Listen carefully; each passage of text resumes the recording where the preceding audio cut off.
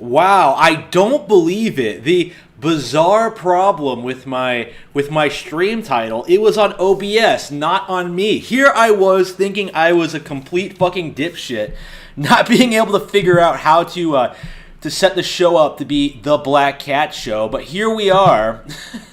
Here we are, and it turns out it was just the game it was just OBS all along. Holy shit. Holy shit, that is downright embarrassing. Okay, hang on, let me see here.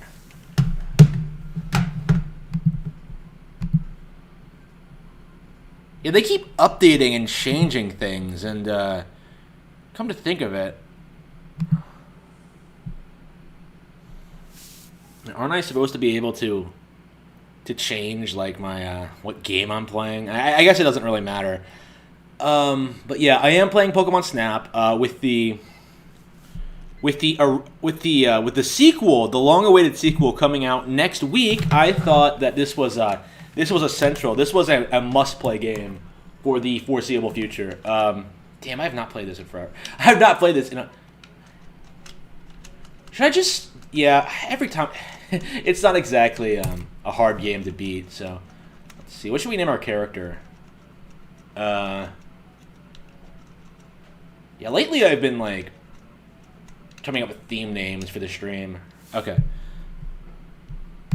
Doop, boom, boom. Hey, what's up? Hello there, Todd. I'm Oak, the Pokemon Professor. The reason I invited you here is this Pokemon Report. I'd like for you to take pictures of Pokemon for the Pokemon Report. Here in Pokemon Island, wild Pokemon can be found everywhere. This is my new invention, the Zero One vehicle. You can take this on your trip. The Zero One vehicle constantly moves toward the goal gate. Shall I repeat this information? No, I think I know how to play. I think I've played this game before. Okay. Yeah, I'm not sure if I've talked about this game on stream, like, other than the time I've streamed it. I've streamed this before, all the way to the end, and I'm playing it again less than a year later, I think. Yeah, this is a great game. This is a childhood favorite of mine. I really enjoy this game. This is, like, probably one of the games that really emphasize just how creative the Pokemon universe is. Like, how well fleshed out it is. Here we go, Pikachu. Yeah, a sequel has been, like, on my wish list since I legit first played this, right? I've always wanted a sequel. Where's Lapras? I was gonna get Lapras next, but I don't see it.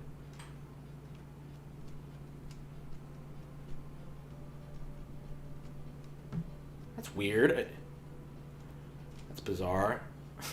I always get Lapras first. Like, I was like thinking, wait, if it is my stream, like, did I somehow fuck the game up so you can't see Lapras in the ocean? But yeah, Lapras.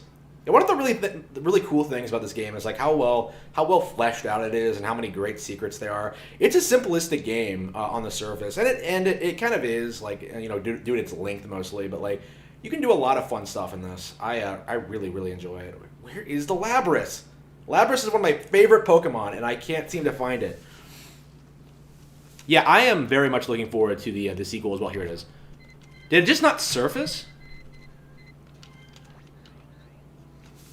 Yeah, new Pokemon Snap is legit, like, probably going to be, like, one of my favorite games of the year. Assuming they don't fuck it up, which I don't think they will. Like, going by what I've seen, it's just like this again, which is all I really ever wanted. I would have liked some, like, I don't know, off-rails sections too. Maybe, but I don't know. I'll take a direct sequel, at least at first. Hopefully, I want everyone to go out and buy that game day one, right? Buy new Pokemon Snap day one, and force them to put out a new Pokemon Snap 3 as soon as possible with, like, you know, new features and new Pokemon. Like, at this point, it really should be a generational game. Like, I have legit wanted this to be an ongoing thing, you know, every generation. So it's like, what's the point? Like, if you have new Pokemon with, like, their own attributes and, like, personalities, just do it. Like, just make a new sequel every gen. It's just, I don't know what took them so long. I really don't. Like, the demand was there, obviously, from the very, very beginning, and yet they never capitalized on it until recently. And it's a shame. It definitely does kind of feel like a missed opportunity. I like this. a lot more than most other Pokemon spin-off games. I like it more than, I think, Pokemon Mystery Dungeon. I like it more than like the Pikachu games. I like it more than like basically a whole lot of stuff. I think the only Pokemon game I like more is probably Pokemon Stadium, and that's because it's it uses the mainline battle systems in such an effective way. Love Pokemon Stadium. Yeah, they haven't made Pokemon Stadium much either. I don't know what they're doing when it comes to these things. Like just make the games. And like I've played this game so many times, I basically just take the best possible shots of basically every Pokemon to try and get through it as much as possible. Like there's really nothing else, nothing new to experience here. Like this is a game I've played like dozens and dozens of times, right? I legit have probably played through this like probably several dozen times, right? Like maybe 100. It's a really short game, but like it still has an appeal. It's still charming. It's still a lot of fun. I am here we go. Oops. Did I choose the wrong? Yeah, the Lapras and like Meowth shots could have been a lot better. But like Lapras didn't show up. I don't know what the deal with that was. Usually it's there right from the beginning.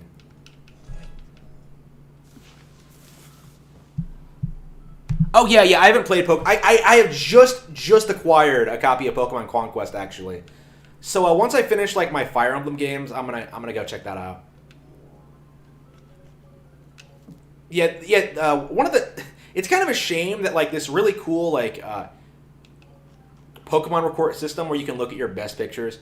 It's kind of a shame that like some Pokemon are just like better than others. So like you're in the end you're always gonna get like the same shots, but it is kind of a cool idea. It's one of the reasons I'm optimistic that like the sequel could be really interesting. What's my best shot for now? Yeah, Pidgey. Are you serious? That is my best shot? Oh, okay. I guess I just started, but... By the way, I have to say, I'm such an old... I'm such an old fan. I really, really, really love the classic art style for Pokemon characters. Like, not even just the Pokemon themselves, like, just the anime aesthetic in general. Like, I like the character designs for the humans better. I just do not care for, like, the way... Oops, hang on. I do not care for the way that a lot of these things look. Here we go. A lot of like, the new anime looks. I don't like the animation. I don't like the character models. I don't like the voices, especially. Like, I was going to bring up, like, when I booted up the game, like, wow, I miss Professor Oak's old voice. I miss, like, the old voice actors in general. But, oof. I don't know. I just see him as, like, being one of, like, the all-time, like, iconic anime character voices. And it's just... Yes, it's so weird to think he's been replaced, like, a long time now. Oops. I mean, to be fair, I don't really care about, like, modern Pokemon anyway, but... I mean, the modern Pokemon anime anyway. It's hard to stay invested, you know? I haven't cared about it at all since, like, Gen 3. It's been a long time.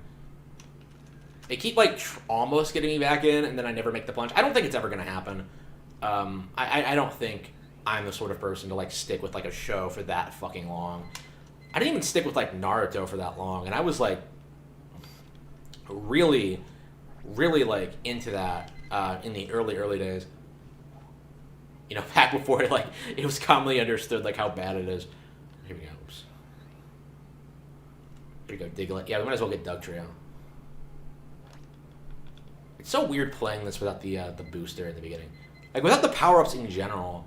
Like, one of the things I really love about this game is just how, like, replayable it is.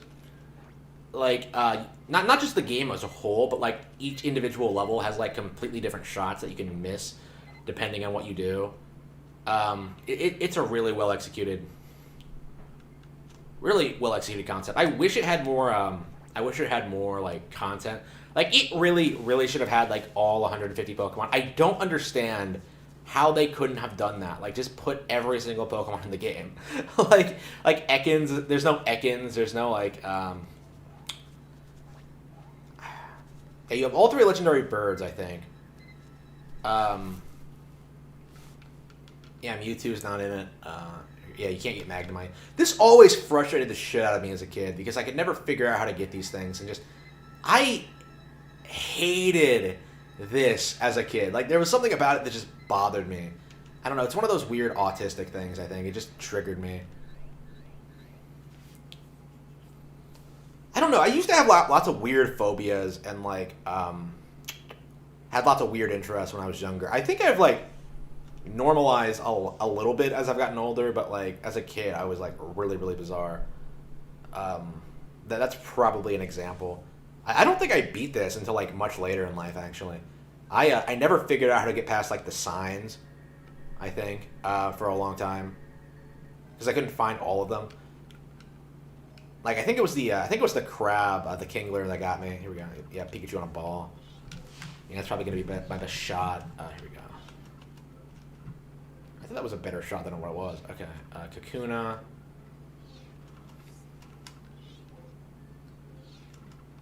I'm a way bigger Metapod fan than Kakuna fan. Kakuna, there's something about it that just seems really basic and generic to me. I don't like it. Like Caterpie, the Caterpie line seems more interesting to me. Like Beedrill, I just don't like it. Probably because like the anime. The anime does a really really good job of like making like Pokemon that you wouldn't normally care about like interesting.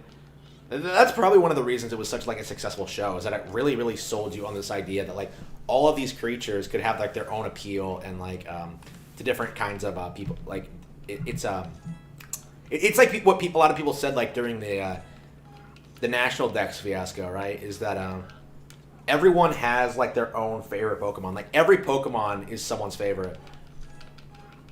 And the anime did a great job. This and the anime did a great job of like emphasizing that fact. Here we go. And like, keep in mind, this game didn't have like all the Pokemon either. You don't need all of them. Like, just like how you can't find every Pokemon in every single region. I guess we've reached the point where you can't find every Pokemon in every single game, but... here we go. Yeah, I have high hopes for new Pokemon Snap. I hope it's really good. There are some things I don't like, but it's always just... It's just me, like, in my autistic nitpicking, right? Like, you know... I'm not the target audience for this shit anymore.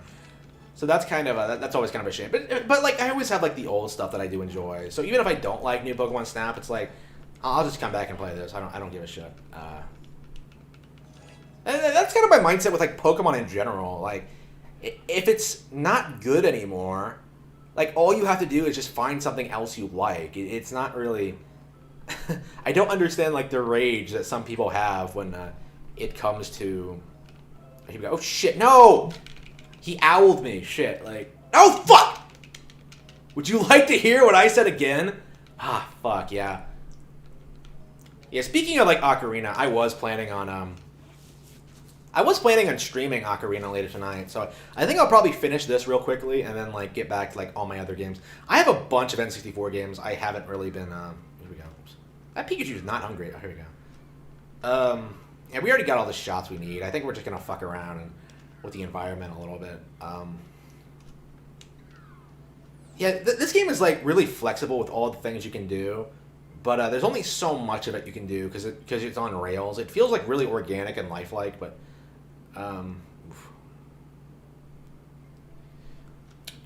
yeah, you're gonna run out of things to do eventually. Eventually, you're gonna start doing weird stuff like throwing apples at Kakunas. I mean, the nice thing is that like. Yeah, this is a good example. Like, this is really good game design right here, where they give you apples, and then you just experiment with what you can do with them, and then you can make Electrode explode. Awesome. Oh, shit. Oh, yeah, that fucks with the... Okay, that gives you better Kakuna shots. Okay, wow. I don't think I pieced that together until just recently. Wow, okay. Yeah, it's been a while since I did that, I think. All right. Yeah, so all the Kakuna in the area drop at once. Yeah, you can get a pretty good Kakuna shot like that. Okay, so that's how you get a good Kakuna shot. Okay. Yeah, so I guess, like, for each individual Pokemon, it's probably, like... It might actually be fun to, like, get the highest possible score for them. Which I've never actually done before. I usually just beat the game, but there might actually be more to this game than I remember there being. Interesting. Here we go. I mean, like, every game is kind of like that, right? You can have, like, you can speed run, you can do all this crazy autistic shit. It's not the same as, like, actually having new content, you know what I mean? Alright, here we go.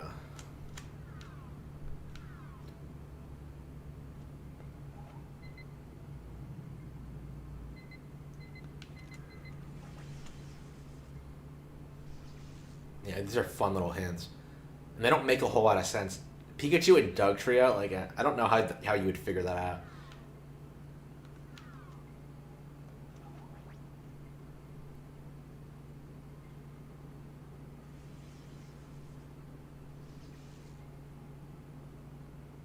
And if you feed Magnemite, you get the.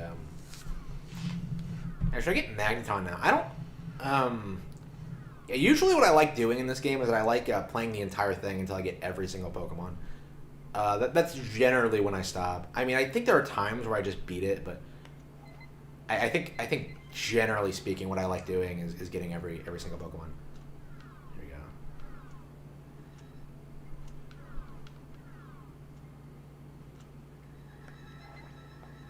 If for some reason they don't like, the Magmites even eat apples? Oops. Turn around, you idiots! Shit, no.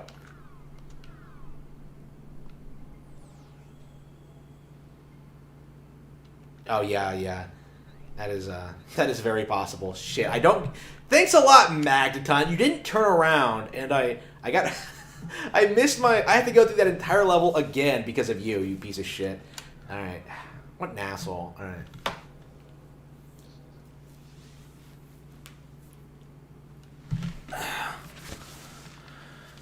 Yeah, I definitely agree with that. 90s anime, I've been watching a lot of 90s anime, and I'm surprised at just how much I prefer it, like, generally speaking, to modern anime. Like, modern, like, I don't think a lot of anime fans, like to admit this, but, like, anime has gotten worse over the past couple of years. There are some, like, standouts, like One Punch Man Season 1. There's still some good studios out there, but, like, for the most part, you're getting a lot of, like, really terrible, like, shovelware shit. Like, stuff like, that looks like, that really awful looking Western Flash animation. Stuff it's just, it's not as interesting as it used to be. It's not as beautiful as it used to be. It's, I could very much see, like, anime in the next, like, 20 years losing its popularity, especially if they allow, like, Westerners to take over, which they are trying to do. Which they are trying to do. Yeah. Westerners can make anime. No, they can't. Westerners can make manga. No, they can't. like once people start, like, seriously pushing that, like, I would say, like, anime is probably gonna die in, like, the next couple of years. Because Westerners can't be trusted to handle any industry, really. But, like, the thing about manga, the anime, it's still very, like, it's like an industry that's still very insulated from that stuff. So, like, you don't really see a lot of it really affect things all that much. I mean, it still does, but just kind of sporadically. Here we go. Let's see if we can get a good Kajuna shot.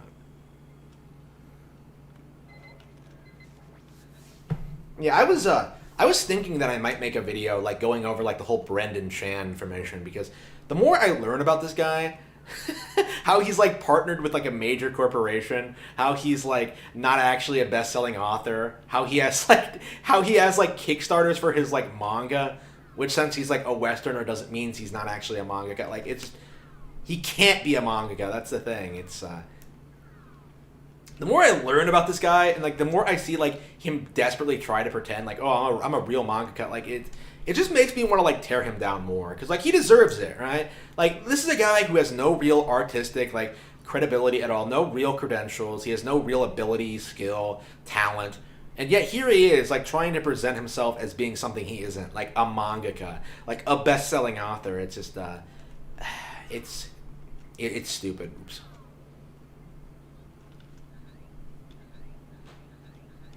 I feel very, very strongly about that. Increasingly so. Since I'm not even, like, that big of, like, an anime buff, right? Like, I'm just starting to get into, like, some more fringe stuff. Going through, like, all these old Funimation dubs and stuff like that. I'm reading manga. I'm getting into manga. I like it, right? I like it a lot. But I don't try and, like, manga is classified as, like, a form of comics that comes from Japan. It's not an art style. It's not like a medium. It's not something you can just do. You have to be Japanese in order to be classified as manga. And Brandon Chen doesn't fall into that category, so he's not a mangaka. Like, I don't know what he can be considered, like, what his niche is. He's, like, a self-published indie comic book writer with a job at a major publishing corporation, Simon and Schuster, who handle, like, leftist political publishing and stuff like that. Oof. I didn't take a single picture. Oh, I guess I'll just show that to him. How much money did he spend on this on this trip, and I ended up like bringing back one picture? How is that a 390? Fuck you. Okay, here we go. Yeah, it was better than my last one. I thought it was way better than the last one.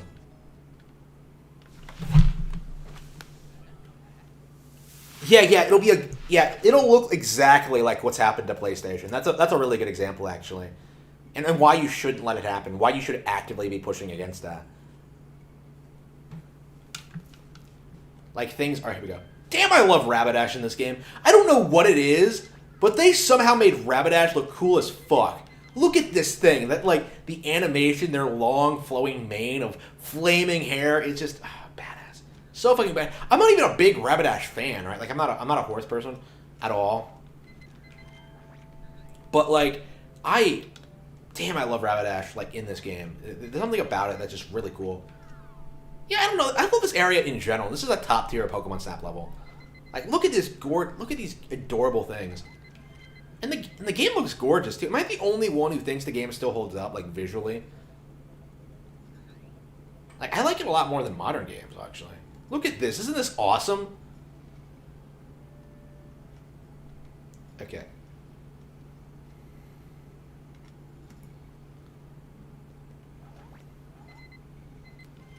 And you get all the our Charmander's evolutionary lines. Look at this. Isn't this awesome? Like, you just love this kind of thing.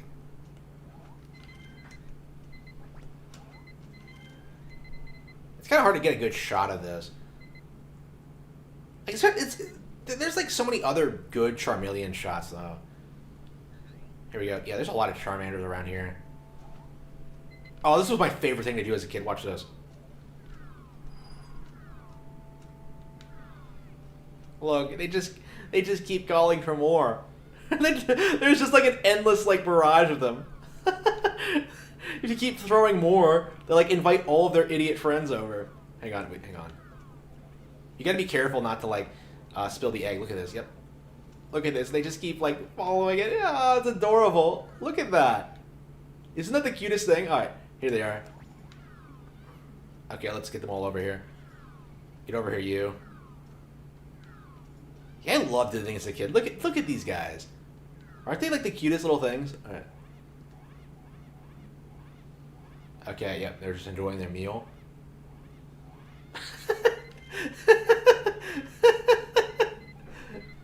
So now they're begging for more. Oh. Isn't that adorable? Oh, I just love it. I love that. Yeah, this entire area is like top tier. Look at that animation. Look at how it like burst out.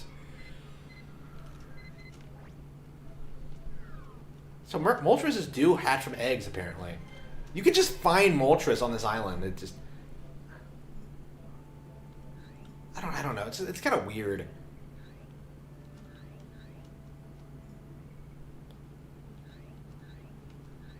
Can you get like Arcanine with I think you need Pester Balls. Yeah, that's one of the thing about like new Pokemon Snap that I'm kind of iffy on, but it kind of makes sense. Is that like they replaced the Pester Ball with like the Illumination Ball, so like instead of like bothering Pokemon to get them to behave in weird ways, like antagonizing them, you're basically just making them glow and like behave weirdly, and like dance and stuff like that. I don't know. Like I can see like some people like really liking that because it's like it's less mean and less hostile, but for me personally, I think the Pester Ball makes more sense. Like if you want to be nice to the Pokemon, you just throw the apples. Oh, here we go. Oops. Yeah, here I was bitching about Pester Balls, and I didn't bring up, like, one of the coolest things in the entire game. Like, Charizard just popping up out of that lava pool. That is some crazy stuff. It's a really good shot. I really enjoy that stuff. Here we go. Yeah, in general, I really, really like this. Here we go. Oops. Yeah, I think that shot is really good, personally.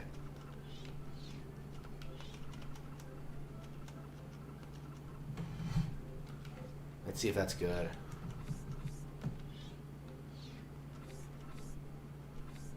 Yeah, Professor Oak's like critiques on some of these shots are kind of terrible.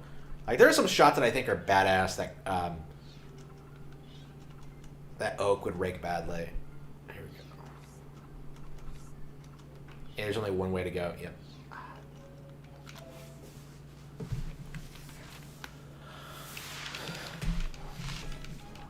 But yeah, you shouldn't let like Westerners like deal with your brand at all.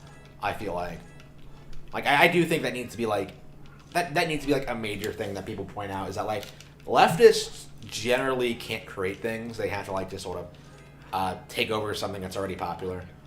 Here we go.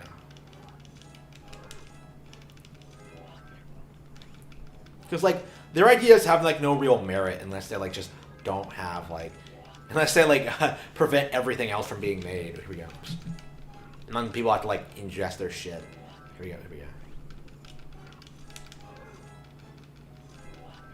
So, yeah, I would suggest, like, be, like, prepared for that eventuality when, like, anime gets really, really shitty. I mean, I think it's gonna happen, like, eventually no matter what. And there's plenty of content already. Like, I think the main thing is that, like, it's like my feelings towards Star Wars, right? Like, why should you care about, why should you, like, spend your entire life, like, caring about, like, a brand? Like, why not just do something else? Like, that.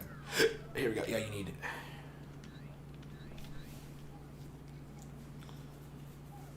Like, when it comes to that kind of, thing, it's like, I can't feel sorry for people who, like, bitch about Star Wars not being good anymore. Star Wars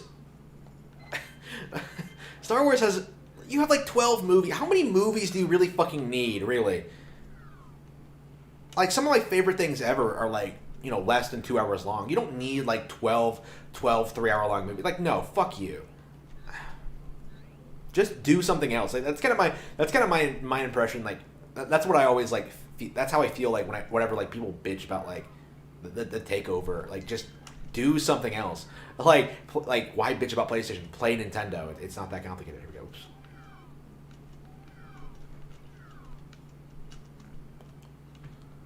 Yeah, usually you get, like, a bad score for Pokemon, photographing Pokemon from behind, but, like, Oak will actually compliment you if you get... Here we go. Oops.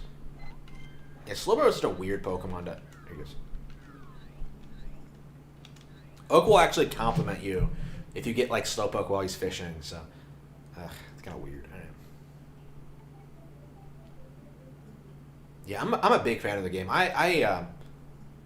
Yeah, all the environments are great. Like, yeah, the main problem with it is and always has been, like, the length. Like, it legit is, like, about an hour long. Which is, isn't bad, I suppose, for, like, a young kids game.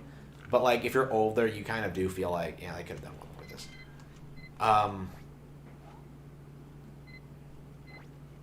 Like, they made Pokemon Stadium 2, but not this.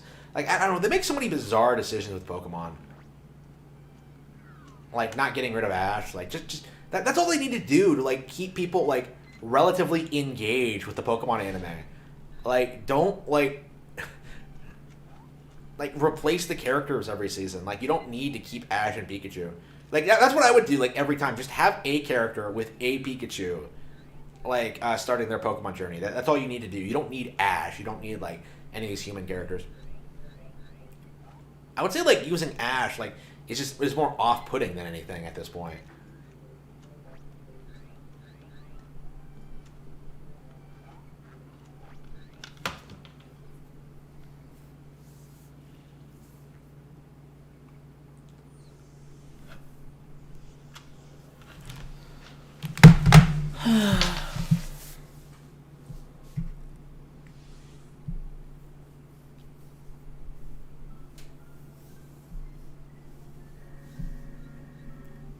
I would say, like, using Ash, like... Okay, let's see how this goes.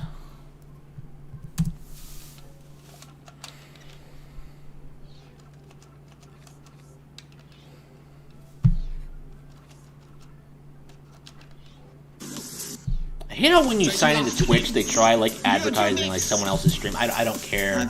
I don't care, like, what's going on Twitch. I don't care about any of these people. It's really weird since I'm a streamer myself. Well, since I stream for fun, but like seeing these people like trying to become celebrities, like trying to present themselves as being like trying to make money off of streaming it's just weird to me. It really is.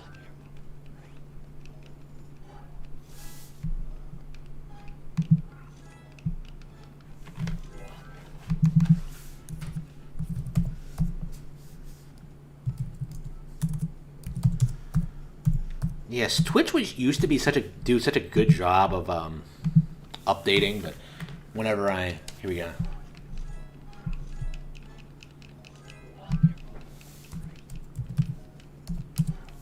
Yeah, I'm multi-streaming on like 3 different platforms, so I'm just like, wait a minute, are all my settings all right? Here we go. Right side where me and Gore, I don't know how to thing, bro.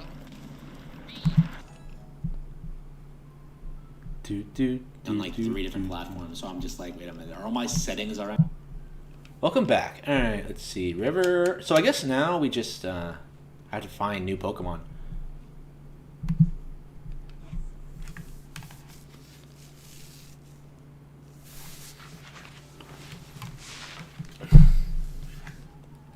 Yeah. I feel like Sony's Snoys, like in general, are completely incapable of like critiquing Sony at all. It's really, really bizarre, actually. Oh, this, by the way, this is awesome. Oh, are the Labras like over here, and then you have to hang on. Hang on. Did you turn the right immediately, and that's where the Labras is? I thought it was after this ridge, but I might have gotten that wrong.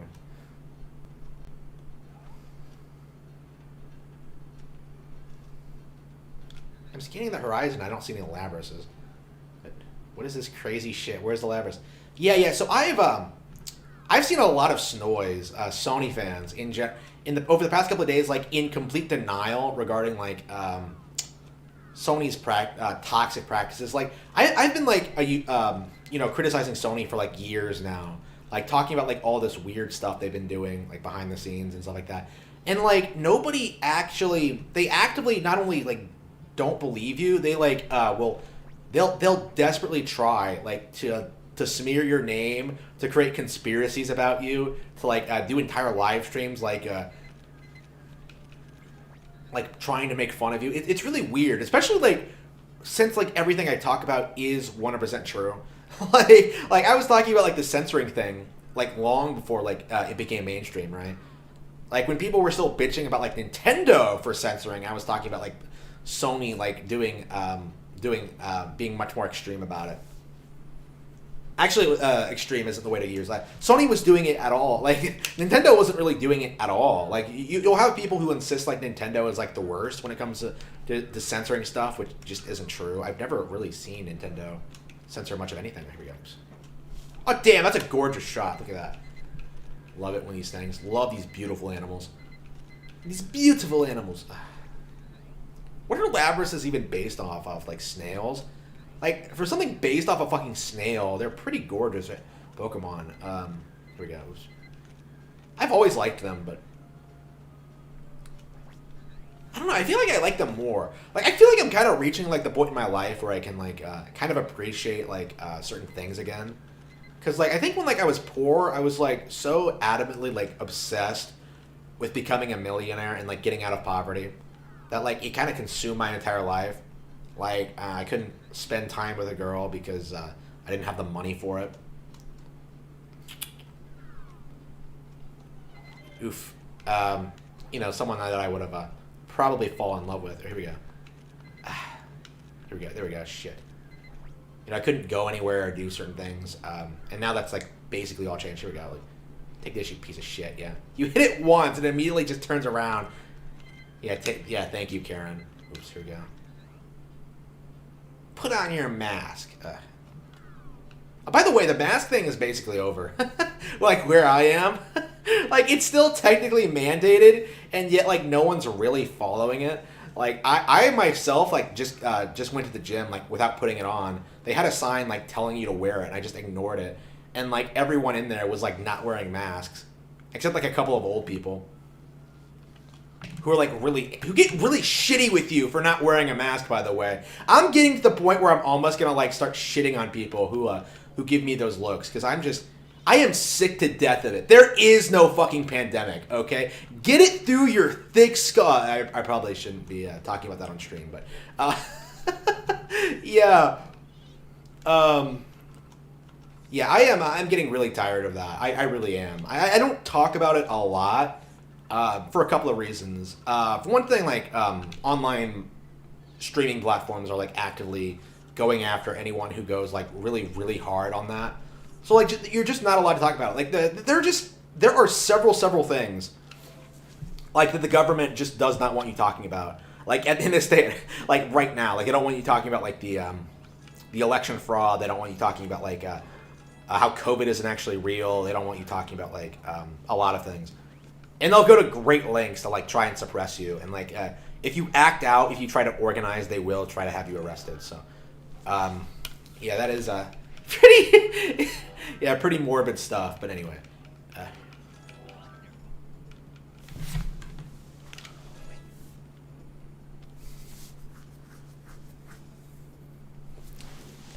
Yeah, a parasocial relationship, I think, is a really good way to put it. Because most Sony fans, people like Video Game Lover 58, they don't have lives outside of, like, loving Sony or, like, anime or, like, nerd culture or what have you. It's why they, like, try making careers out of basically covering that content on the internet, right? Why they all have Patreons for vlogs and shit like that, stuff like things like I do for free and better, right? It's why they all try to become Twitch streamers. It's why they all try to do this.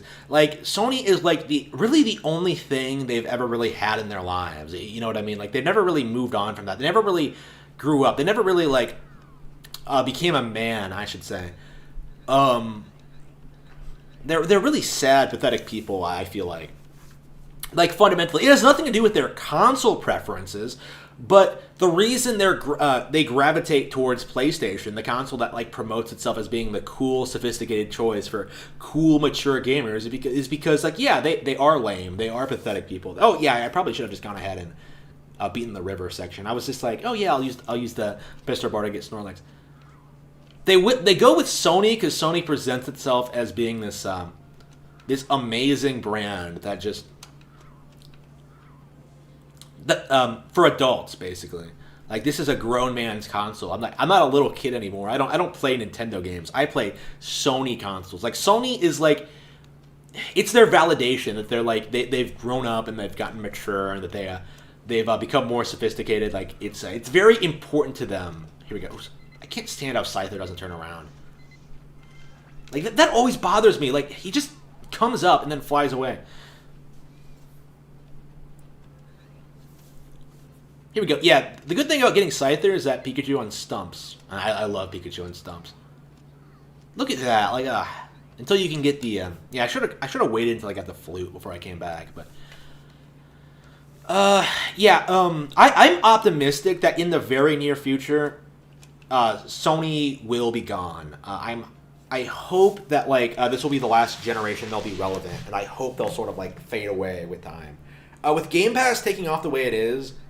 And like with Switch and Game Pass, I should say, like I think it's going to be like a situation in which like Switch is the Nintendo consoles are the only relevant piece of gaming hardware, and then you can just like stream video games directly to like random things that exist. Right? It'll be more common for like Xbox Game Pass to be on like phones and Switch and like TVs, like directly to TVs and stuff like that. Like you're not going to need like a traditional gaming console. In the way you did in the past, I feel like the age of the gaming console is over, and Nintendo has adapted, Xbox has adapted, PlayStation has not. Like PlayStation really has no reason to continue to exist. The games aren't there, the hardware isn't there. There's no real appeal, and but there are a handful of like diehard loyalists, but they aren't going to be enough to keep the brand relevant in the next 20 years. Like it's the Walkman thing, right? Like the industry has moved on. Like who do you know today who still uses a Walkman? Like that's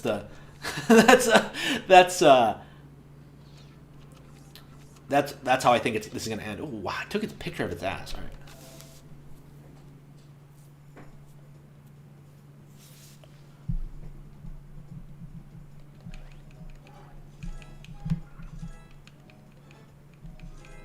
Oh, I'm still not, just to elaborate. I'm not a millionaire yet. I'm on my way. I have like the income and like the investments and like the businesses set up, but like I just haven't like been doing what I'm doing enough, like long enough to reach that status. I do have the income. I do have the. I am like saving money. It's just a matter of like just getting there at this point. And a big reason for that was like a big reason why I'm not there already was because of the because of the way I was raised and stuff like that. Things outside of my control, basically. But now that I do have control, like it is happening. But I'm not there yet. It's gonna happen in the next. I don't know. Like in my lifetime, let's say. I don't want to like give a hard date on that. It doesn't really. You don't really need to be a millionaire to be like living a good life, though. Like you really don't. Like you just have to like not spend your money on stupid shit.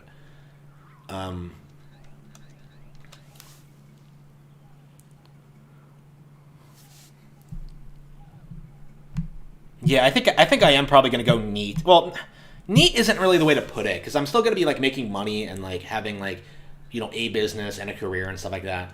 Like I'll probably still be doing YouTube and stuff like that for fun, but yeah, definitely. I do think it's like essential to get out of the cities and to start like prepping for like the crazy shit that's gonna happen in the next couple of years.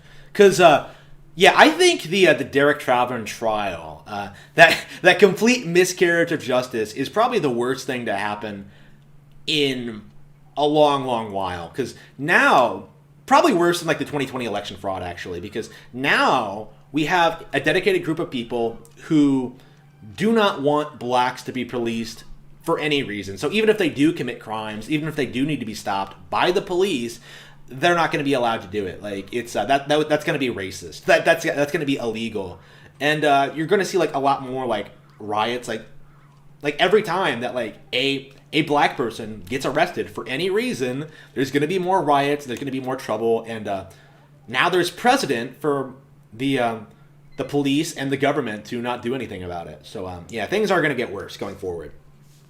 Where I am, I'm pretty safe and secure. Like I live in a liberal city, and I'm still like, I still feel like I'm relatively insulated from the riots because I'm just like not in the area where they happen. But yeah, definitely get out of them. Definitely get out if you can. If you're older, definitely get out. Right now, I'm saving up money, and then once I have it, I'll be leaving the society forever, for sure. Focus, building private property in the country, fencing it off, accumulating resources, making my own food, like managing all that, and I should be fine. But because I'm working at it, I think that's the thing that's really gonna like destroy this this whole like communist utopia ideals. That like there are always gonna be people who choose freedom over like tyranny. So like. When you have people like that, when you always have like people resisting in their own ways, like it's going to be like really, really difficult. The people who like comply are going to be worse and worse off. Like people who choose freedom are going to like continue to adjust and like adapt and like acquire new skills and stuff like that. It reminds me of that like, this is an absolute must read, by the way. Read Watership Down. Go to like get about like halfway through to the part where they get to like Cowslips Warren, and like try and tell me that isn't a really good example of what's gonna happen when blacks just get handed free stuff. Because what's gonna happen is that like the society is just gonna like implode upon itself. It's not going to be like a utopia. Even though they have all these resources and all this wealth and all this stuff, immunity from the police, it's going to create a new, worse problem, right? Like, probably like unchecked violence and just gang warfare and stuff like that. Like the rabbits of Cowslips Warren, in choosing to live in this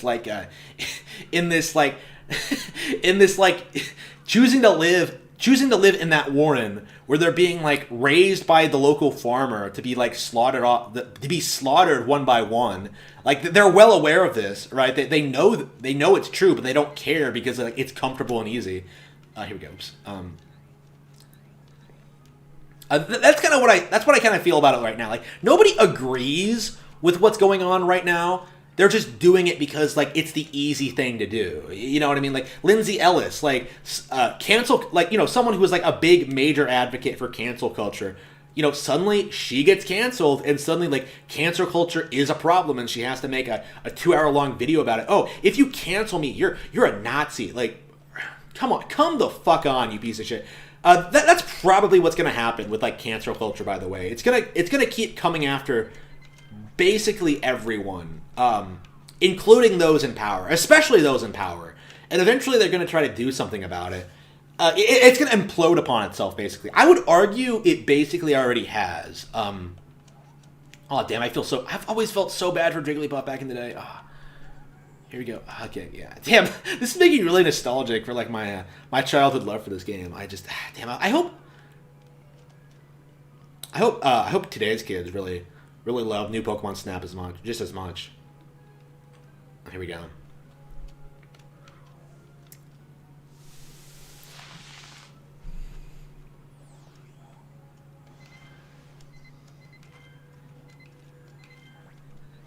I don't know, like, everywhere I look, it feels like there are lots of, like, really corrupt, like, crazy people out there, like, pretending trannies are real, that being gay is okay, and that, like, there's nothing wrong with, Joe Biden was, fairly and legitimately elected. But then you have, like, a lot of people who are, like, realizing all this crazy shit that, like, would not have been discussed, like, 10 years ago, about, like, who's really running the country and stuff like that. It's we're in the very, very early stages, I think, of like a true proper like return. I'm very optimistic about the future, actually, because I don't think this situation is gonna like stabilize. I think we are in the early stages of the collapse, but once like things return to normal, right? Once here we go.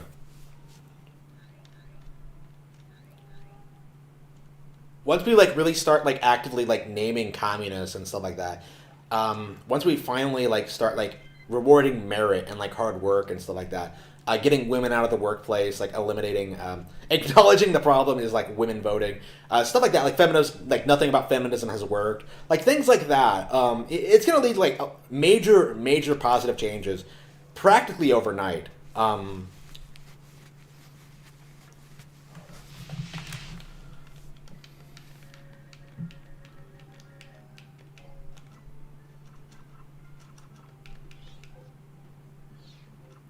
I mean, I kind of said this, like, when Joe Biden rigged the election. I kind of said this back then, too, but, like, here we go, whoops. But, like, I feel almost like I am, even though that election was rigged, I'm still better off than, like, the people who wanted Joe Biden, who legitimately wanted Joe Biden to win.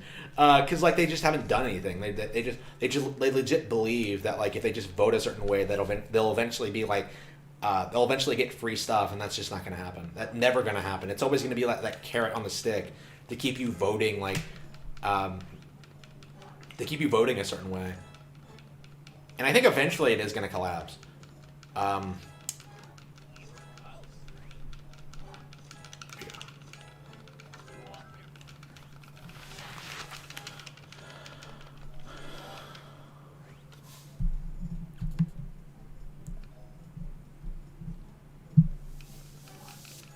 Yeah, I was not around during the Wii 60 days, but yeah, the fact that like PS3 was as unpopular as it was, that really should have led to like Sony's decline right there then and there. But like, nope, people kept defending PS3 even like in the at the peak of its unpopularity. Here we go.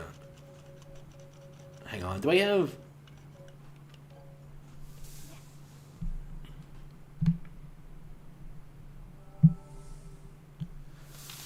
Yeah. I really need to talk about that. That was that was a really interesting situation. Yeah, Lindsay Ellis was officially canceled by her compatriots at Twitter. It's actually a really, really interesting story.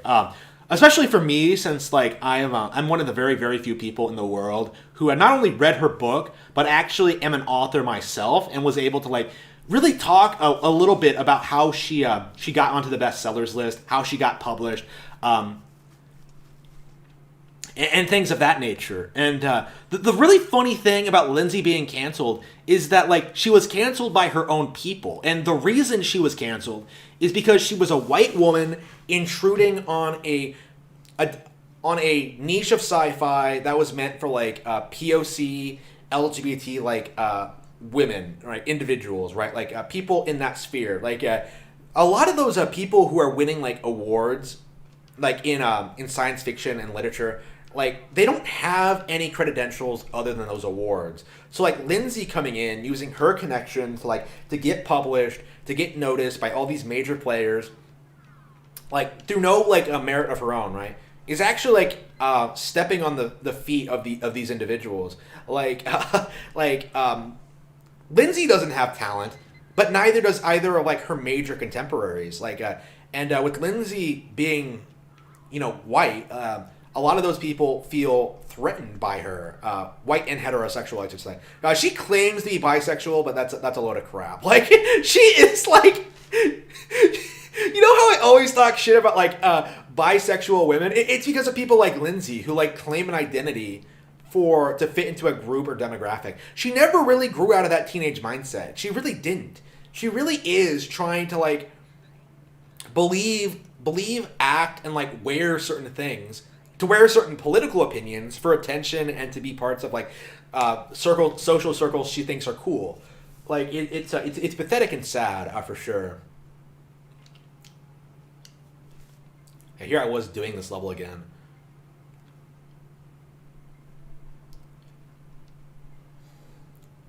But yeah, Lindsay made a comment regarding like some kind of Disney movie, I think, the one that like it has something to do with like Asian culture, and she like she made a jab, I think it was on like how Americans are like appropriating Asian culture, but like a lot of people thought that like she was being racist or something like that, and then they canceled her over it. I'll also like I haven't been keeping up with like all the details. I've been really busy. I really have. I have not been able to. You know, I have not been able to keep up with that situation. I haven't been able to keep up with anything. Like, did you know DSP got kicked off of Twitch yesterday? Like, I saw that, and I was just like, holy shit. Like, a year ago, I would have been all over this. But here I am, like, writing my my next story. Which, by the way, I probably will unveil tomorrow or tonight. Maybe immediately after the stream. Very, very excited about this. Actually, this is actually probably like a really big deal, a way bigger deal than I'm making it sound. But I am very, very excited about this new project.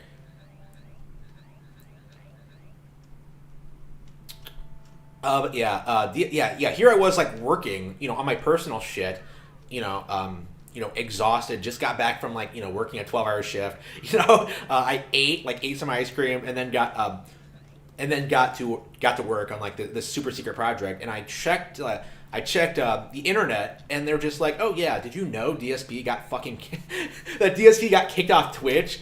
And then there's this massive rabbit hole of like just like of people like thinking he knew about this ahead of time, like how this is gonna affect his wife, like how this is gonna affect his financials going forward. And I'm just like, this is really, really interesting stuff, but I don't have time to keep up with like DSP drama. I haven't like.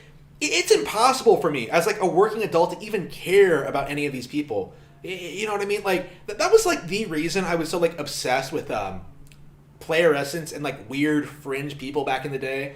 Like people like Super Metal Dave and Emily Rogers and Liam Robertson and like all these scum, like all these nobodies, right? All these Twitter nobodies. Like the reason I hated them so much was because like I really had nothing else going on at the time. But like now that I do have like my life together and stuff like that, like have like everything like everything going for me, it's like, why would I ever pay attention to any of these people? Here we go. Oh damn, I love Growlithe. Yeah, I had a girlfriend who really, really loved Arcanine. Here we go. Oops. Wait, where's my Arcanine? Wait, I didn't get an Wait. Why did I get 3 Growliths? Wait.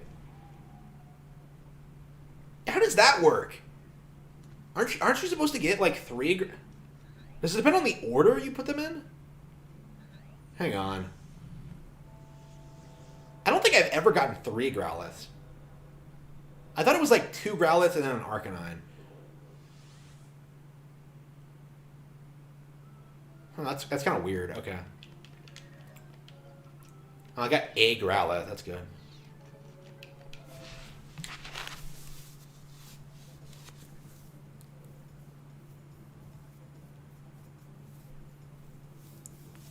Oh yeah, for sure. Like, I 100% guarantee you that like PS5 numbers are inflated. That console is not doing well at all. Like I 100%. Has it been an hour already? Shit. What have I been doing? Okay, that is bizarre. Did I get Porygon?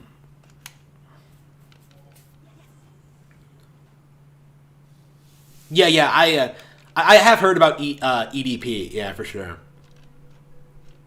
He got like swatted, pedophile stung. A lot of these people are fucking pedophiles. I would say like most of them are. Oh, that's right. I didn't get Ditto. I think like I spent like hours and hours trying to figure out like what Pokemon I was missing once, and then it turned out to be a fucking Ditto. I completely forgot to get Ditto. It's just.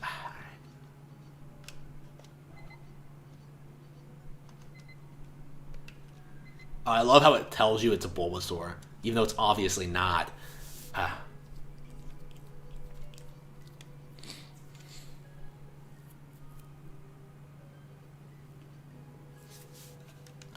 Yeah.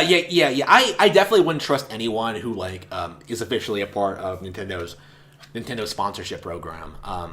It's the same problem with the Sony things, right? Like, don't think like those people aren't corrupt or ignorant. Like, those people do have to like watch what they say and talk about in order to like stay on Nintendo's like good list. I would not listen to like any of those people either. I've always adamantly like been against that. I'm against like making money off of YouTube in general, to be completely honest with you. like I've seen it fuck with like people in like really weird ways, like Nick Rekieta, like how he like structures his live streams. Like the motherfucker will like stream like 6 hours a night, and because he's a lawyer, will just like because he's highly specialized in like what he talks about, people will just donate like crazy amounts of like live stream money. But as a result of that, like in order to make as much money as possible, this guy will like reach and stretch to like cover any topic imaginable, as long as it's not like anything that would actually like impact society in any way. He doesn't seem to like covering election coverage, but it just. But yeah, like anything else, like regarding like internet drama, he's like all over it, like asking for money. It's just okay. You can actually hit this Pikachu. Yeah. Get this. You can actually hit this Pikachu, send it tumbling to the ground, wake up this Articuno, and have it so that like the Pikachu actually rides on the Articuno and like comes up from behind you in this cave here. But I legit have only done it at once. I cannot hit this Pikachu for the life of me. I have no idea how you do it. Like, it's just I've been doing it, trying to do it again for years, but like I nailed it once when like I read about it in Nintendo Power once, but I've never been able to replicate it. It's ridiculous. Oh, here we go.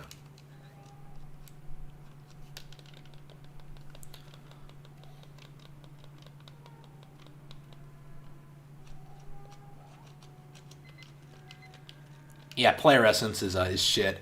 Mr. T is I don't know what happened to Mr. T or Active Gamer Life. I think Mr. T is still making videos.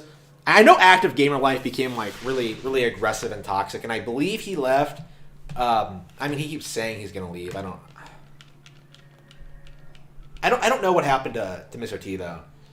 Over the past couple of weeks, I don't know. Like, has Mr. T really been making YouTube videos longer than he's like ever been good? like I don't like. He was good for like a short while. Like I would say, like from 2013 to like 2015, like when he first started to like E3 2015, he was like the guy to go to like for like, exposing Nintendo's. He was like better than I was in a lot of ways, right? I really admired him at the time. But like, yeah, once he like tried to monetize it, once he tried to like make it into a career and try to replace his real job with it, you know, shoving his kids into everything, getting rid of the doll, like getting angry at like stupid shit. It's you know, I started disliking him, and I still feel that way.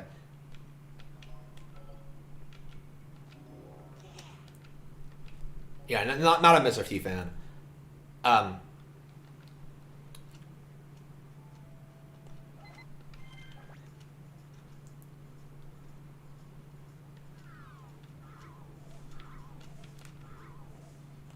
I gotta love Squirtle. Squirtle's one of my favorite Pokemon. I love Squirtle. Fucking Squirtle.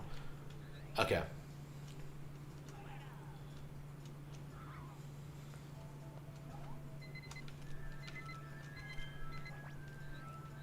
I love like basically all these levels. Like maybe the cave. Yeah. I'd say like all the levels have something really good going on. Like something about this, like going down the rapids, just seeing all these Pokemon. Like it's so fucking cool. Like it really is. I don't think it's just nostalgia either. I think it's like really something. I really think they nailed something great here. I mean, if it was just nostalgia, I wouldn't be like playing it. Like people always like spout that shit about Nintendo games, but like they don't really realize that like if it's just nostalgia, you wouldn't like it again if you came back and played it as an adult, right? But that's not the case with Nintendo games at all. Like Nintendo fans like play and replay their shit all the time. Here we go. Oops.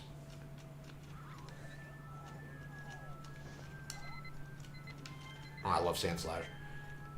I mean, I love Sandslash in this game. I don't know. This game is really good at making me care about Pokemon I don't normally care about. Sandslash is a really good example. Like getting Sandslash of all things to expose itself and making it look like cool. That's kind of a big deal. Here we go. Here we go. Get over here, you. By the way, it took me forever to figure this out. Isn't this badass? Like, isn't that awesome? All right, Gyarados is one of my favorite Pokemon, and just I had no idea it was in the game for like the longest time, and when I finally figured it out, it was like this crazy experience. Yeah, it's a great Pokemon. All right, I don't get why there's so many Mankeys around here though.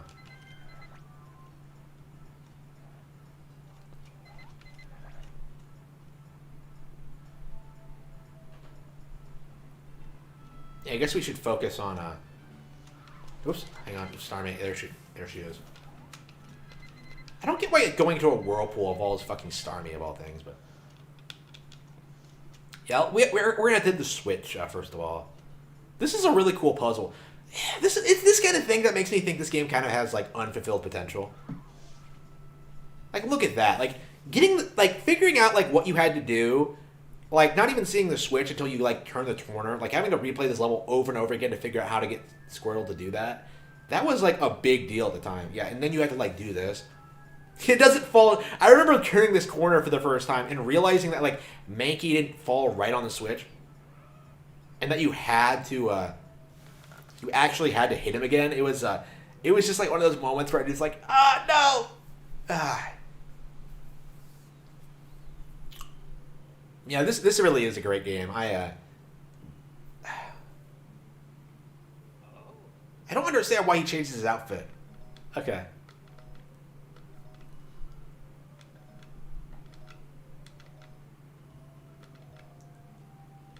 Why can't he go any deeper into the island?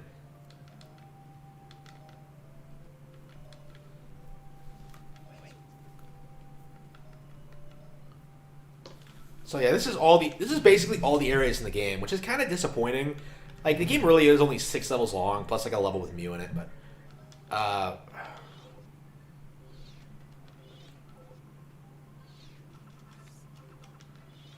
yeah, it is a joy to play. It really is. I think it holds up really well.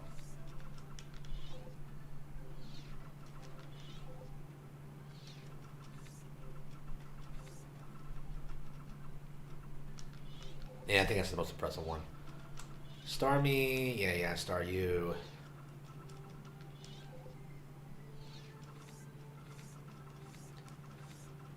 Yeah, I would say most Nintendo YouTubers. I would say most YouTubers in general are fakes. I think like trying to make money off of YouTube is a waste of time. Here we go. Oops, here we go. That Squirtle pick wasn't good. Come on. Just because it wasn't fully out of its shell, fuck you.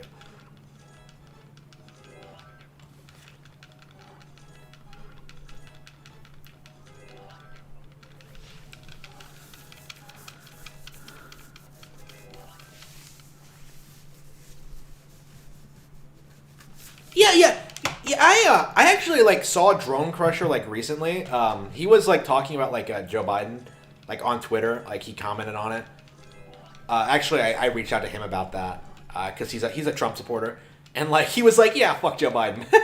I don't know. It really made me think. I miss Drone Crusher a lot, but he absolutely did the right thing in like stopping making content. Cause like, what good is it really to keep dealing with these like fucking insane people on the internet? Like I opened up my Discord recently, and I immediately had people like Video Game Lover 58 and like a lot of his people come on and like try to harass me over like my opinions and stuff like that. I can't believe you get the booster before the flute. You get the flute super late in this game. All right. Yeah, Video Game Lover 58 like immediately came into my chat, tried to harass me over like some stupid bullshit, and just I don't. It was just really pathetic. You know what I mean? Like I don't blame Drone Crusher at all from like wanting to walk away from that. Like seeing the weird people that he was involved with at the time, like seeing like people like PlayStation fanboys. It's always the PlayStation fanboys. Like who's that Johnny guy? I think who's in the process of transitioning now. Like they were talking about that. It was yeah, I am 1% like on board with it. And they don't even like the same video game console. I think that's the thing that like really sets them apart is that they're just hardworking like normal black people who like who just want to like talk about whatever and just chill and just have fun. But like these lunatics just take everything so seriously. All right. Yeah, I think we got everything here. Yeah, I think like if you're just a vlogger, like you probably should just leave YouTube. You really should. Like it's a toxic platform. It's not really one you should stick with.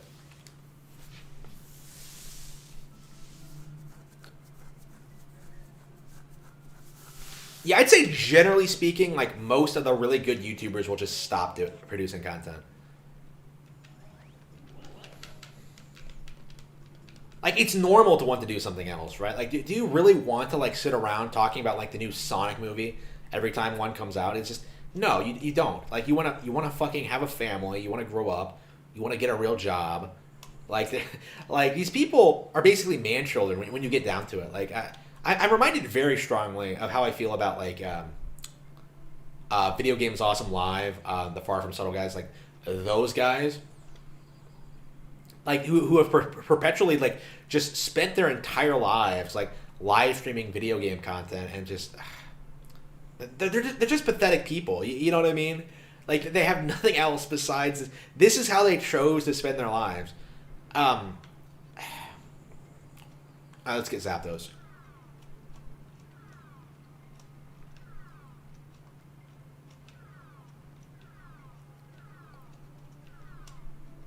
Oh, fucking Pikachu, you... Oh, I don't have the flute yet. Fuck. Yeah, you have to get the flute first. Shit. I completely spaced the flute. I'm sorry. I thought I would get it by now. Alright, I guess we should just leave. I think Zapdos is the only one I need here. Yeah, so since you don't have the flute, you can't even get all the signs right away. That is kind of interesting. It takes a while to figure out where all the signs are, because they're kind of vague about... Like, this kind of got me for a while, because I didn't think that was... Like, Oak will give you a hint that, like, oh, it's in the volcano somewhere. So I thought he meant this volcano, so I kept, like, trying to throw my Pester Ball into it, and didn't figure it out until, like... I think until I looked it up, actually. I don't remember how I figured it out. I think I did look it up, yeah. It might have been Nintendo Power, it might have been... Like, I tried to get Arcanine again. And look how short these levels are, too. Like, when you have the booster, you just tear through them. All right.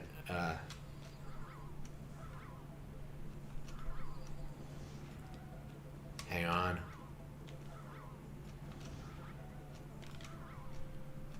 There we go. Yeah. Okay. Is that how you do it? Like, do you have to go, like, right, left, center?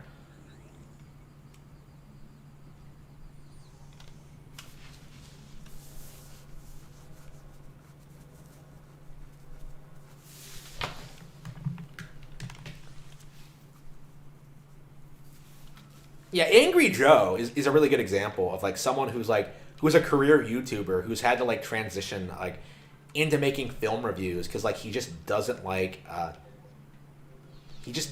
like the video games anymore, and it's understandable because the motherfucker is primarily like covering PlayStation and Xbox content and not Nintendo like he should be, but at the same time, like, why is he covering films? Like, is that really his like film and TV analysis isn't even interesting. Like he covers like the Marvel movies and like some random shit that he saw with his friends. Like that's it. Like there's nothing interesting about it. Like why would I watch Angry Joe instead of like the million other like film critics that are doing this better?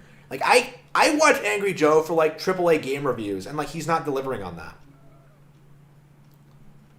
Like what was the last review he made? Like Cyberpunk? I don't know. Like, I should have unsubbed from him after the whole, like, yeah, what did I unsub from him for? I don't remember. I have officially unsubbed from him, though. And I don't think I'll be coming back. So that's, I think it was just, like, the nonstop, just non-coverage of gaming news. Like, it's just, I don't care about film. Like, just, fuck you.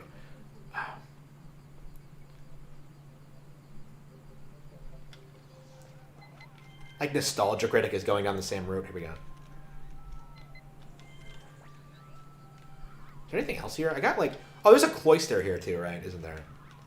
Hang on, how do you get the cloister? Does it just show up? Oh, do you just take pictures of Shelder? I think you do.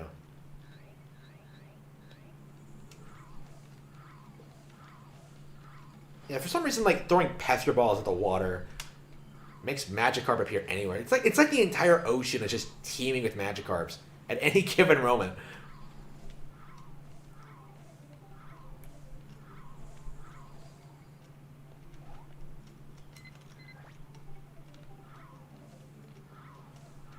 Yeah, there's a cloister, but there we go. Let's see.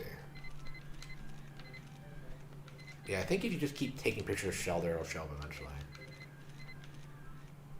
Yep, it wants to show off. There we go. Okay.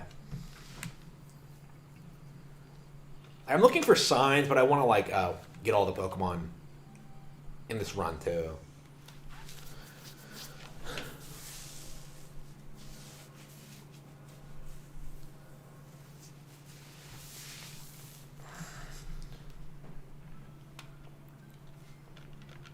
Yeah, it's basically just, like, shitty movies, yeah. And it's not nearly as interesting. Like I don't care. Like I said, I don't care about the movies. I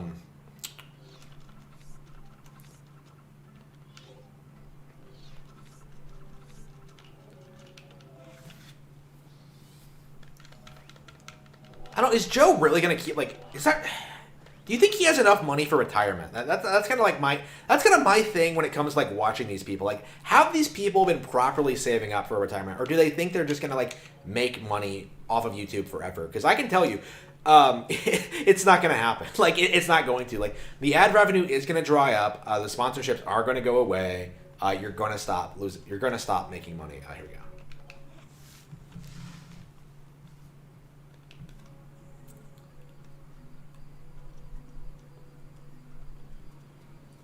Yeah. People always talk about like the adpocalypse. I don't think people realize like what actually happened there. Or people are like intent on like blaming YouTube for like everything wrong with the whole like adpocalypse thing. Like, how dare they not give us money? But like, I don't think you guys understand is that like more and more people are trying to become like content creators every day, and the ad money has to like go to all of them. So you're not making less because of YouTube. You're making less because like ad revenues just aren't paying as much. Like it's really disposable. Like the kind of ads I get is like really weird stuff. Like stuff like college kids trying to convince me that you can make money by doing absolutely nothing. Like that kind of thing. It's like fitness gurus trying to tell me that like eating healthy doesn't work. Like it's just it's stupid. Here we go.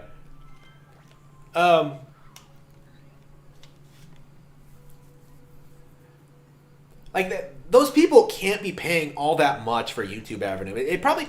I'm not sure if like I could probably legit like pay to have my ads, like my books, advertised on YouTube, and I'm not sure how much that would be. I'll have to look into that and see if like it's a thing. But here we go. But yeah, the whole ad revenue thing, it's drying up because like, ad revenues realize, advertisers realize that like YouTube isn't a viable platform to advertise because everyone's just gonna skip the ads or just ignore them. Like, what I used to do was just fast forward through sponsorships. Now I have like a sponsor block that just does not allow the sponsors to be played. So not only do I not watch the ads, I skip the sponsors too. So like, there's a reason you're not making money, you idiots. Like nobody wants ads. Like no ads. Here we go.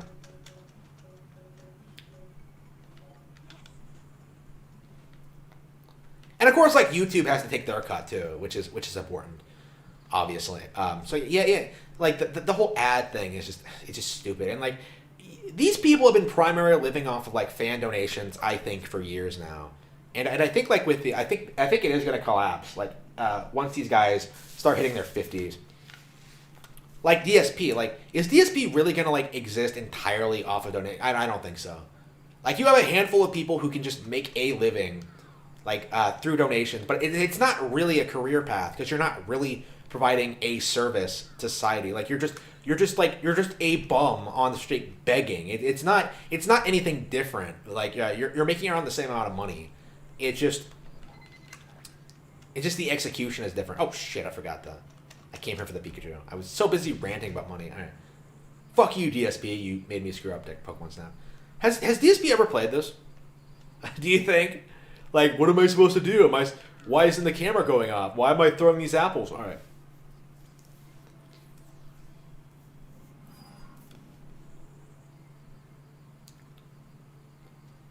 I don't know. Like, watching modern DSP is, like, baffling to me. Because, like, I never liked DSP, right? But for, like, a long time, I didn't understand why, like, people had such, like, a seething autistic hatred of him. But, like, I think now that I'm older, right now that I, like, sort of like understand like a little bit more like how he got to where he is, like like taking out credit card debts to like go to fighting game tournaments and stupid shit like that. It's like, oh, is he not close enough? Oh, there he goes. Yeah, I think there was like a time I did this where like I accidentally like played the flute and he was like too far away, so I just sat here like watching as like Pikachu just kept like shocking and like not hitting the egg. It's just like, so it didn't hatch and I had to reset the level. It's just kind of neat that you can just charge the entire thing. Yeah, this is a power plant, but there aren't a whole lot of hey, what? Oh, here he goes. Yep. There aren't a whole lot of electric Pokemon here, are there? I mean, I guess there are a bunch, but like you have a lot of like non-electric Pokemon too, a lot of bugs. I mean, I guess that would be like how it would be like realistically, right? Like you would have like lots of different types of Pokemon in any given area. Here we go. Oh, here we go.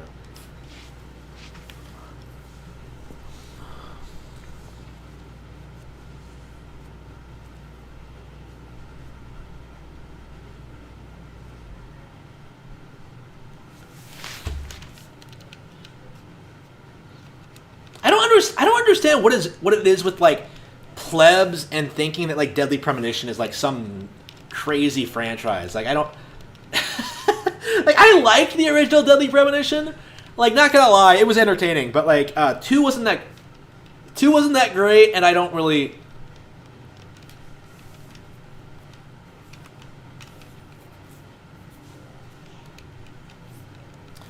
Like Deadly Premonition wasn't that great. Like I don't want to like spoil anyone's fun. Like who I know I have like a fan who really loves that game, a couple of fans who really love that game.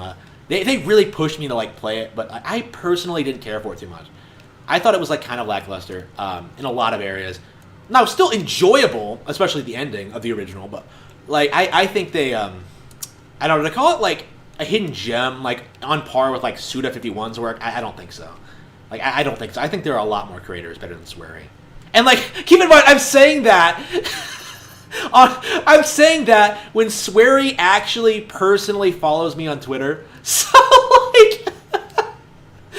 like, I'm shitting on someone who actually likes me enough to follow me.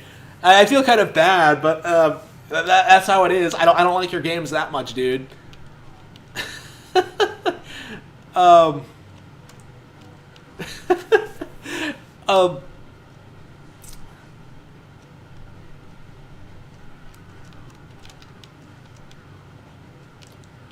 I mean, there are things to talk about when it comes to Deadly Premonition. Like, you can like Deadly Premonition, but like the weird fascination some people have with it is just weird to me. It's just not my thing. I don't know. I feel that way about a lot of things, like Star Trek. Like, that's a really good example. I think Star Trek is nowhere near as complex as people make it out to be. Actually, I see this like propaganda primarily. Here we go. Here we go. Yep, here we go. Isn't Mew like the cutest fucking thing ever? Don't you just love its design? Here you go. Okay.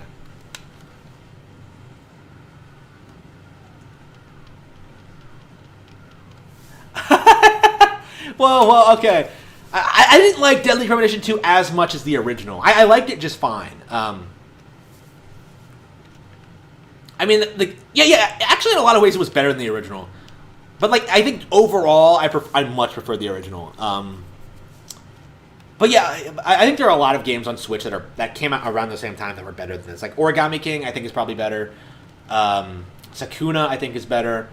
Yeah, neither of those games I finished, by the way. But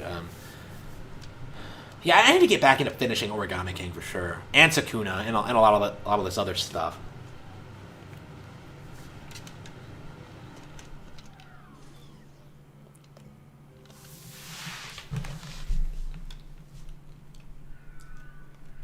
But yeah, I imagine he played like Deadly Premonition 2 primarily because of how popular it is. Sort of like why he played Undertale, because like he knew it would get him views. That's his entire like motivation. It's like it's money. He doesn't like video games. He doesn't care. It's just an easy way for him to get money without having to work. Like that's his entire like life. I don't know. His mindset is just weird. I don't. People call him lucky, but like I think he's just really pathetic and really stubborn. I don't know, like, I don't know. Would you? I would not like want to have DSP's life. I wouldn't want to have his like horse-faced wife. I wouldn't want to be in his. I wouldn't. He doesn't live that far from me, actually. He is in Seattle, right? So, yeah, I'm not sure exactly where he lives, but like he might live down the street from me. Shit. Yeah, for some reason when you beat the game, they just kick you off, and then they show you like the credits. The credits roll. I think we're gonna go ahead and 100% the game real quick before we. Yeah, directors. Look at these guys that we never see again. It's so weird how often you see these names and like never see them again in any other names, and then like sometimes you like eventually like you start seeing like a handful of people who become very very recognizable. You know, Iwata as an example. Was this before Iwata destroyed Nintendo? He might be in the credits for this. So, like, Iwata is fucking dead. So, like, it's possible everyone in this game is dead. Well, someday, everyone who made this game will be dead. We'll all be dead. Okay, Tanabe. Yep.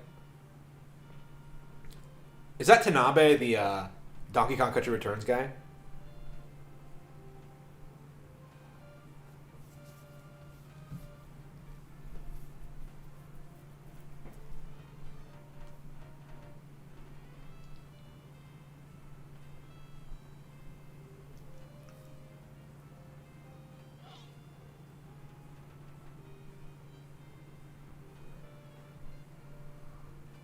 Voice actor. Stan Hart. Is that the original Oak voice? From the English dub? Hal, the Bug Team, the Super Mario Club. I've always seen the Super Mario Club, and I think it's just... I always had this impression that it's just a group of guys who just get together and play Nintendo games. Like, it sounds like badass. Like, I know it's just probably just a bug testing like company, but like the way like it's in like every single game. Yeah, Pokemon corrected by Satoshi Tajiri. Yeah. Producer Satoru Iwata. There he is. There's the man. And Miyamoto too. And Yamauchi. Yeah. Yamauchi's dead. Iwata's dead. Miyamoto's still alive. Damn. Fucking. I miss Iwata so much, guys. Like, every time I see his name, I'm just like, fuck. I like that guy a lot. Okay. So yeah, we are gonna like try to get every Pokemon. What are we missing? I've been expecting you, Todd. The Pokemon Academy has officially announced the record for the highest photo score. Yeah, there's a challenge score now. I've actually never gone for the challenge scores. Maybe that's something we could do like tomorrow, is like actually try to go for these, because I've never actually done them. So that might actually be interesting. But for now, let's try and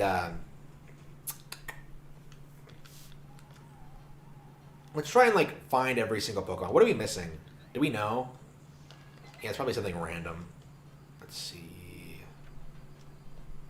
I love how Raichu is in this game. Fuck Raichu. Raichu is like, I don't want to call him a cuck, but like the weird way he's just not in any of these spin-off games, while Pikachu is. It's just, I don't know, it's really off-putting to me. Like, usually, like, if a Pokemon's in a spin-off game, like, its entire evolutionary line is. But for Pikachu, like, it just, yeah, Raichu doesn't get shit. Raichu is just, I don't know, it's weird to me in hindsight that old Pokemon anime episode was all about, like, Raichu being better than Pikachu, when, like, in reality, it feels like it's the opposite. Like, Pikachu is, like, the series mascot. Oops, here we go. Yeah, what else do we need? I feel like we've gotten everything here.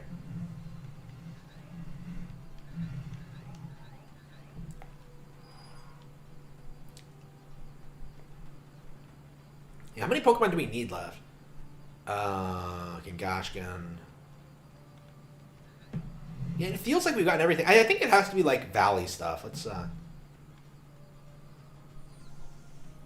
yeah, the Valley has like lots of weird stuff that's kind of hard to find. Yeah, I didn't get Dragonite. I didn't get like Dratini.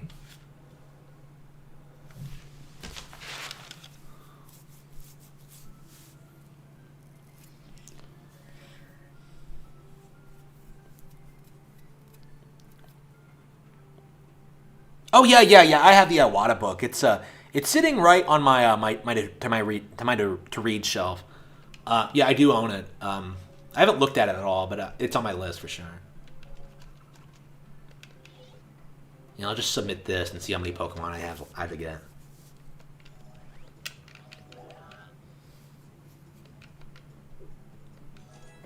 You need 9 more Pokemon to complete the Pokemon report. Okay, so there are 9 more in the entire game. Yeah, this is always like the hardest fucking thing for me, because I can never remember what I got or not. Tunnel. I think we got everything. Volcano. Yeah, we definitely got everything there. River. Did we get Porygon?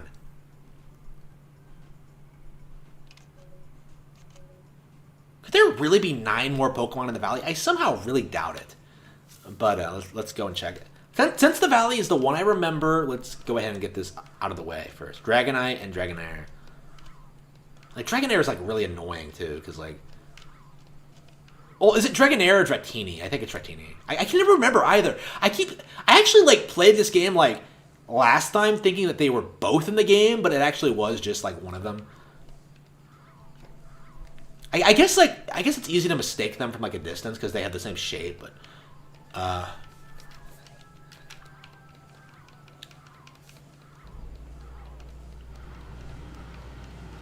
Like, if you only see, like, a blue thing diving into the water, like, it looks like it could be a Dratini or a Dragonair. And I guess I don't get the shot enough to really... Yep, here he goes. Yep, Dratini. Yep, it is Dratini. Okay. Just barely got that one. All right. There you go, Barney. Okay, we got Barney there. And what else are we missing? Yeah, that's 2 big shots right there. So that's 7 more to go, but I don't know where any are. Yeah, we got Gyarados already. Porygon. I think I got Porygon, but I might be wrong. Yeah, I think I'm gonna need your help, your detective skills here, chat, to figure this out. Figure out this Scooby-Doo mystery. Here we go. You can't even get a good shot after Trini. What the fuck? It's like impossible. All right. Okay.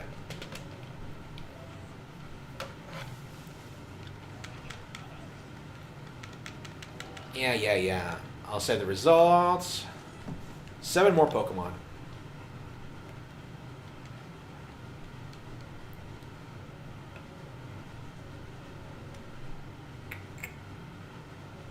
Tunnel, boiling magma.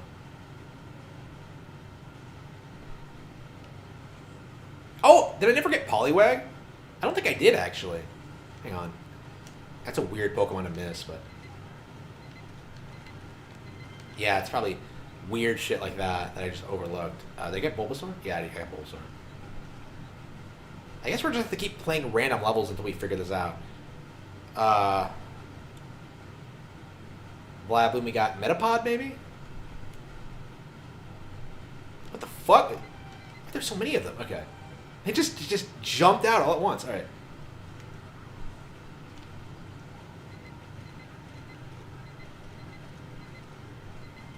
I didn't get Metapod yet.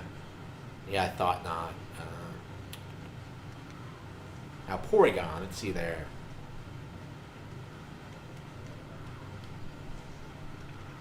I think you have to hit it twice and then get it up. For some reason, like the camera... No, I got Porygon. I don't know why Porygon's out in the wild like this. That doesn't make any fucking sense to me.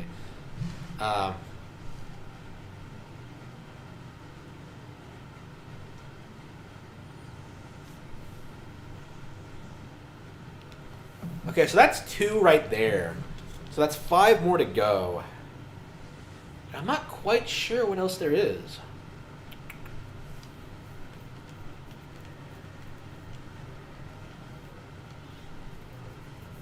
Poliwag, yeah, we got Slowbro. I don't know why I keep trying. I don't understand this. Like, I have never been able to take a good picture of Metapod in my life. Like, I've always, like, taken pictures of it, but from behind, or, like, it's always too far away, or it's always some stupid shit. All right. Okay. 5 more Pokemon. Okay. Yeah, what are we missing? Let's look at the report. The best shot is probably going to be Mew, actually. Let's check. Oh, this is the Pokemon sign. Oops. My bad. Yep. Yeah, it's kind of disappointing. Like, that fucking Mew, like, always taking it the best shot. It's kind of disappointing. Okay, so second best is Pikachu, Jigglypuff, Charizard, Vulpix, Moltres. Yeah, generally they tend to look pretty similar, which is kind of a shame. The boiling magma here makes this place very hot.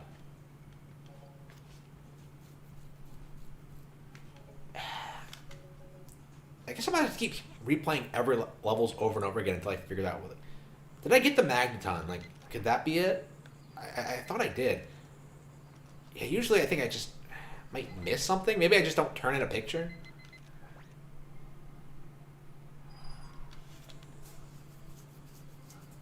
Yeah, for some reason it's like impossible to get ahead of like these things. Actually, I think if you hold it, you can get through it. If you time it right, you can do it. I don't remember how you do it exactly.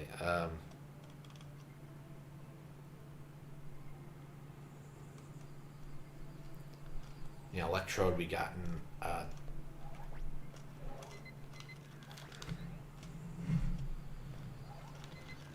Yeah, we got Haunter, I think. We got Zapdos, presumably. Oh, Jinx! Yeah, we didn't get Jinx. Yeah, Jinx is an example. I don't think. Hang on, let's go to the cave then. Dugtrio we got. Yeah, I think we're going to check Magneton real quick and then go to the cave. Yeah, I love this game. I do, but it's way too short. I don't think there's any denying that. Did I get Charmeleon?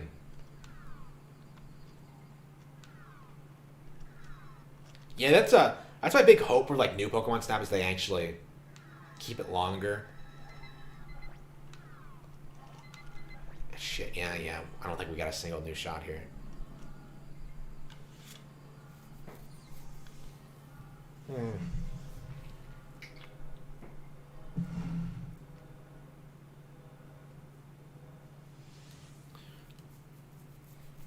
Yeah, what am I missing, chat? What do you think? Like 5 more Pokemon.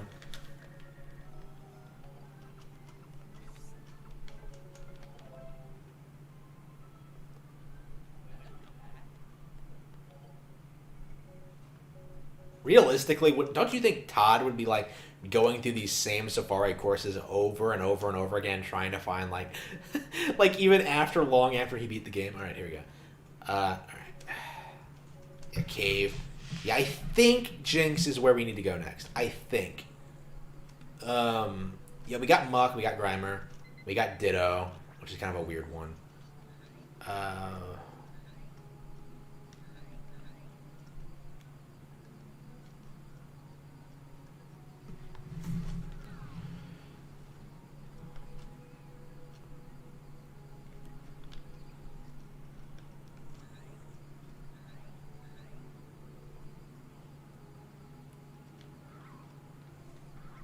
Oh, Goldeen. Did we get Goldeen?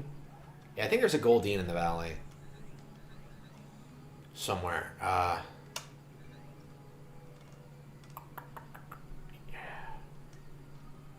pretty sure I got Jinx. Pretty sure I got Articuno. Yeah, I have this weird habit of just not getting Jinx because they're just kind of there. Because you can't really interact with them until you have the flute, so it's just like... Yeah, I didn't get Jinx, okay. Yeah, it's probably something like that. Like, stuff I just overlooked. Here we go.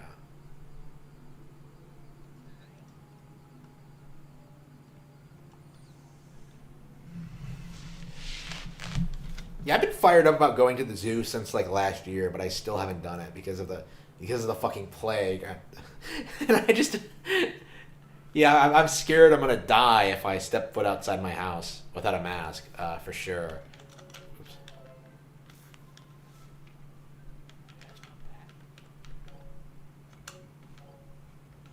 Oh, did I not turn in the fucking... Did I not turn in the fucking thing? Oh, damn, I was so... Okay, yeah, that's probably a mistake. Oh, no, shit, hang on, yeah. So we're gonna have to do... I think we're gonna have to do Jinx again, because I think I didn't submit it properly.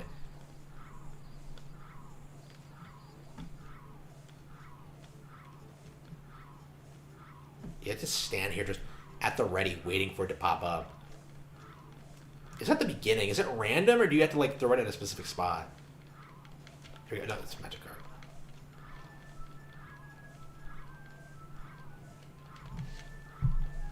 I hate you, Goldeen, you piece of shit. All right.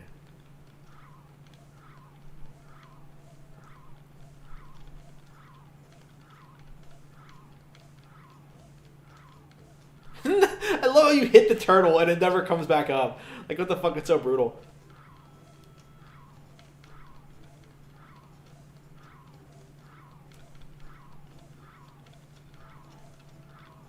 Oh. Oh, fuck, I missed it. Did I get it? Hang on. Does that count? Hang on. It wasn't in the center of the frame, but I think I got it. I think that's good enough. It's kind of a hard Pokemon to get, yeah. Yeah, I think I didn't get Jinx for some reason. I forgot to, like, actually submit the fucking photo. Hang on, let's go back and do that again. Yeah, I think after this we're going to look at the Pokemon report, because I'm not really sure what else I'm missing. I got Scyther. I got Lapras. Yeah, there's just some weird Pokemon, like, in the valley that are hard to get. Are most of them in the valley? Like, is that where they all were? All right.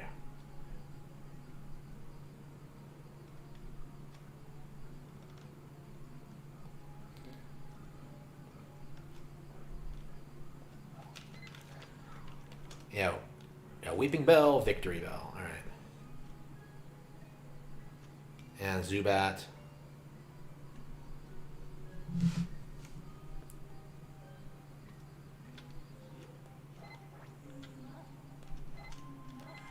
Fucking Jinx. Ugly ass things. Alright. Okay.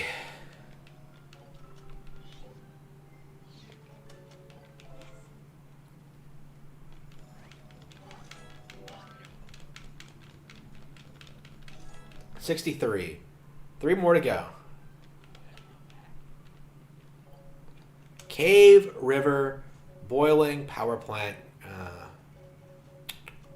Let's look at the Pokemon. Let's look at the report. What are we missing here? Okay, Charmeleon, Squirtle, Metapod, Butterfree, Kakuna, Pidgey, Pikachu, Sandshrew, Sandslash, Vulpix, Jigglypuff, Zubat, Vileplume, Diglett. Yeah, let's see. Yeah, okay. Did I not? Okay, Slowbro for some reason I don't seem to have gotten, which is weird because I remember doing it. Here we go. I guess I didn't submit the photo or something stupid like that. I guess we'll just take it real quickly.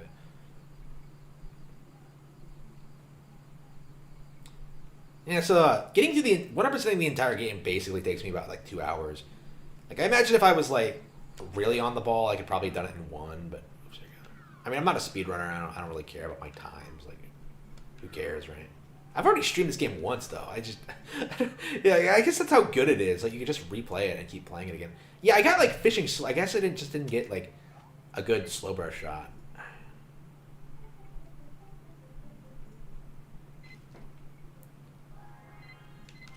I don't know why I didn't get Slowbro the first time, but okay.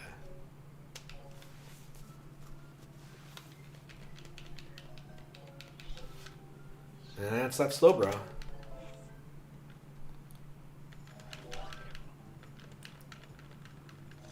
Yeah, 2 more. Okay.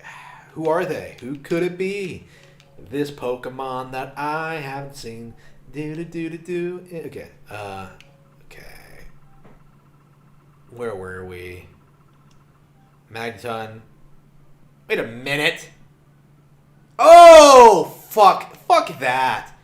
Fuck that. Okay. So I got Magneton, but not Magnemite. Okay. It's always things like this in the end game where you're just like, hey, wait. Wasn't I retarded 5 seconds ago? Yeah, sometimes I completely forget that I'm retarded. But then, like, it's moments like this. Moments like today that really just remind me just how much I am an idiot.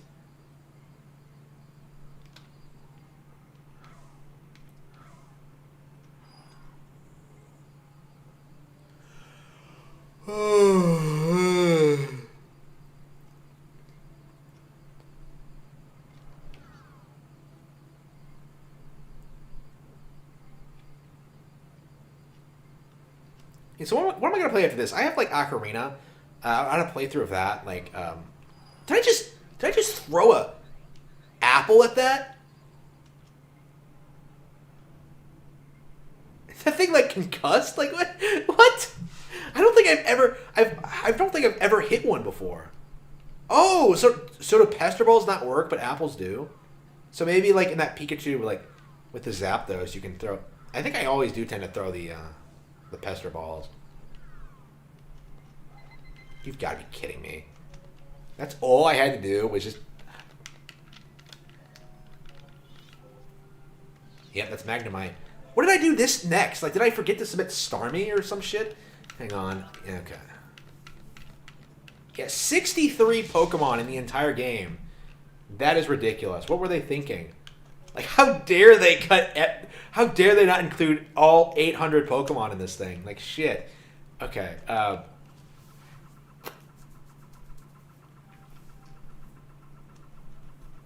Haunter, Electro, Chansey, Kangaskhan, Goldeen, Staryu, Siamese, Jinx, Electabuzz, Magnar, Lapras, Ditto, Eevee. Wait, do I have Chansey? Chansey would be a weird one not to have. Yeah, what am I missing? Electrode, Chansey?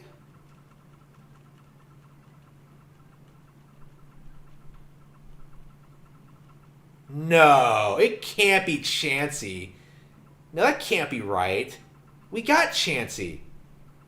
Oh, yeah, it looks like it's Chansey of all things. That's bizarre. I thought we got that really early on, but I guess not. I guess I must have just not submitted it. Okay, here we go.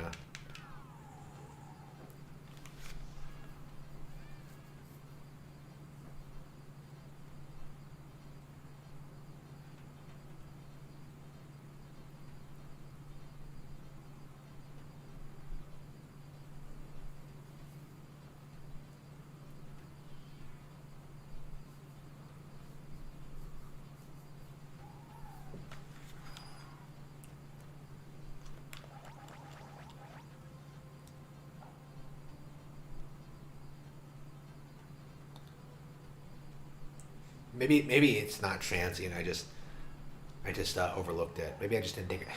Did I really not submit the Chansey picture? Like, I mean, I guess it happens, but it's like there have definitely been Pokemon that I I got Chansey. Huh? Yeah, Kangaskhan? Okay, it wasn't Chansey. Okay, but then that just begs the question of who it was.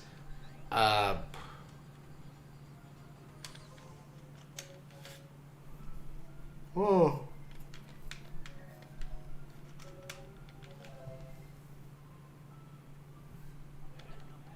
Did I get Butterfree? Like, I'm just like going down the list at this point. I'm just like, wait a minute, what have I possibly missed? Yeah, Butterfree's there, Kakuna, Pidgey. Do I just have to keep playing every single level until I figure this out?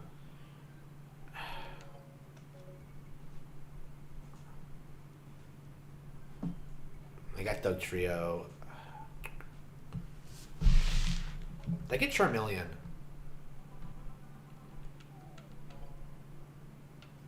Yeah, definitely. Of course. Okay.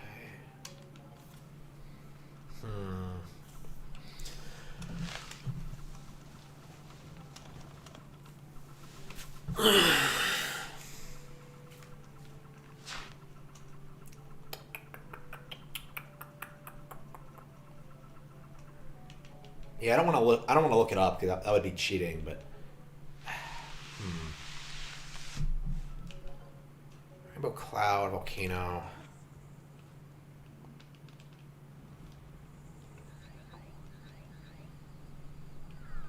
Oh shit! I forgot you could do that. It really does move and act like a horse. I just love it. All right. Oh.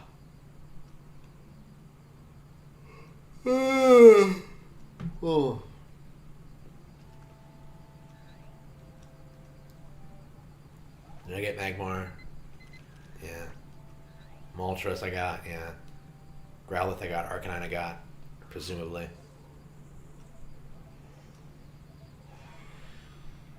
Oh wait, is there another Pokemon in that? I just feel like you get something else to spawn in there. Am I full of shit? Like, hang on. Yeah, there's Arcanine. Oops, hang on, shit. Yeah, Arcanines are big as fuck in this game. Okay. Oh, look, he's so angry. It's like he's about to breathe fire and he just decides to just turn around instead. I love it. All right.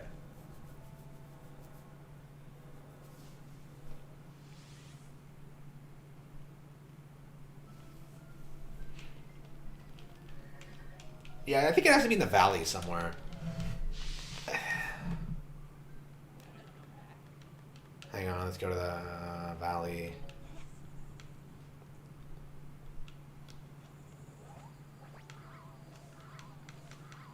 Do you think there's some kind of stupid fish that I'm just overlooking? Goldeen and Dratini I remembered, but I don't remember any... Yeah, here we go. That's Dratini, yeah. Yeah, there's Goldeen. So they're both really annoying Pokemon because you can't, like...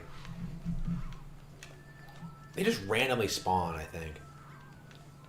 Yeah, do you think there's something else in another area that just randomly spawns that I'm forgetting about?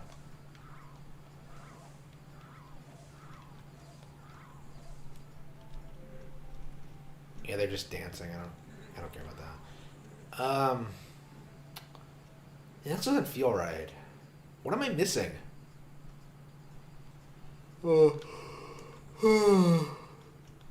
Scyther I got. And we got Dragon. I don't even know why I'm bothering.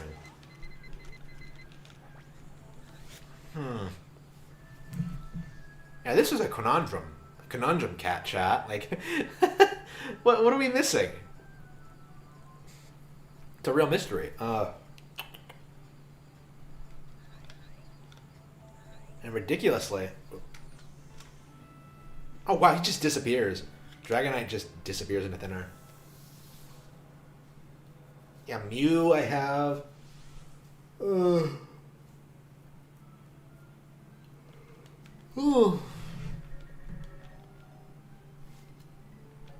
Yeah, I want to keep this. That's actually a pretty good shot.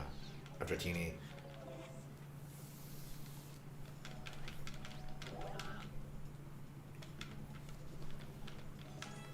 You need one more Pokemon to complete the 4. Okay. Cave. Yeah, do you think I just missed something random in the cave? I did get Ditto, right? Hang on, I'm gonna try to get Muck again. I think I got Muck, but... Oh, it's one of those Pokemon. Maybe I just didn't turn it in.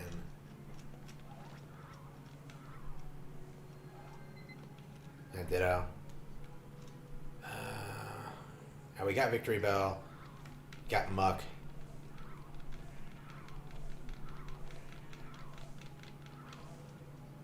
I don't understand how throwing Pester Balls at Muck makes it evolve. I don't understand why Bulbasaur, like Ditto, is taking on Bulbasaur shapes when there are no Bulbasaur to imitate, but okay.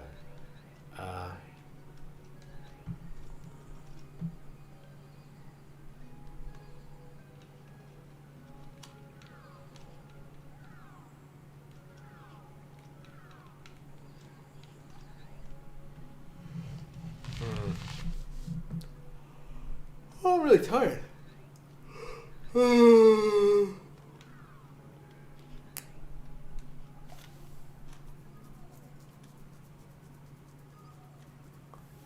have a bunch of Jigglypuffs.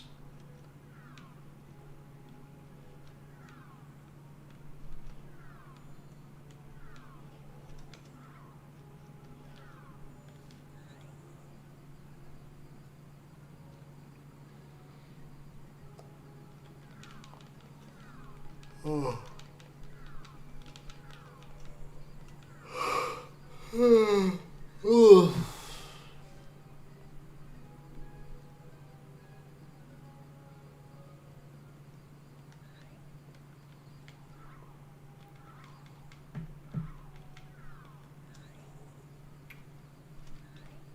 Yeah, it's 2 of them.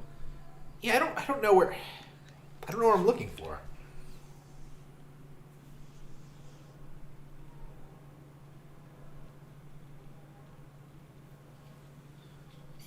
Yeah, I feel like I got... Yeah, it always comes down to the last Pokemon. Oh. Welcome back. Valley, river. Yeah, we haven't gone to the river for a while. Let's check this again.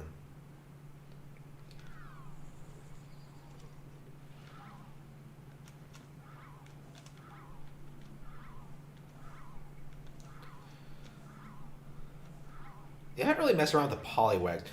I don't think they evolve or do anything. They just jump around a lot.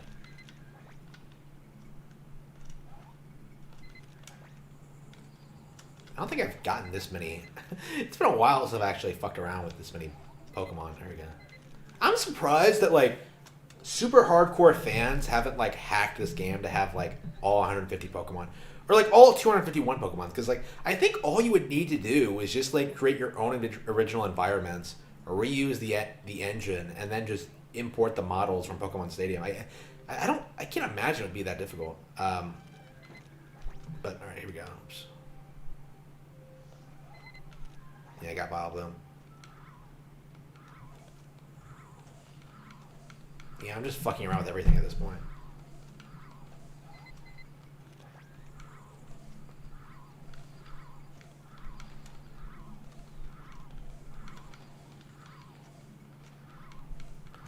So if you send like the Poliwags out, you get them inside the shell. That's kind of interesting. That's the kind of thing I like about Pokemon Stadium. All right, here you go.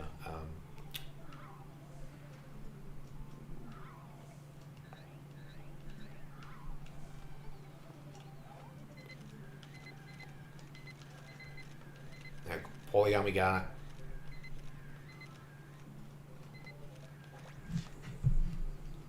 Speed Pikachu we did not get, but like Speed Pikachu isn't a fucking Pokemon. It's just a thing. Hey, look at me!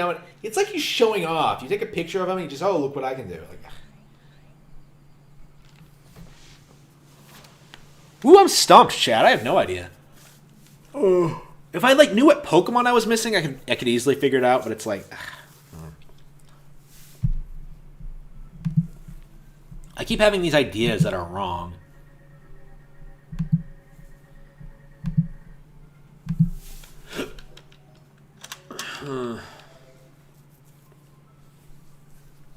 Welcome back.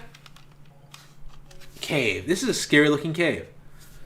I bet if I listen carefully, I'll hear lots of strange noises. There used to be a power plant in this long, dark tunnel. I can't wait to check it out.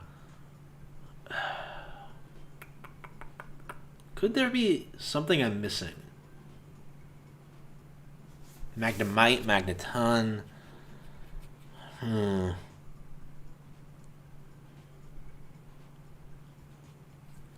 Now, should I just go ahead and look it up? Alright. Pokemon in Pokemon Snap, I guess. Kind of sucks we had to resort to this, but...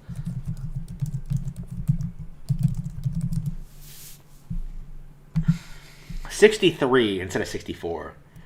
Let's see here. Charmander, Metapon...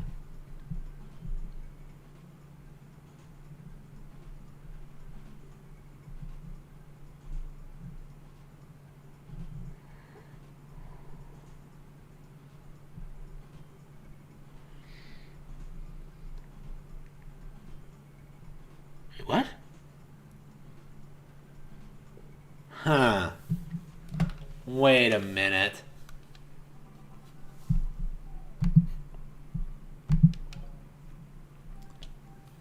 Bulbasaur, Charmander, Charizard, Squirtle, Metapod, Butterfree, Kakuna, Pidgey, Pikachu, Sandshrew, Sandslash, Vulpix, Jigglypuff, Zubat, Vileplume, Diglett, Dugtrio, Meow, Psyduck, Mankey, Growlithe, Arcanine. Wait. Hang on. Dugtrio, Meowth.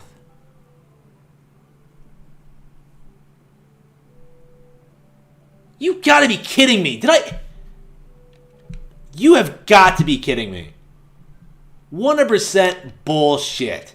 I knew it was a Pokemon. I was like obviously overlooking, but it's like, wow, they're everywhere. Wait, oops, hang on. Fuck you, game. Shit, it's right there. What?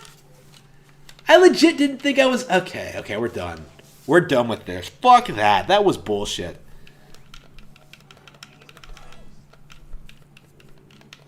Let's return to the lab.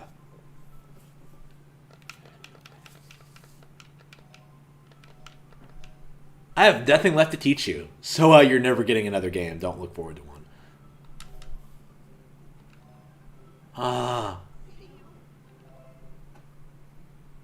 It really went by fast. Yeah, 2 hours. 2 hours it took to get through this entire thing, to catch every single Pokemon on film. Yeah, very disappointing that it's so short, but it is a lot of fun. I had fun from start to finish, and I've played this game several times. I might even play it again tomorrow to try and try my hand at the high score stuff. I don't know if I'll bother with that. It's not really something that appeals to me, but it might be. With new Pokemon Snap, I think I will do it. I think I will do that. All right, so what should I play next?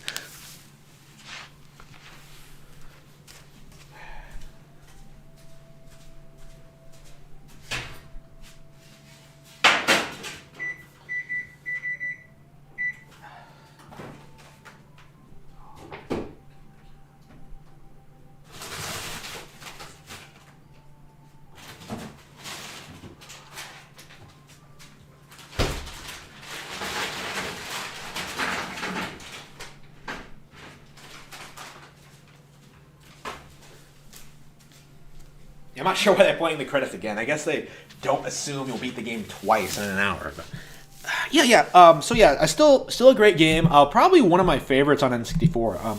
There's definitely nothing like it on any other console. I think it'll hold up even after a new Pokemon Snap comes out. I would hope that Nintendo would like re-release this in the future, but it might be a while before they do that. How about until when we get our Pokemon Snap 3, huh? But all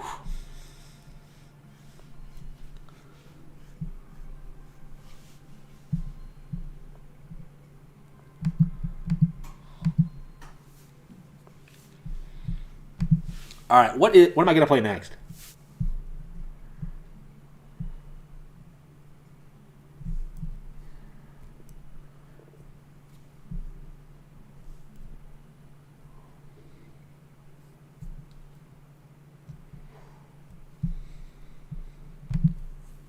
Nintendo, the best company in all of gaming. All right. Well,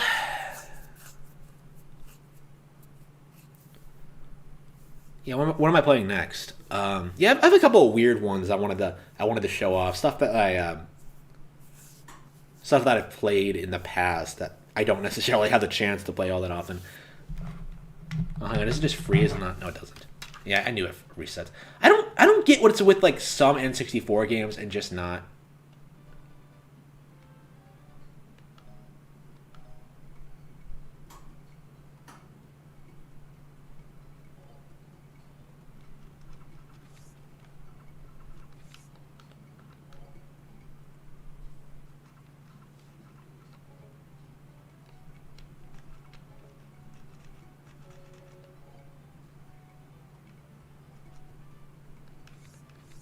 Yeah, how did the Blockbuster thing work back in the day? I've never actually I never actually did it. Anyway, all right. That's Pokemon Snap.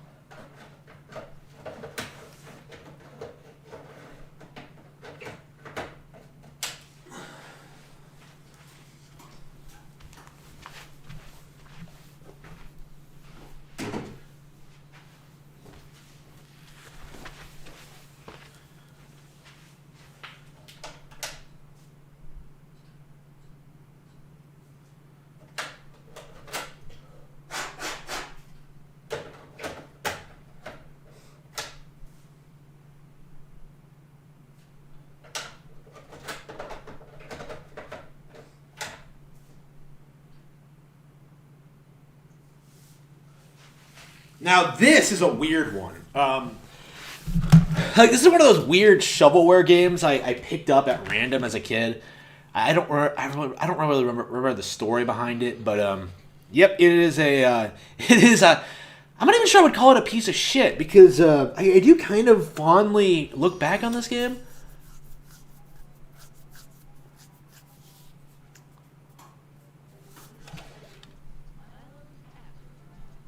Yeah, get this. This is a game where you bowl in space. So you basically have a bunch of characters. I always play as Milo.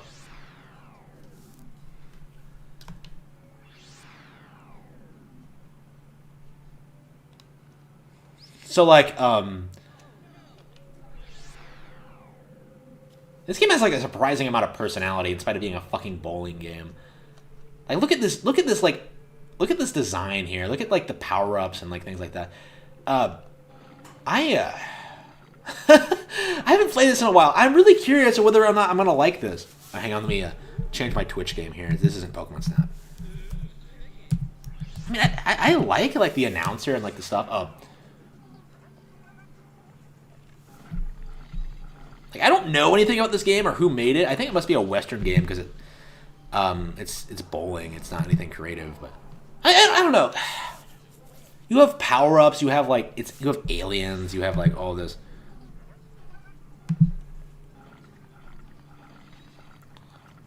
Yeah, I don't think I've ever beaten this game. So I might just grind and do it tonight. Hang on. Oh.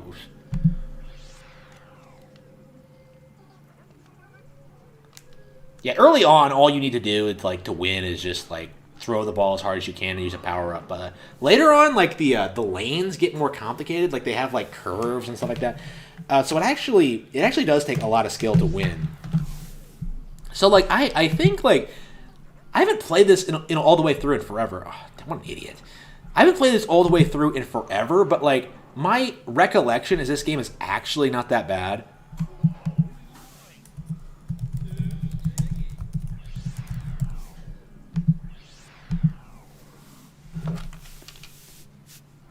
So even fucking bowling games back in the 90s were better than the shit we get today.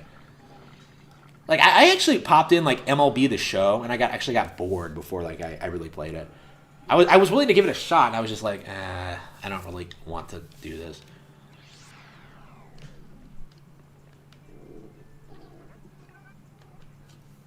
Yeah, this is some weird stuff right here. Back in the 90s when you could actually put out, like, full-price games like this.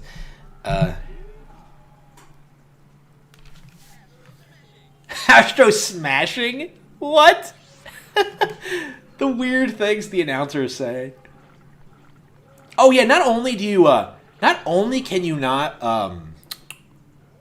only do you have power-ups to help you, like, hit the pins, you have power-ups that can, like, help fuck with your opponent. So if they're about to get a strike, you can really fuck with them. It's there's a lot of things you can do here. I guess I could show off an example. Isn't that funny? You can just send it up, whoosh, over the side.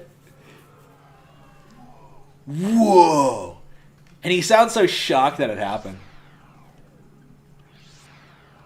I mean, why so surprised, man? I'm Milo. I'm the best there is. All right.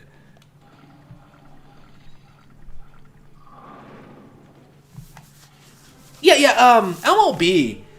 I got it on Xbox Game Pass. I think it was good, but, like, it's so realistic. I'm just like, I feel this way about every sports game. Is that, like, why would I would much rather just go out and play the sport in real life. You know what I mean? Like, why would I ever play a game with, like, professional? It just has no appeal for me. I'm sure it's actually pretty good, but from, like, my personal taste, it was like, this just isn't for me. That was kind of my opinion on it. But, like, that's the thing, though. That's the thing people don't like to acknowledge about sports games. Is that, like, although they are extremely popular, they are a niche, right? like if you're not into sports, you're not going to care about them at all, no matter how much they sell. Here we go.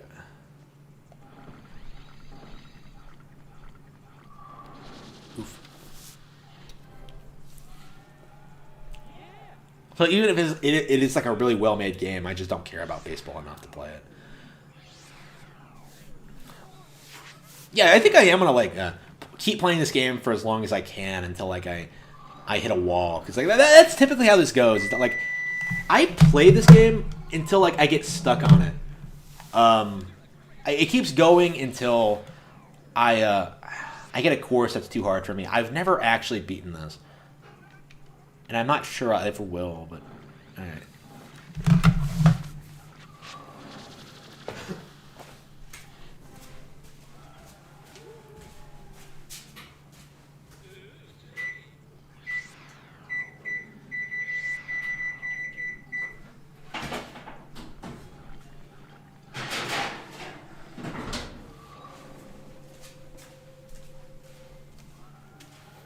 I don't know, like, people say that, like, indie games will, like, bring a revival of, like, weird fringe shit like this back, but, like, I haven't really been seeing that. Like, I like, where are these indie games that you guys are playing that are supposedly so great? Like, I mean, to be fair, I wouldn't, like, go out of my way to play this either.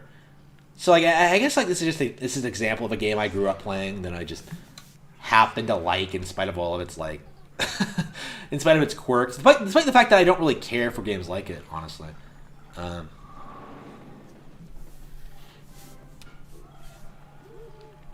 Yeah, I wonder how long this is going to take to get through. Look at all those strikes. Look at all those strikes. Yeah, early on, this is what the game looks like, but it gets more complex later on. Yeah, so what's been going on with like the world of gaming? I haven't been seeing much of anything. It feels like. Here you go. Oops, here he goes. Yeah, Arlo just being. Stop saying positive things about Origami King. Is he telling people that you can't enjoy Origami King? I would not put it past him. I don't know. It's just he was like the guy. Like Arlo became famous for his like autistic hatred of like new Paper Mario, and now that it has like a following, now that like people legitimately like Origami King, like I don't know how he can keep himself relevant because that's always going to be like the thing that he's primarily known for. It's just.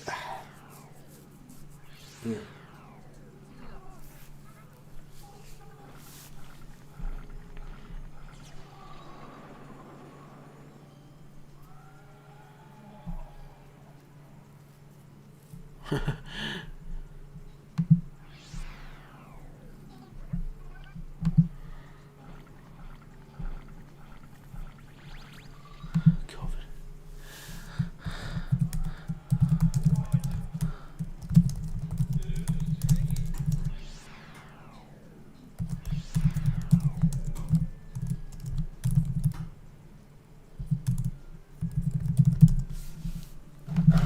Okay.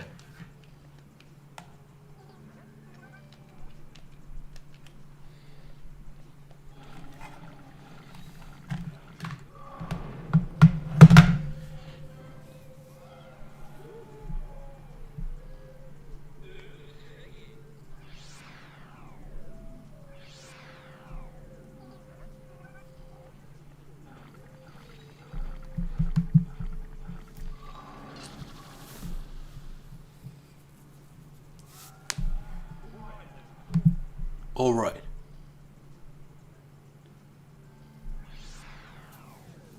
Yeah, I think that's already happened. Actually, I think The Last of Us Part Two killed it, and Cyberpunk.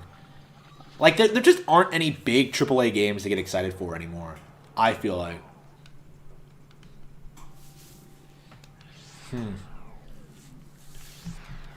Yeah, the reason I'm playing this for now is that like I'm hungry and I'm cooking something. I'm just like, yeah, I guess I'll play something like relatively simple and just show it off.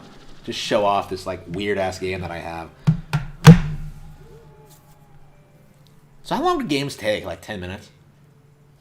Here we go.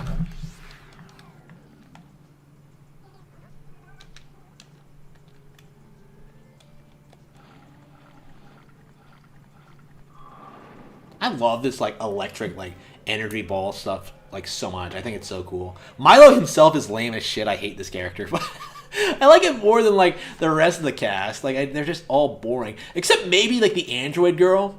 She's kind of cool because like the neat thing about her is that she's way heavier than she looks, and you can hear her like stomping around. It's kind of neat. Right? Oh, look at that shit.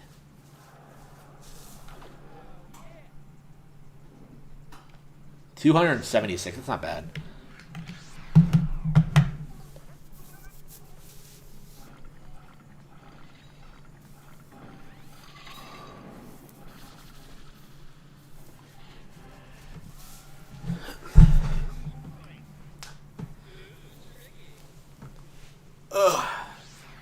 Yep, I think like most people, like most ordinary people, are just gonna like support brands and things that they like going forward. So like you'll have like people like buy everything Rockstar puts out, everything Bethesda puts out, everything Elder Scrolls puts out. I should say open world Bethesda, not like any of their subsidiaries that no one cares about. You'll have people like that, but like increasingly like there's not going to be like any real overlap between them because I think that's the thing that kind of defined like the PS360 generation was like you had like a bunch of people like playing a lot of the same things, and here we go, end of game. This stinks. You've got a Cosmium Cup.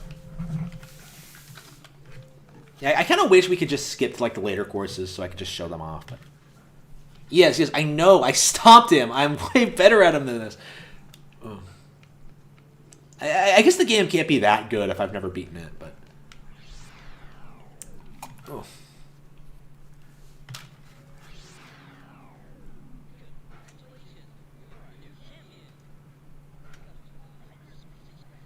I like the voice acting and the announcer though. He sounds like so enthusiastic about what's going on.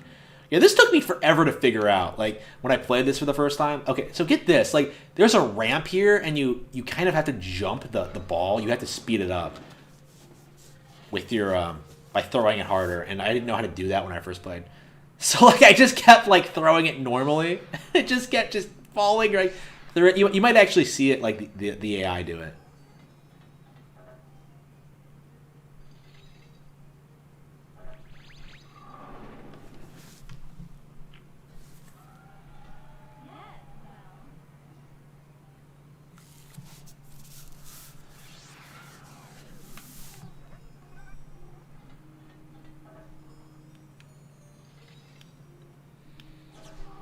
Oh wow! I don't see why she thought that was necessary.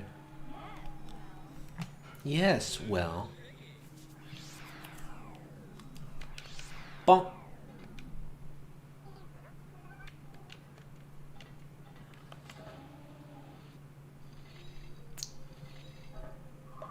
Got him.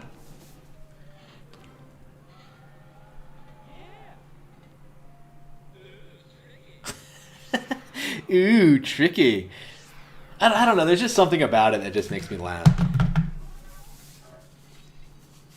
I don't know. It's not a great game, but like you can have fun with like mediocre, even bad games sometimes. You know what I mean?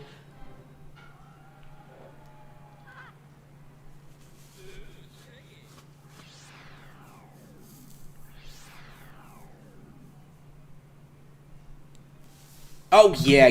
Sony has been like in an absolute train wreck lately. That's for sure. I've been talking about a lot of that stuff lately. Yeah, I definitely agree. I don't think there's anything really to add to it at this point, but like, yeah, I think I already mentioned this earlier in the stream, but I feel like PlayStation is on the way out. Just the way that like people keep. There's very real backlash to basically everything they're doing, right? Like how they treated like The Last of Us Part 2, how they handled like these studios shutting down like popular studios, like focusing on like globalized games. Like that. People don't like that. They don't, and they're gonna like decide to like take their money elsewhere.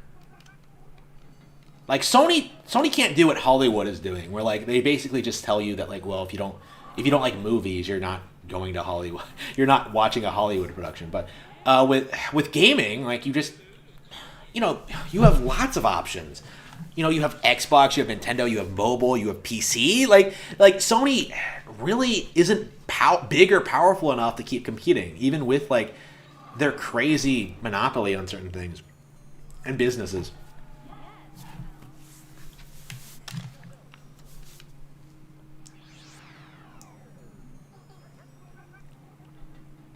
Oh wait, is it gonna fall? I don't know why she curved it like that. But... yeah, later on the AI may suck now, but later on when like the lanes get more complex, you're gonna start seeing them pull off some crazy bullshit. Here we go. I think I am gonna play this like for a little bit. Here we go. Boop.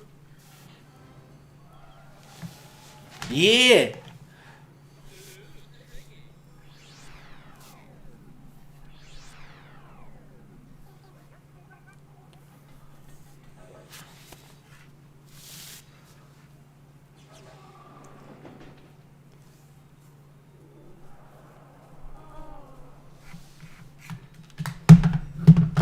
Yeah, I think I'm going to play some Mortal Kombat 4, some Ocarina of Time, some Rogue Squadron.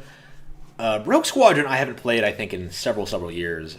Mostly because, like, every time I want to play Rogue Squadron, it's like, it's always the new ones. Because I never beat either of them. I completely 100%ed Rogue Squadron 1. And, like, it's always been, like, my focus to finish Rogue Squadron 2 and 3. But, like, I gave up on 3 a long time ago because it's complete shit. But 2, I've only recently just been like, I just don't care for that much. So, like, yeah, I think it is about time for me to replay Rogue Squadron 1, the original, which I consider to be like my favorite piece of Star Trek media. God, did I say Star Trek?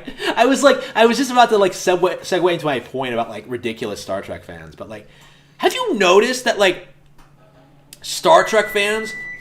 Ooh, hang on. Oops.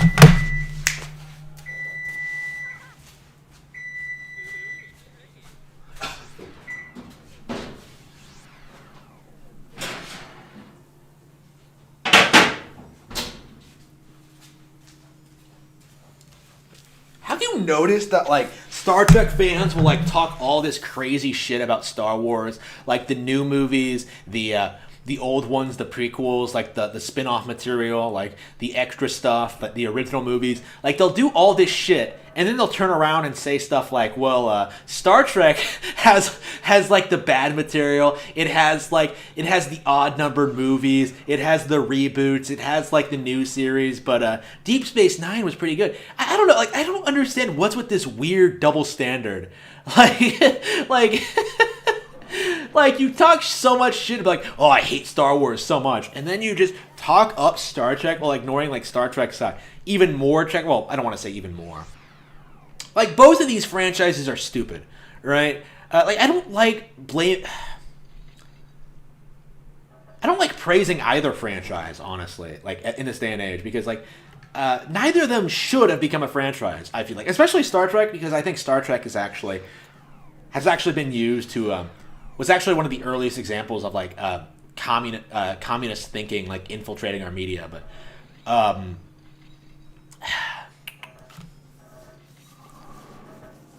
like who cares like which is better? Like really? Like they both suck. Okay. Boo boo boo.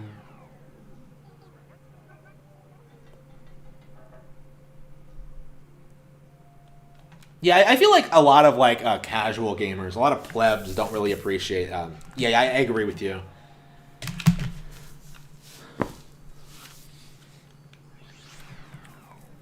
I agree with you on that one. That yeah, people need in general need to appreciate like smaller games, right? Like I think it's been happening with like Nintendo mainline Nintendo games a lot. People like have a bit more of appreciation for like Odyssey and Breath of the Wild. But, like, you still see, like, weird people like Angry Joe coming out, like, saying shit like, oh, yeah, Breath of the Wild, it needs to have voice acting. No, it doesn't. Like, fuck you. No, it doesn't. Voice acting has, like, objectively made games worse. I don't understand why that isn't, like, more commonly understood. Because, like, with the advent of voice acting, that, like, severely limited, like, the writing and the things you could do in, like, games like Fallout and stuff like that. Like, you could do all sorts of crazy shit in, like, the OG Fallout games, like, convince computers that their entire philosophy regarding, like, their perspective on the human race is wrong or something, or some shit. Like, if you, like, spent the entire game, like, building up your stats correctly. You could, like, convince the AI at the end of a Fallout game that he's completely wrong about everything. Voice-acted games can't do that. Like, they don't have, like, the flexibility. Right? They don't have like the depth, right? They have to record everything, and it like you lose something when you do that. Like, there's a very good reason why like you need to preserve like the written word. Like people like Angry Joe just hate reading. Like they are like my enemy. Like they are. Oh, here we go. Oops. Ah, damn it. I hate it when that happens.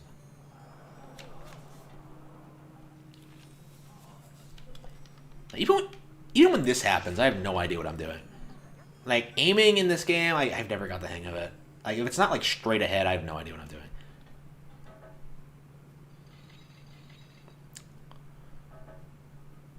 Yep, missed.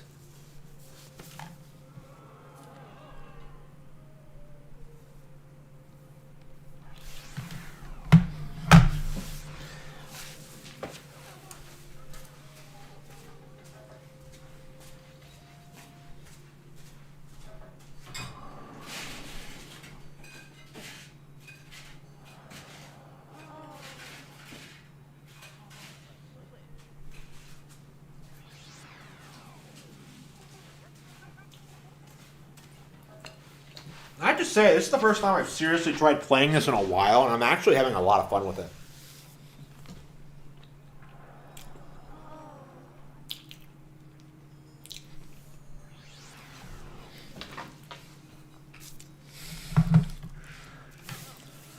I was taking it easy on you. Yeah, sure you did, Anne. You piece of shit. Okay. Yeah, I'm having a lot more fun with this than I thought I would, to be completely honest with you. I think I am going to keep playing it. At least until the second world.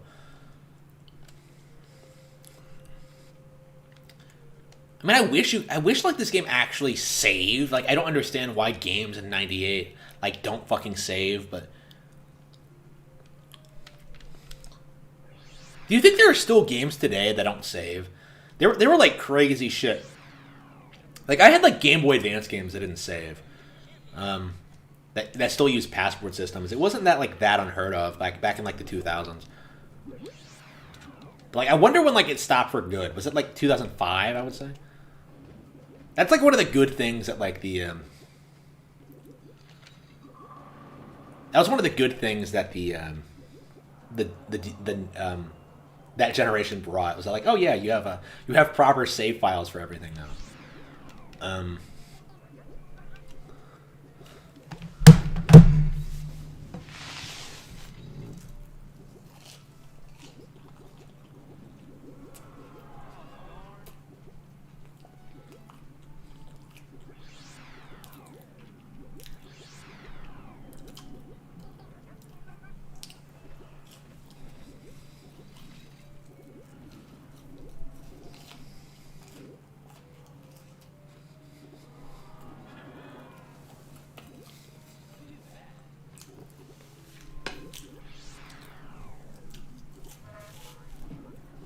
Huh, come on, you're gonna miss every single one with that one.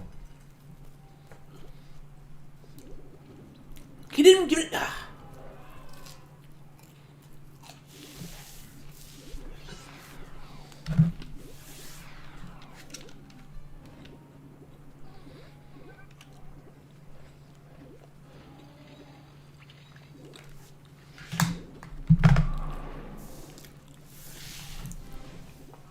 Oh yeah, here we go.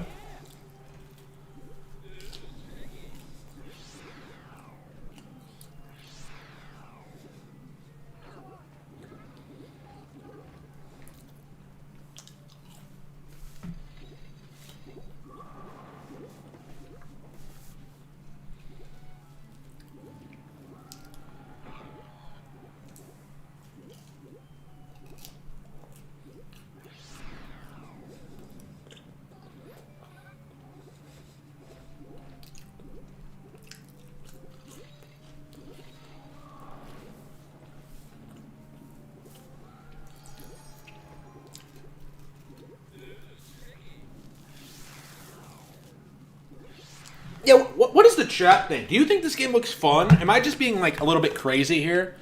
Because I decided to play this shit instead of like Ocarina of Time, like literally the greatest game of all time. Is this game better than Zelda?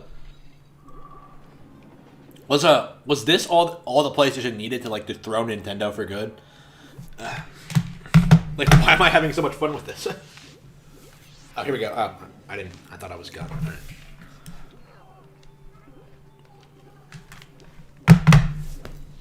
Well, to be fair, I'm not really doing anything. I'm just, like, throwing a ball down a lane, so maybe when it gets harder, I might start hating it more, but...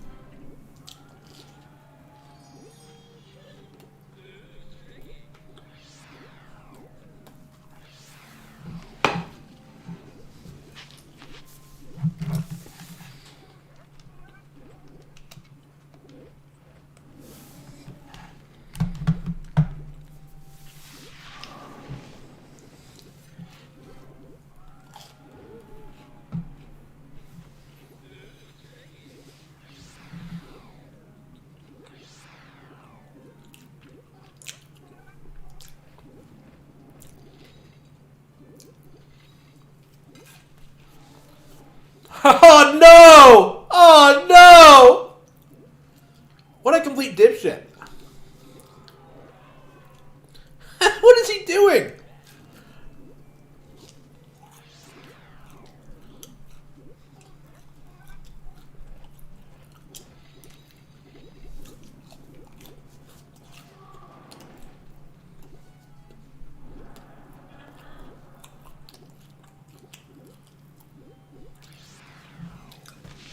What was that exactly? What in the world was that?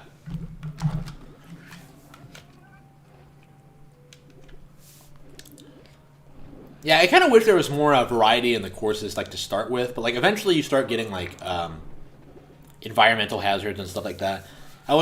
Which is probably the main reason to like play through this game. Because like really, like why are we playing three? Why are we playing 3 games of bowling with different people, like different aesthetics? Well, the courses do change, and you'll see that I think as soon as the next area.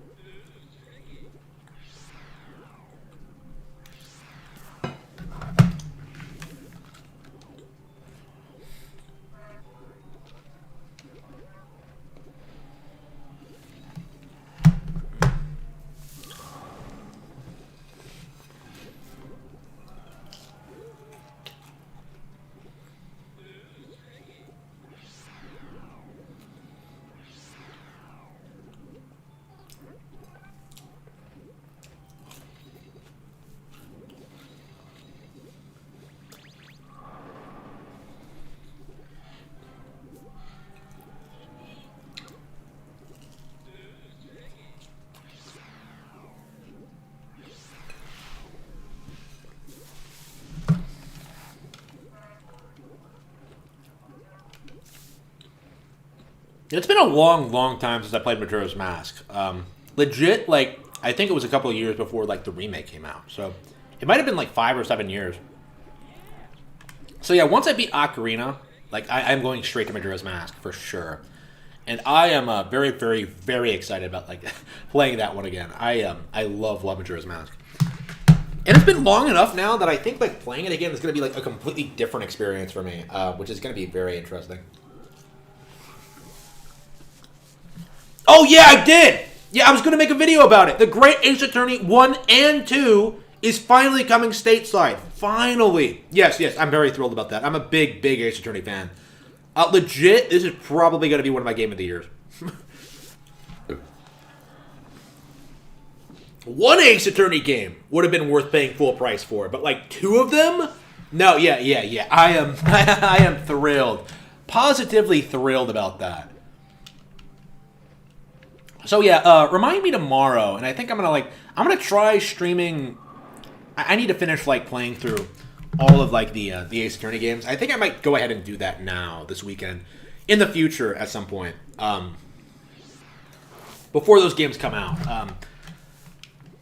Yeah, I'm a big fan of Ace Attorney.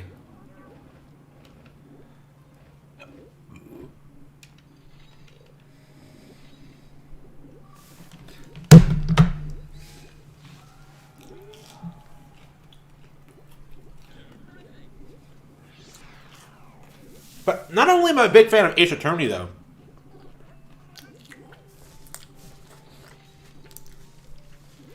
I'm also a big fan of, like, Sherlock Holmes in general. So, like, seeing that character being brought into the Ace Attorney universe and being interpreted into it is going to be, like, huge for me. This might be one of those games that really resonates with me on a personal level, because, like, I'm a big enthusiast of literature from that time period, right?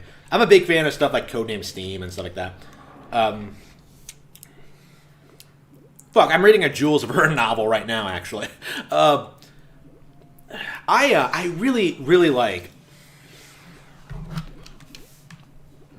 I really like that stuff. So, seeing that implemented into Ace Attorney is going to be like exciting for me. I hope these games are good. I hope they're really good. I've heard they're great, particularly the second one, but I'm not sure for certain. So.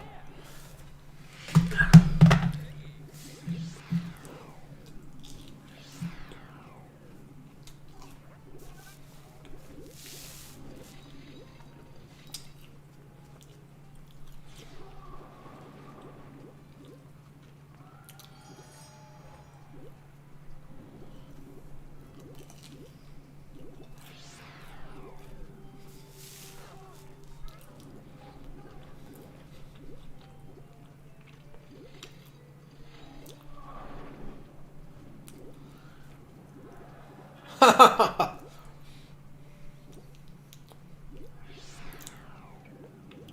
by the way, I forgot to put my Discord link in my video description. I just set it up, and I completely forgot to like throw it in there.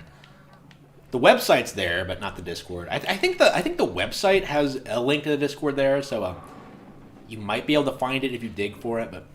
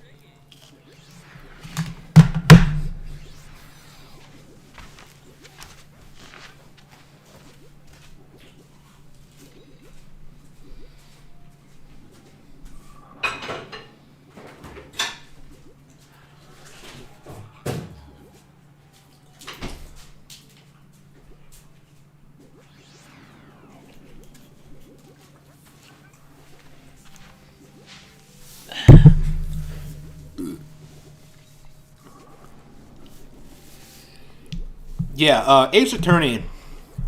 I've been a big fan since I played the Trials and Tribulations, the third one, which is one of my favorite games of all time.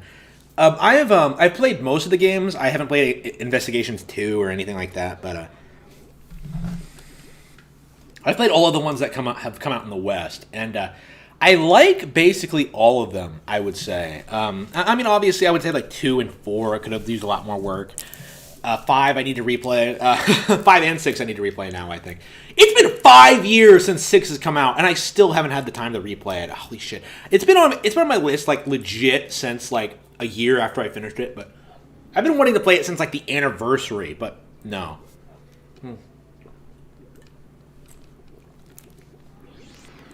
Okay.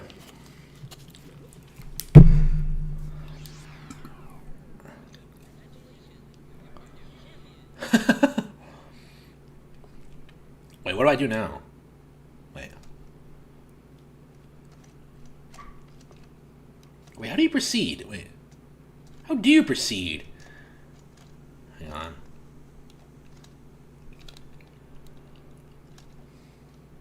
Don't tell me you have to beat it twice. Wait, hang on. Yeah, I don't think... When was the last time I got through this? Shit. Hang on. How do you proceed? Wait, how do you move forward? Yeah, I think this is the last... this is the first time I've gotten so far in a while. Do you have to beat it twice?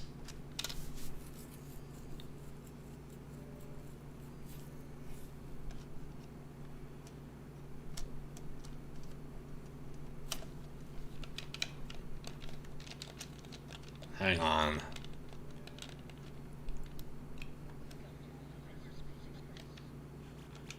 Oops, hang on. Yeah, what do you do now?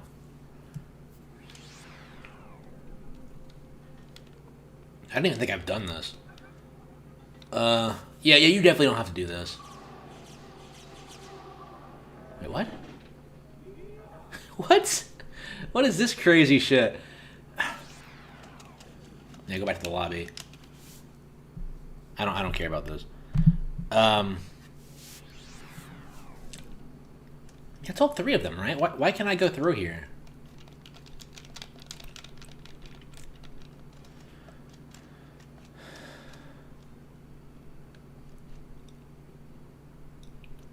Yeah, I thought you just beat them all and then you went on to the next room, but...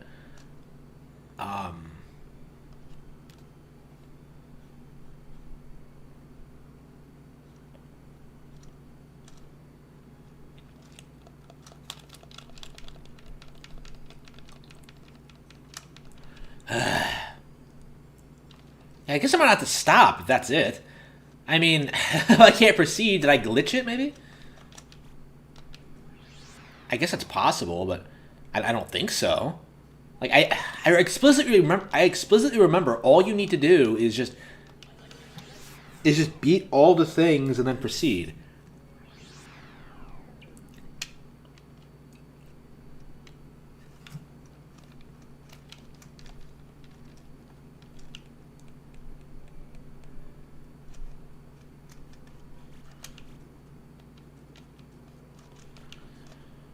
All right, I guess that's it.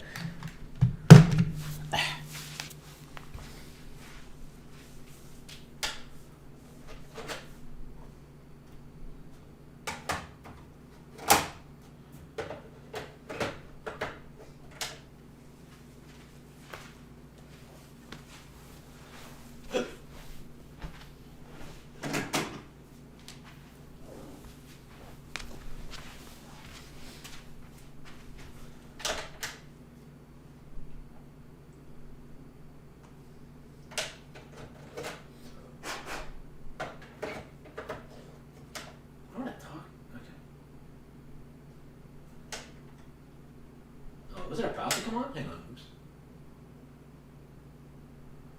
There we go. Okay. Hey, look, it's a game that's nowhere near as popular as Milo's Astrolanes. Yeah, I don't even remember where I was when I last left off playing this. I'd started a playthrough, but I hadn't actually bothered to finish it. Yeah, which one was it? Yeah, it's definitely one.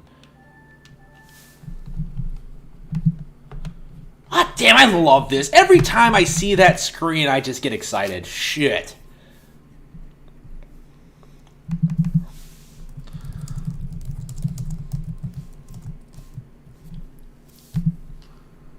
Yeah, this game holds up. I think it says a lot about the quality of this game, where, like, Ocarina of Time 3D can come out, improve the graphics, improve everything, make lots of major changes, and still be worse because, like, it doesn't have, like, pure soul. Look at that imagery. Isn't that beautiful?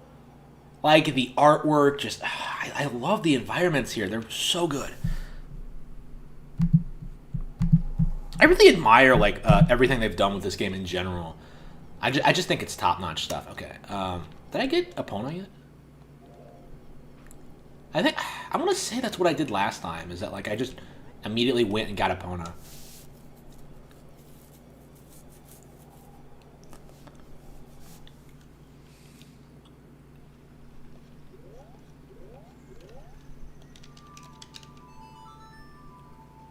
She hasn't shown up yet.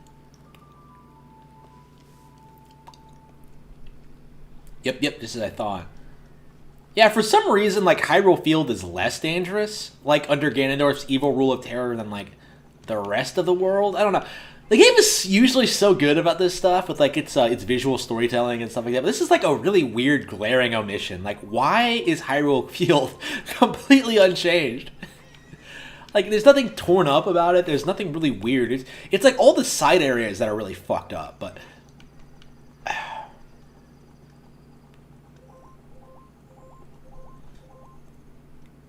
But yeah, fundamentally, I do think this is the perfect video game. It's the perfect balance, I think, between gameplay and story. Like, you don't really need much more than what they give you here, I feel. Wait, can I just go straight to the forest? I can. Like, why didn't I go to the forest temple? Yeah, I guess that's what I did. I just stopped playing immediately after I got to the forest temple. Okay. I didn't even go inside, but... Yeah, so this is a real treat for you guys, because, like, the Forest Temple is absolutely one of my favorite levels in all of video games. I adore this place. Like, I think it's top-tier stuff. I think it has, like, gorgeous music, like, great puzzles, great environmental design, and a great, like, surprisingly dark ending. It's just, I just love it. Like, I think a big reason why this game is, leaves such an impact is because of how good this one area is. Like, in particular, I would say all the dungeons are like are all like great, but this one like really is my favorite. Like, I really had to like emphasize how I really like how the game, like, how you actually lose your items here. How, like, this is the first dungeon you get and, like, you have no idea what you're getting into, and it really, like, does a great job building this, like, sense of foreboding that, like, I don't think any other Zelda dungeon has ever really managed to match. I really don't. I really don't think it's ever even been close. All right, here we go.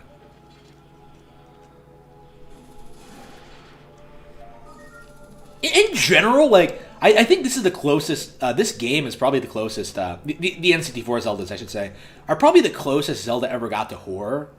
Which is it's such a shame that they moved away from this aesthetic, because I really really like this mix of like childhood fantasy and like really really brutal like horror stuff, and like, you know, this game has like a really surprisingly dark backdrop. You have like, you know, the Civil War in the past. You have like in the very recent past, you have like, you know, Link's mother dying, you know, before when he was born. You have like that you know, growing up while like everyone else, all your other friends stay the same age, stuff like that's a really weird stuff like that like leaves a really really strong impact. Okay, and you have the Poe sisters, who hilariously are named after like a famous literary characters, the sisters in Little Women, which I think they cut out from the 3DS version for some reason, which I think is stupid. Like, I kind of like that, you know? Like, I love, like, random literary references and stuff. I do it all the time, so, just, like... I think it's a really funny reference. It wasn't in the original game, though, so I guess Nintendo, like, asked them to cut it out, but yeah, I actually really, really like it. I think it really, really contributes a lot to the game.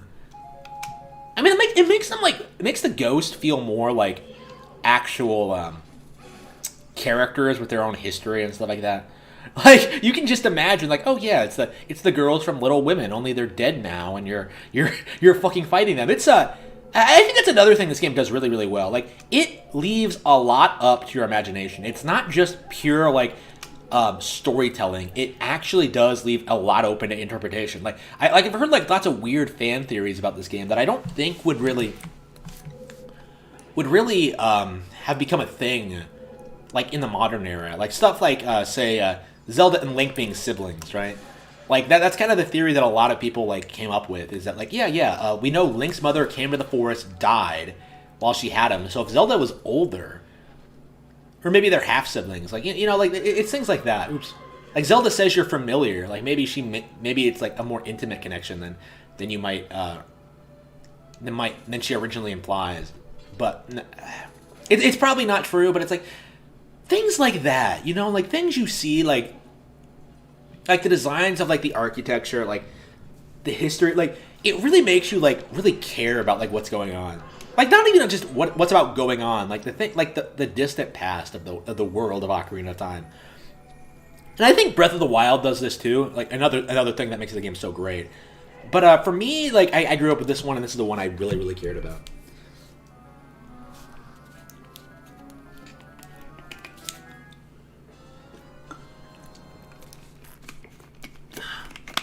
Yeah, Majora's Mask gets praised a lot for its horror elements, but I think Ocarina does a lot better, like implementing like the horror elements into like the actual gameplay. Like, I don't think like Majora's Mask has like good dungeon design at all. Like, I don't think there's a single really good dungeon in that game, whereas like Ocarina is like loaded with them.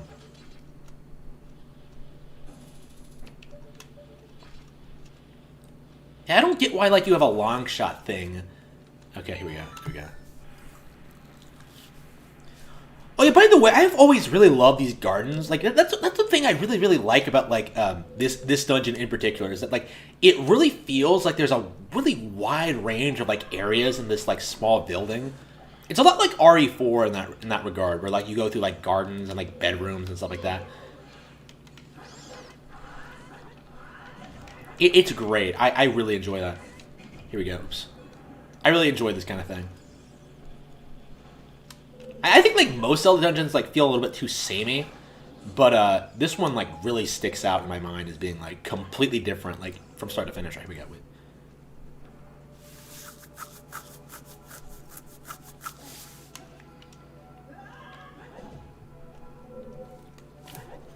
Yeah, how long am I gonna play this? Like, now that I've started playing this, I'm not sure I'll be able to stop. I love this game. Okay.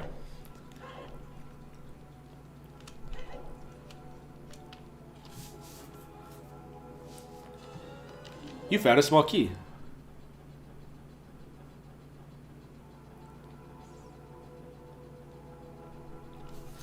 Yeah. Horror is like one of those genres that I really, really want Nintendo to do. Yeah, I think Breath of the Wild 2 might try their hand at like implementing horror elements, but we'll have to see. Like going by that trailer, it seems pretty horrific, but we'll see. I would like that a lot. I agree with you. I would like to make more horror franchises in general. Like Metroid, I think should like branch out into horror. I don't think Metroid ever really went in that direction. Funnily enough, I guess Metroid Prime 1 might have come close. Metroid Prime 2. Oh, Metroid Prime 1 and 2. 3, I don't know. It's been a while since I played Metroid Prime. And I never was a big fan. Hang on, wait a minute. Do I have everything I need? I think so.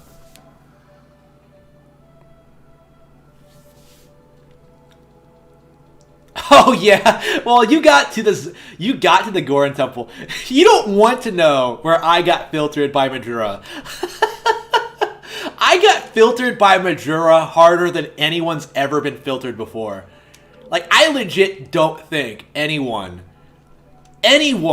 struggled more with that game than I did when I first played it. Because, like, I approached it like exactly like I would like playing like a sequel to Ocarina. I was like a stupid kid. Like, I was like the target audience. Like, the defining example of like kids who like have only played Ocarina and maybe A Link to the Past, playing Majora and just getting filtered hard because like I had no idea what I was doing. For the longest time, I couldn't get past like the first 3 days because I couldn't figure out, oh, you have to beat it before the 3 days are up. I guess I better do everything you can, everything before the 3 days are over. I somehow never put together the fact that you had to wait until the 3 days were over to like confront like the Skull Kid. So I was legit like wandering around there. I rented that game like a couple of times, like trying to beat it, trying to figure out like how to reach Skull Kid, and like just not figuring this critical aspect of the game out. So I legit had to go to the library, like find these old copies of like Nintendo Power, like this was before the internet, like dig through them and then just be like, okay, I gotta find Majora's Mask and I gotta figure out how to beat this stupid hard game. So like, I get this thing, I get it, and it tells me, yeah, just go up there at the end of the third day, and I'm just like, holy fucking shit, that's stupid. So like I do that. I play the song. I proceed through the game for like 2 seconds, and then I get to like the Witch Sisters, and like she's like, oh yeah, like my sister is dying in the woods. Go give her this potion. So I take the potion. I take the potion, right? You know, exactly like you would in Ocarina of Time. I just carry it into the woods. I just follow the monkeys, like exactly like you're supposed to do. And I reach the witch, and I talk to her. And she starts like spouting off all this nonsense, and then these like weird icons appear, like telling me like how to give her an item, and I'm just like, I know how to give items to people. I've played Ocarina of Time, so like I exit out of the dialogue box, and I try to hand her the item. Right, I press the C button where the potion is assigned, and Link just takes the bottle out and drinks it. He just raises it to his lips and like guzzles it down. This critical life-saving potion right in front of this bitch that he's supposed to give the potion to.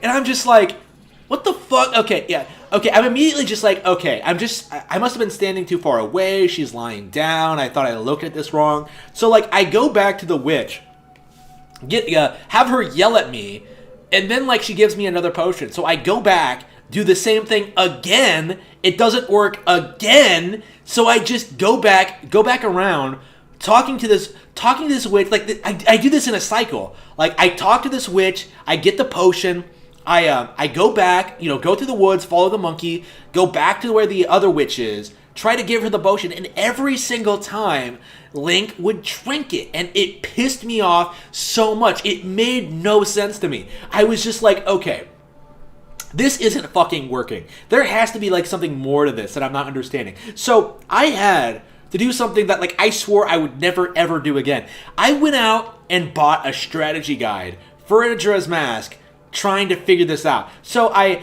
take the strategy guide. I look at it. I go through this entire thing. It was like the 2003 like Zelda Collector's Edition. It wasn't like the actual strategy guide for Majora's Mask. It was like the one for like the GameCube board of the game, like the GameCube collection of like these old Zelda games. So like I'm going through it, looking at it, like piecing it all together, and I'm just like, I'm doing everything I'm supposed to be doing. I'm going up to her and pressing the C button. What is happening? So like I'm just like trying to figure this out like over and over and over again. And then like, you know, I give up. I come back to it later. I just keep giving up. And then I come back to it like a long while later.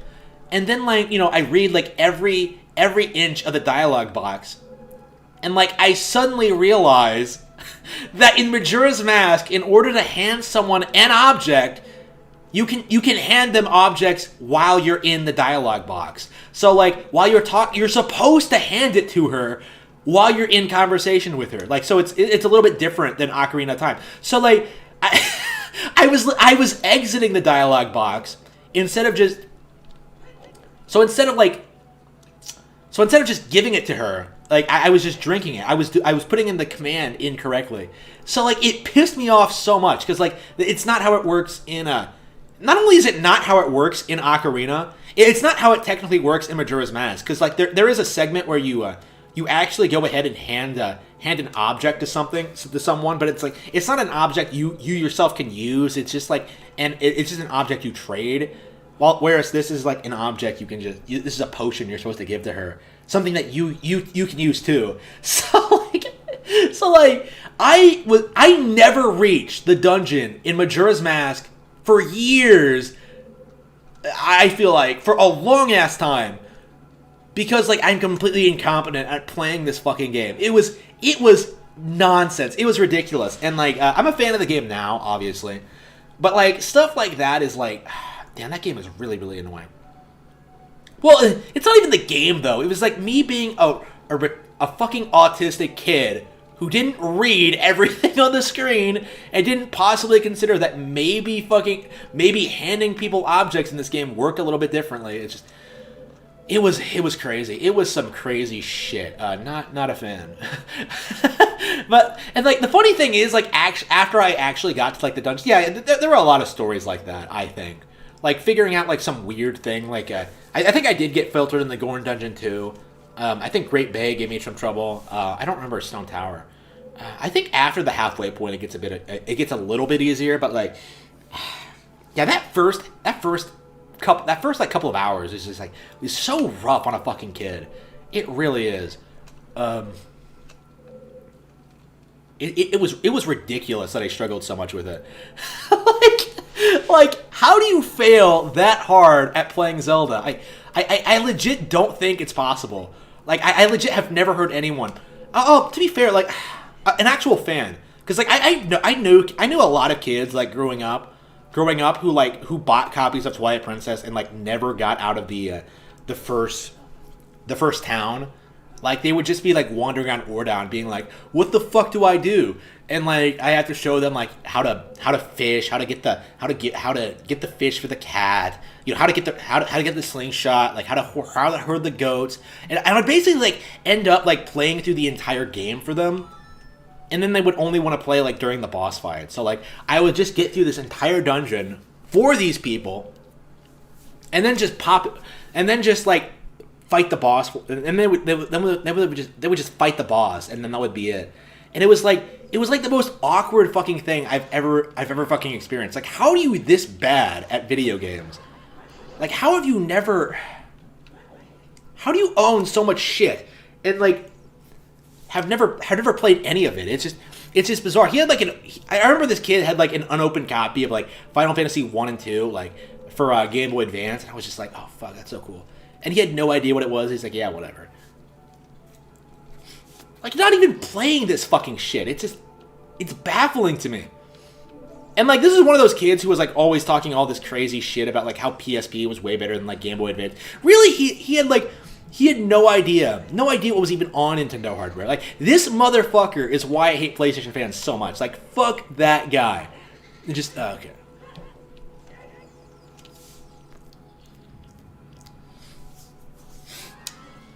Oh, that reminds me. Like, yeah, I had another kid who couldn't get past like the pirate ship at the beginning of at fucking Wind Waker. He would rent the game and just be like, yeah, I got stuck on the pirate ship.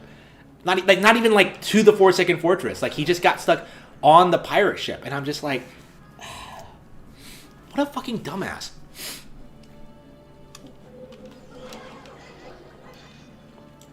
And Wind Waker is really hardcore.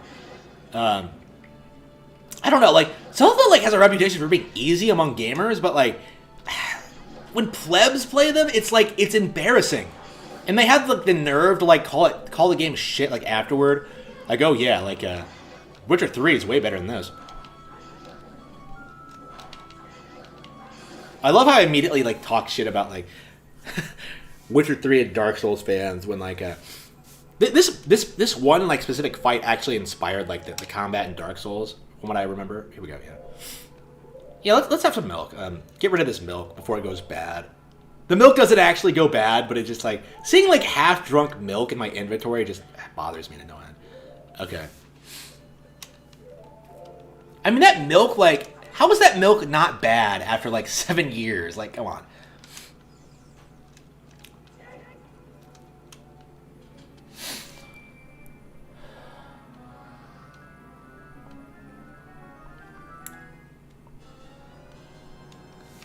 Yeah, I figured out the moon tier stuff, but then like I never figured out like how to actually get up the tower. That's what filtered me too. Yeah. So like the moon tier stuff was about as far as I could get like initially.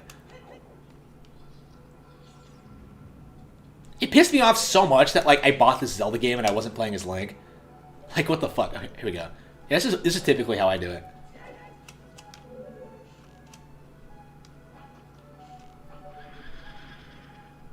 This is such a clever puzzle. I just love this so much. Oops, hang on. Fire the arrow, you idiot! All right. Yeah, the weird thing about this game and its aiming. Yeah, you know where to run now. Yeah, I actually grew up with this game, like playing this game on a really wonky N64 controller, like a really like beat up used one.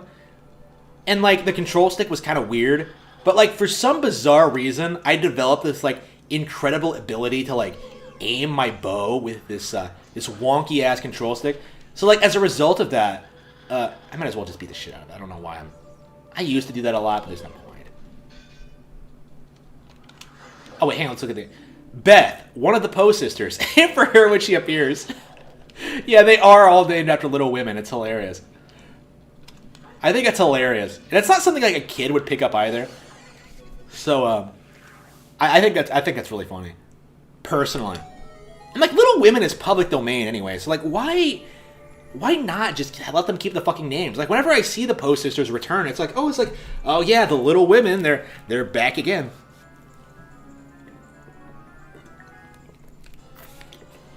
You found the compass.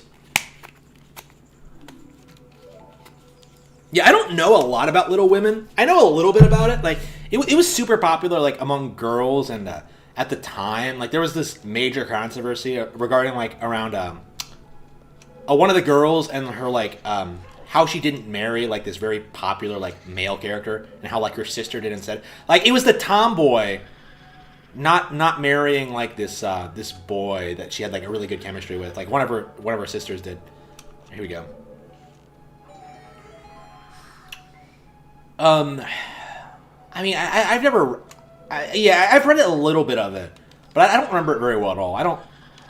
I like that. I like reading old stuff like that, but I think it's like, it's just not for me, honestly.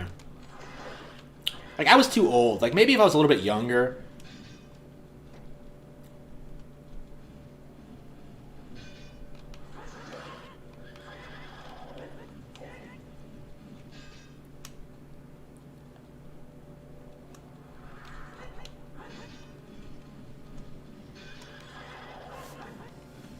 Yeah, like, give it another 100 years and, like, they'll be naming characters after Harry, Ron, and Hermione. Oops, here we go. I mean, to be fair, though, I'm already technically doing that with Hermione, because, like, Hermione's technically, like, a Shakespearean name. So you can technically, like, use Hermione and be like, oh, yeah, it's, I'm not naming it after the Harry Potter character. I'm naming it after this obscure Shakespeare name. And, like, people use Shakespeare names all the time, so, it's like...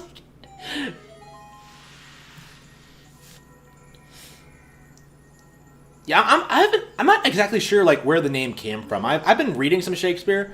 I read Macbeth. I've been reading. I just got through Macbeth at work, which was a blast, by the way. I love Macbeth. This is yeah, I've read it like twice in the past couple of years, and I think it's probably becoming my favorite Shakespeare play. I haven't read them all, so I don't want to like stand by that at this point. But I really like Macbeth. I just got like Romeo and Juliet. I'll be reading that again soon. Probably after I finish the anime, actually. Yeah, that really terrible, like, I don't want to call it terrible. I kind of love Romeo and Juliet, the anime. Like, it's so ridiculous. Like, you just can't help but, like, laugh at how ridiculous it is. Hang on, oops. Hang on, wait, should I... Yeah, Romeo and Juliet, the anime, is just weird for the sake of being weird. Just weird shit for the sake of being weird shit. I kind of love it. Like, I kind of love how ridiculous it is with, like, Juliet being, like, a swashbuckling, like, tomboy, and, like, Romeo, like, being the son of, like, a tyrannical overlord. I don't know what they did with, like, Mercutio in this adaptation. Like, I don't know why he's, like, King Montague's, like, Prince Montague's, yes man, like, instead of, like, Romeo's friend and confidant. It's been a while. It's been a while since I actually read Romeo and Juliet, but I recall like Mercutio being my favorite character. So seeing him done dirty like this is kind of a disaster. But on the other hand, like I really do like Juliet's characterization. I really do like her personality, and like they actually feel like she and Romeo actually feel like they have good chemistry together. I don't know. Like I feel like a lot of like adaptions of Romeo and Juliet like.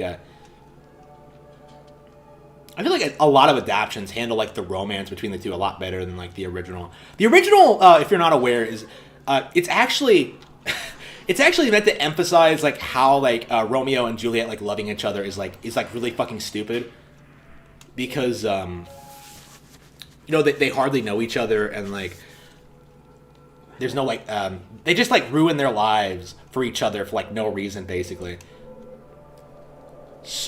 That's kind of the point. That's the tragedy of it, is that it was like it didn't need to fucking happen.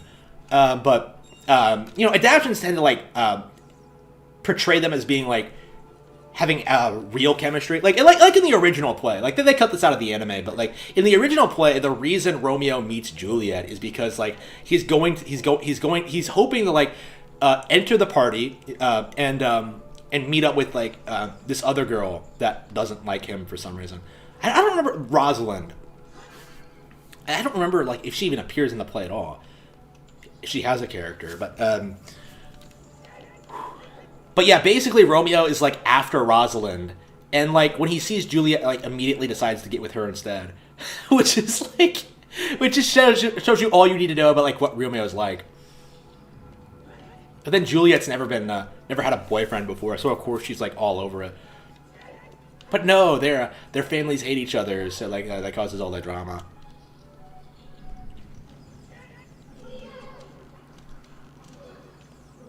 Like people often use that like as the fact that like Romeo and Juliet are idiots as like proof that they as the play isn't very good. But that's the entire point. That's what makes it great, actually. Like people like misinterpret that. People misinterpret that play a lot. I feel like it's been a while since I read it, so like I might be remembering things wrong. I mean, that's what I remember. Oh, hey, it's a... I hate it when you jump down there and you just jump down the hall. All right, here we go.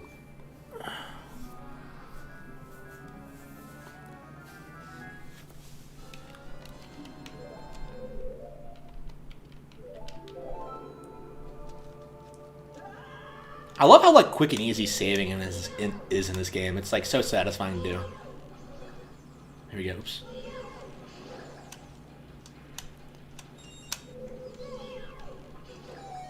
Oh, what?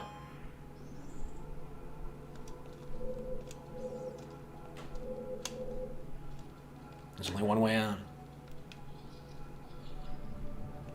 I love how you just like go around the temple like this. I just love it. It just feels like an organic environment.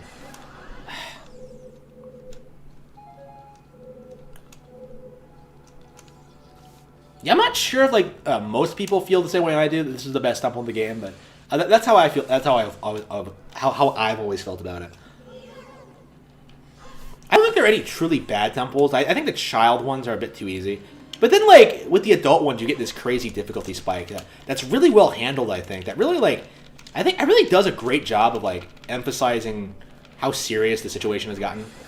Ah, here we go. It's a lot harder, but, like, by this point, yeah, it should be a lot harder.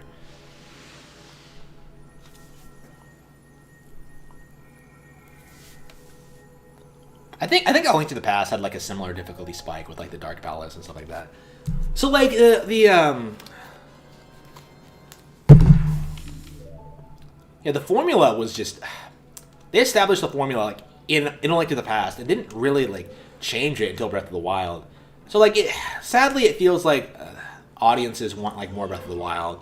So, like, we're not going to get, like, more stuff like this anymore, but... Hang on, wait.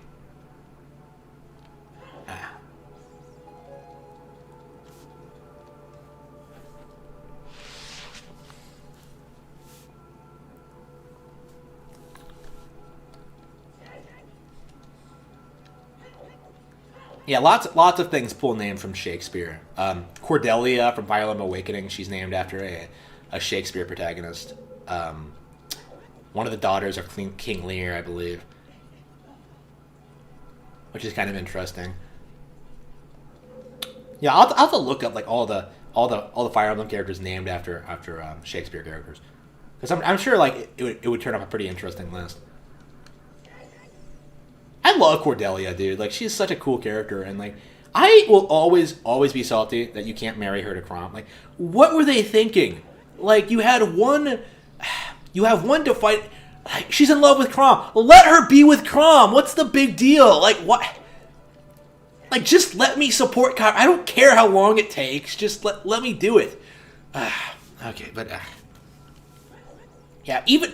yeah, Robin is such a great, like, top-tier matchmaker, can get with anyone he fucking wants, but, like, somehow, some way, he can't get, like, Chrom and Cordelia to hook up. Like, I don't understand this. Like, no matter how badly I wanted it, like, I legit could not figure out how the marriage system at work, because I could not understand why Chrom and Cordelia were not fucking. Like, it just...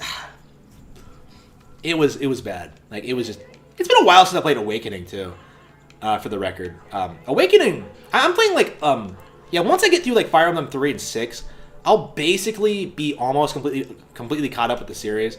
Like, I still have, like, 4 and 5 to get through, but, like, I think 4 will be re-released pretty soon. I would be very surprised if 4 was not, like, the next one they remade. After 3 Houses, like, took so many influences from it.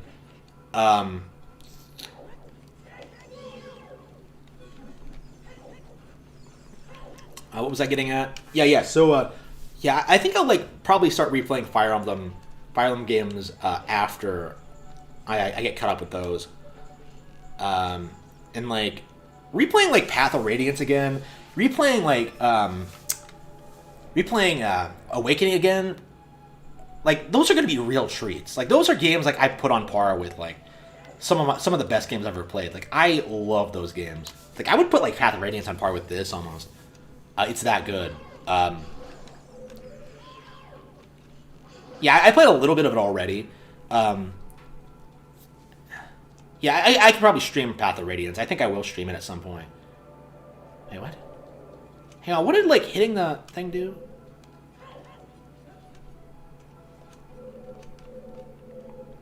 Yeah, I played a little bit of Path of Radiance again, and I was, like, shocked. I was positively shocked how good it was. Like, I was blown away by it. I was just, like, playing this game, like, after, you know, a long break from it. Like, I was just baffled by how much I was enjoying it. So, like, it really is, like, something special. It's, like, an incredibly well-paced RPG. It's about, like, 15 hours long, right? It's not long at all, but it is top-notch stuff. Like, amazing character drama, you know, great battles, really fleshed out mechanics, like, really unique battles. They actually, like, incorporate, like, different aspects, like, mission objectives into, like, the plot, like, in a satisfying way. Like, at one point you have to, like, protect, like, the Empress of Benyon from, like, pirates and stuff like that, and you have to, like, prevent them from, like, entering, like, the hold where she is, and stuff like that. you know, it's like it takes place across like 3 ships. Like you have like these boards crossing them, and you have to like manage your unit so they can take care of everything. It's great stuff. It is really really well made. Like I love like Awakening, but like I don't think it doesn't have anywhere near the same like level of quality like map design. Like no, not even close. And it is like I think it works to Awakening's benefit, but like when it comes to Path of Radiance specifically, I think like that aspect like makes it one of the best games ever made. Like I just think it's incredibly well made. It's such a shame that like Radiant Dawn kind of like dropped the ball with like the plot and stuff. Well, not the plot necessarily, with the gameplay aspect of the plot and just. Ugh.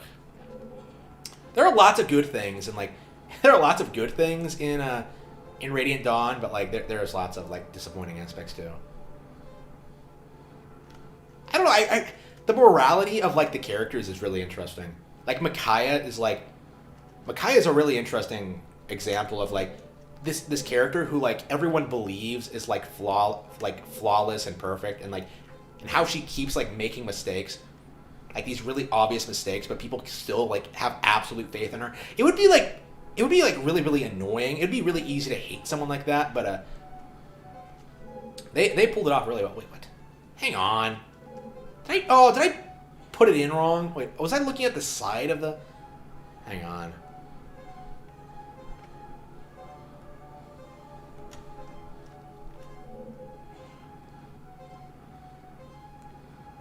Oh, I didn't put it close enough. Shit. The bitch feels so bad for me not being able to figure out this like 4-block puzzle. She gives me like 10 extra seconds. Wonderful. What do you think happens? Like, what happens? What do you think happens if like you keep failing? Like, does she just tell you to like go read a book? Go read Little Women, you pleb. Here we go. Oops.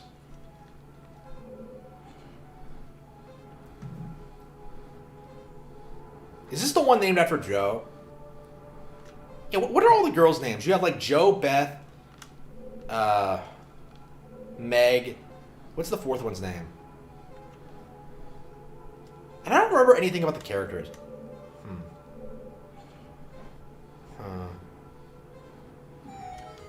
There we go. Amy. Okay, yeah, Amy. There we go. Yeah. For some reason, ghosts don't like being looked at.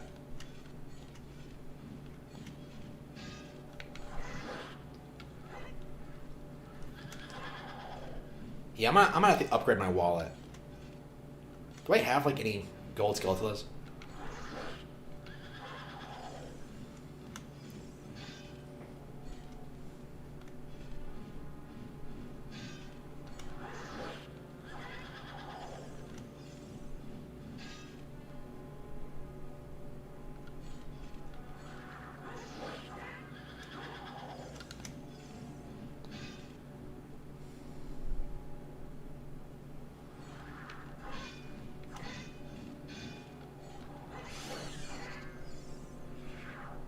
Ding.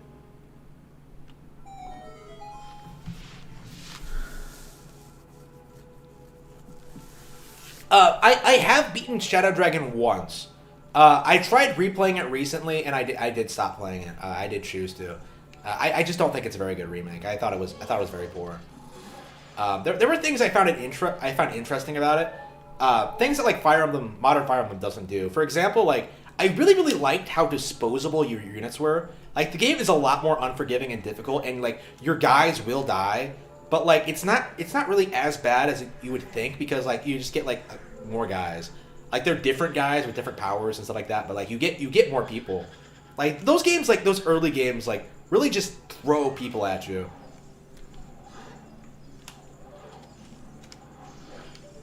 And Modern Fire Emblem isn't really like that. I think like Three Houses has like actually a pretty comparatively small cast compared to like a lot of the other ones.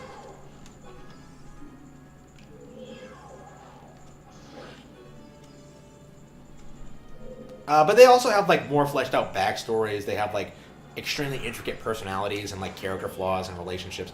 Like the old games don't really do that. So like, yeah, it really is like one of those cases where like the series feels like it's completely different now, and like there's good and bad with that. Like I definitely don't agree with like the plebs like who say that like, oh man, like Shadow Dragon was so much better than the old Fire Emblems were so much better than the new ones. That's not fair at all. I feel like I think they're both good. If anything, I think the new games are better than like a lot of the old ones. Like sure, like my favorite game in the series is a classic FE title, Path of Radiance, but like that's also like the 9th game in the series. You know, the one that came out long after like the creator left. You know, the game that didn't sell that well, that wasn't all that popular. Like, I mean, it's different, sure, but who cares? Like, Wind Waker is different from this. Like people like Spoony will try and tell you that like it's the exact same stuff, but no, it's not. It's not. Like Nintendo games, I don't want to say like games in general, because like this is why like Nintendo is superior, because like their games do change and evolve with time. They do become completely different. And yeah, there are things in old games that are different and people may like more than the new ones, but like that I don't know, they also have like more things going for them, you know what I mean? Here we go. Here we go.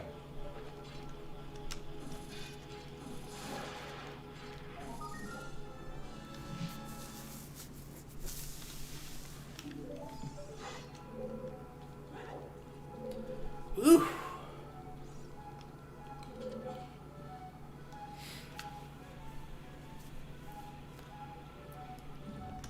And this room never made much sense to me. Like, how the fuck is Link so fucking strong that he can, like, push this entire room of, like, concrete... of this giant chamber made entirely of concrete, like, around in a circle. Like, it's not even like he's actively, like, applying force. Like, it's, he just shoves it and it goes spinning. Like, is there some kind of mechanism there?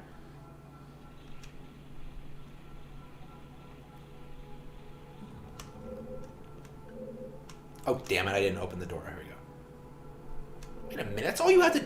Wait a minute. Are you kidding? You have to, like... How many switches are there? All right, hang on. Yeah, you really have to, like, push this thing around a lot before you find everything here.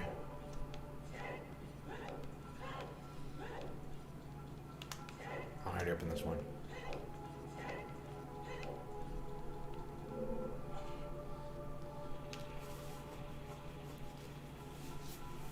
But yeah, I am playing FE3 right now. I managed to get a hold of like a perfectly legit DS copy of the remake for that.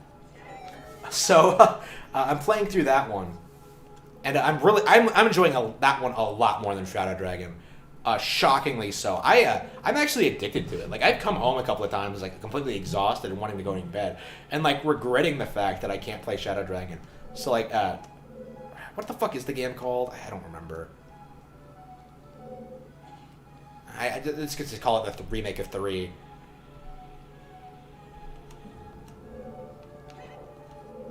Yeah, that game is a lot of fun. I like that a lot more than Shadow Dragon. Shame it never came out over here. Oh, I mean, of course it came out over here. That's how I have my copy for DS. Oof.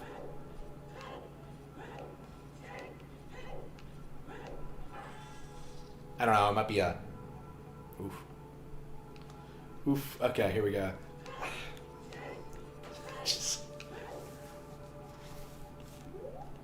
I love how, like, you expect to see the boss right away, and then, like, you don't really see anything.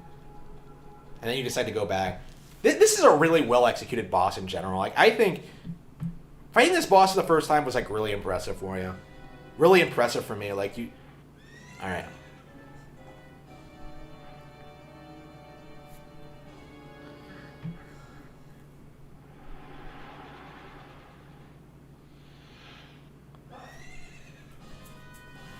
Evil Spirit from Beyond.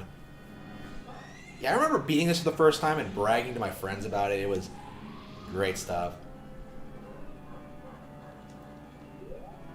Yeah, I remember fighting this boss for the first time and not knowing how to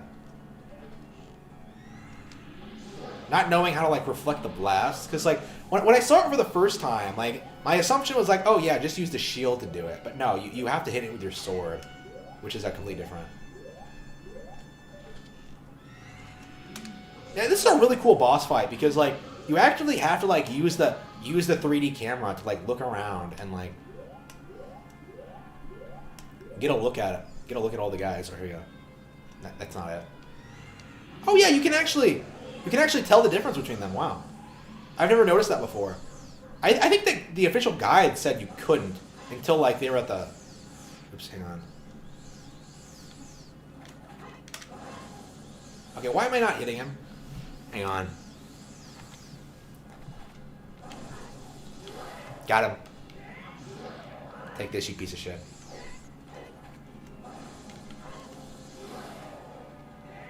And this game is really, really good. It really holds up really well. Stunning, stunning game. Here we go. Why am I? Yeah, funnily, yeah. You have to get the timing down too. In the later games, you don't. I don't even think. I think against Ganondorf you do. Here we go. There we go. Oh, do you have to be standing still? Is that it? Here we go. Yeah. He actually got hit there. Wow. Yeah, I think A Link to the Past is a lot harder than this game, in general. Like when it comes to like the average boss fights, but I don't know. There's something like epic about this too. Like both of those games are something special. They really are. I love this game. I remember like struggling a lot against this boss. Because I couldn't get this timing down, even after I figured out how to do it. Oh shit, yeah. He's beating me more than I'm beating him. Alright. Here we go, yep. I think I just got lucky there.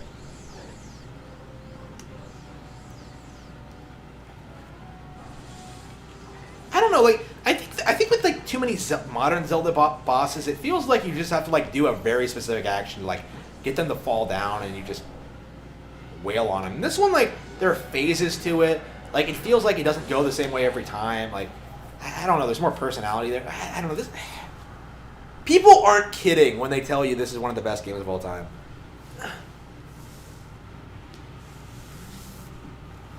And then Ganondorf starts threatening you. You may be gaining some slight skill. Yeah, atmospheric is a really good... Yeah, it's a really good way to describe it, yeah. I feel myself being enveloped in this world. I will banish it to the gap between dimensions. So he's sending it to another dimension like Frieza in Dragon Ball Z. I'm gonna destroy you into another dimension.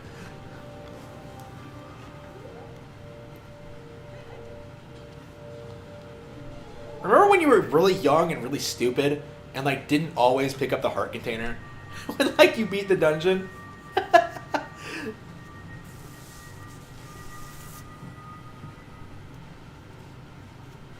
Yeah, this game is pure soul, like, from start to finish. Like, we were having this conversation on 4chan, like, today about, like, No More Heroes, and, like, I brought up just how much, like, really good developers, like, really make you care about the game and experience.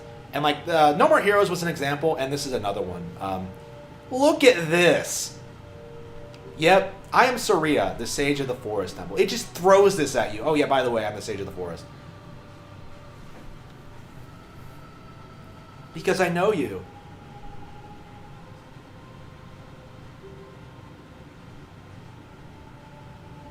No.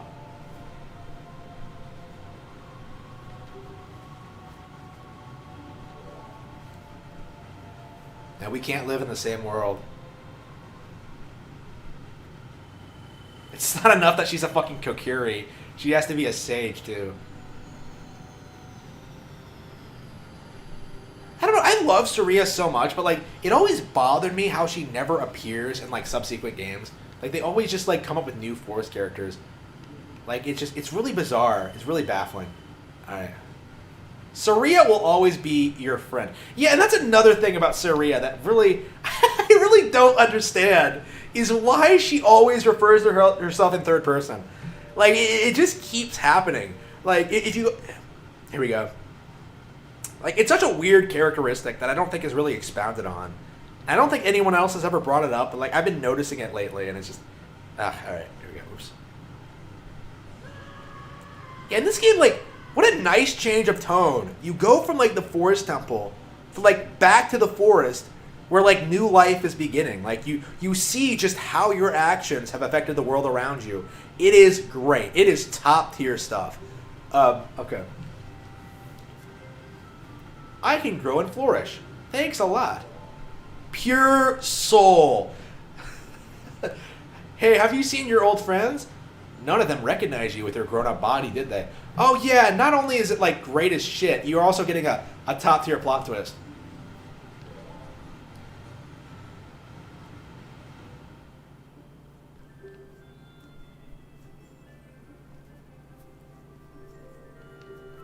But I'm actually a Hylian. Okay. Ah, yes. Some time ago, before the King of Hyrule unified this country, there was a fierce war in our world. Yeah, I'm sure there was.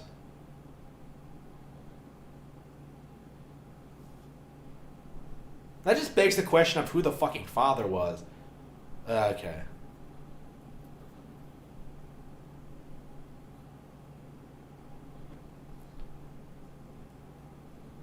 I don't know. The fact is, the Zelda timeline is like so convoluted at this point. Like, I have no choice but like to acknowledge that like it's all just completely nonsense. They just made the entire thing up. Like, none of it makes any sense at this point. Like, are we really supposed to believe that like Skyward Sword took place like before this, and that's how they forged the Master? No, fuck that.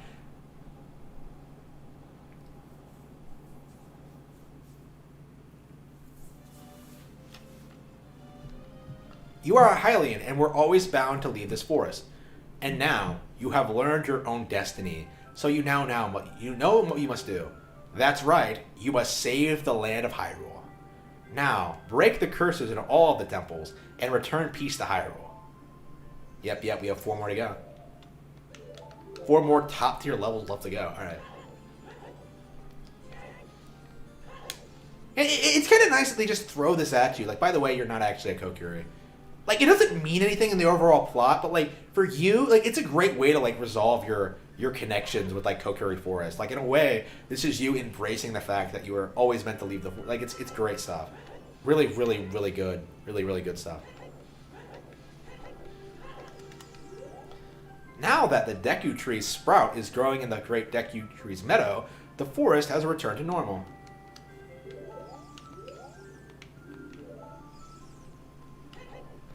Yeah. First of all, I'm gonna get a bigger wallet. Cody, I wonder if you'll ever come back. I love how like everyone around you like actively like misses you and like thinks about you all the time. It's great stuff.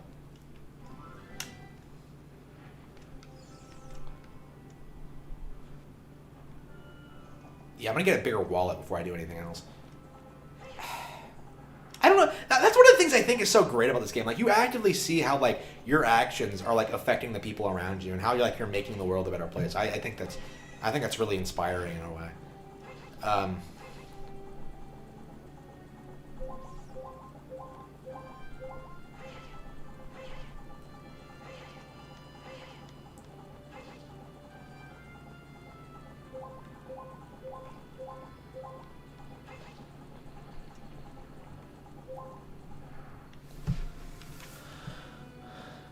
Yeah, I always like the Kokiris a lot more than the Koroks. Like, I would have minded the Koroks if like they were presented as being like a completely different species than the Kokiri, but like the Great Deku Tree in Wind Waker specifically says that they are actually meant to be an evolved form of the Kokiri, and I'm just like, wait a minute. So are you telling me like Mido has like evolved into one of those things? Like, it's just over like just a couple of 100 years, no less. Like, how does evolution in Zelda work?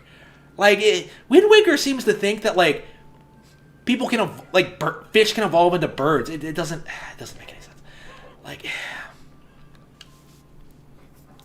Wind Waker seemed to love, like, the whole, like, oh, evolution kind of thing. Oh, here we go. Oops. Here we go, yeah. I thought you only needed 10. The curse has been broken. Thank you. Here's a reward for you. You got an adult's wallet.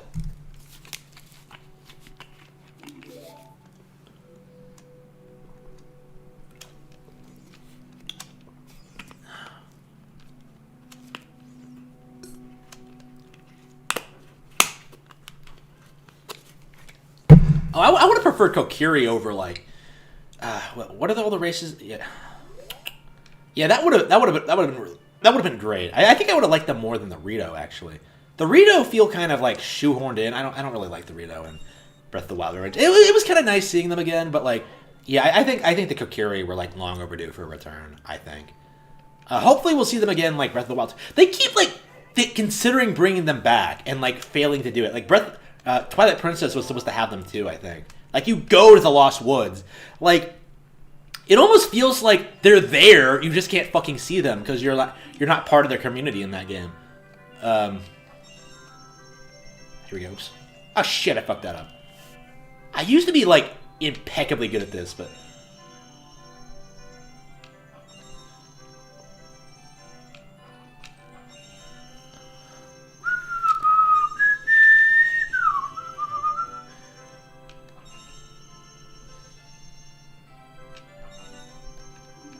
yeah, he's gonna let me try one. I don't get what's with this guy and like giving you one free try if you miss one. Like it's oddly generous, but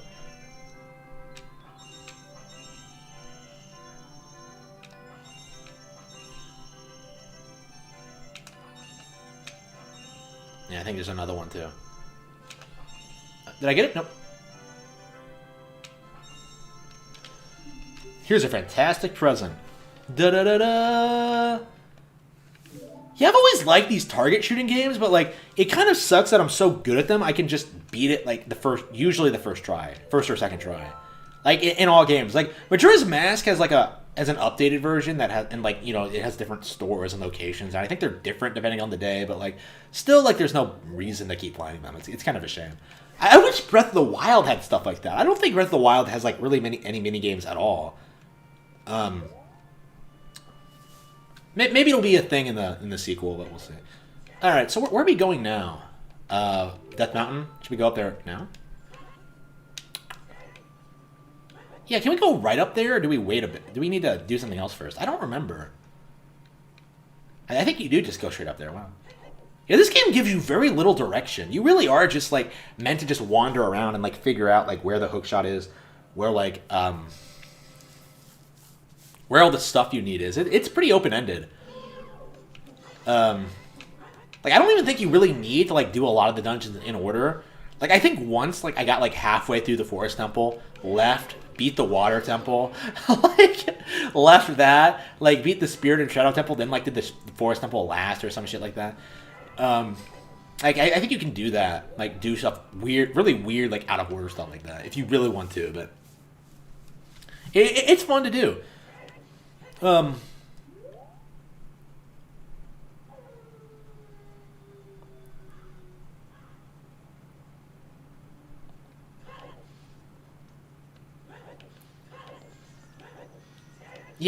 I hope that like Breath of the Wild 2 adds more races there. It would be kind of cool if like they just now you can like see the Kokiri and now you can hang out with them. It wasn't. I thought it was the Minish that they were going to add in, like specifically the Minish, and then they cut them out. I could see them coming back in Breath of the Wild 2. Yeah, I would like to see like a lot of these Zelda races coming back. Like, how cool would it be to like, just see a Sub-Rosian come back or something like that? Here we go. Oops, shit, hang on. Yeah, Kokiris are... I love Kokiris, so I would love to... It's going to be great when they do appear again. If they're considering it, like I think it's going to happen eventually, which will be nice.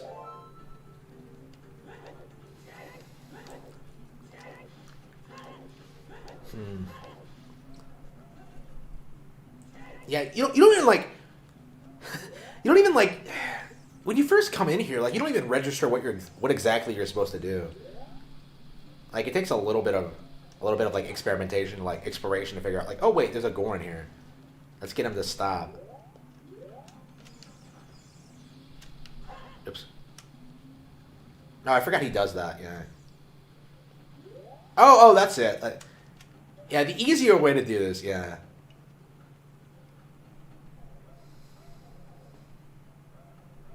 Yeah, I think traditionally I threw it at him, but I think this is easier. Yeah, how did I do this last time? I actually don't remember. Yeah, there we go. Got him. Easy. Easy peasy. How could you do this to me? You're Ganondorf's servant. Hear my name in Shumble. I am Cody, hero of the Gorons. I love how, like, Darunia named his son after you. That's so fucking badass. It's so unexpected, too. You must be the legendary Dodongo Buster and hero.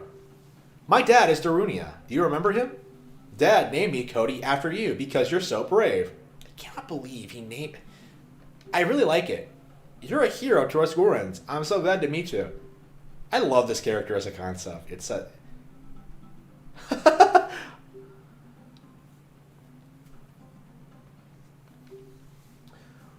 Went to the fire temple. A dragon is inside.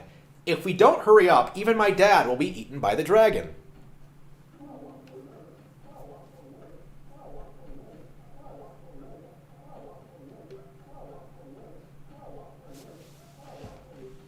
A long time ago, there was an evil dragon named Volgia living on this mountain. That dragon was very scary. He ate Gorons. Using a huge hammer, the hero of the Gorons, Boom, destroyed it just like that. This is a myth from long ago, but it's true. I know, because my dad is a descendant of the hero. But boo-hoo-hoo.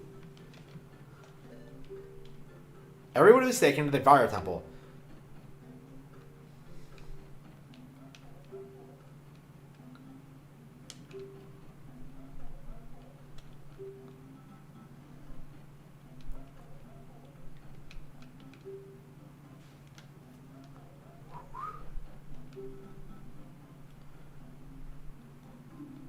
I'll give you this heat-resistant tunic.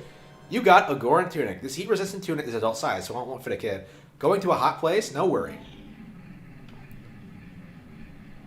Yeah, I love this section of the game. It's so cool. I remember, like, as a kid, like, I had these conversations with people who would, like, who were, like, wondering what would happen if, like, you didn't save all the Gorons, like, if you just, like, ignored them. Apparently it's not, like, not actually possible, but, alright, here we go.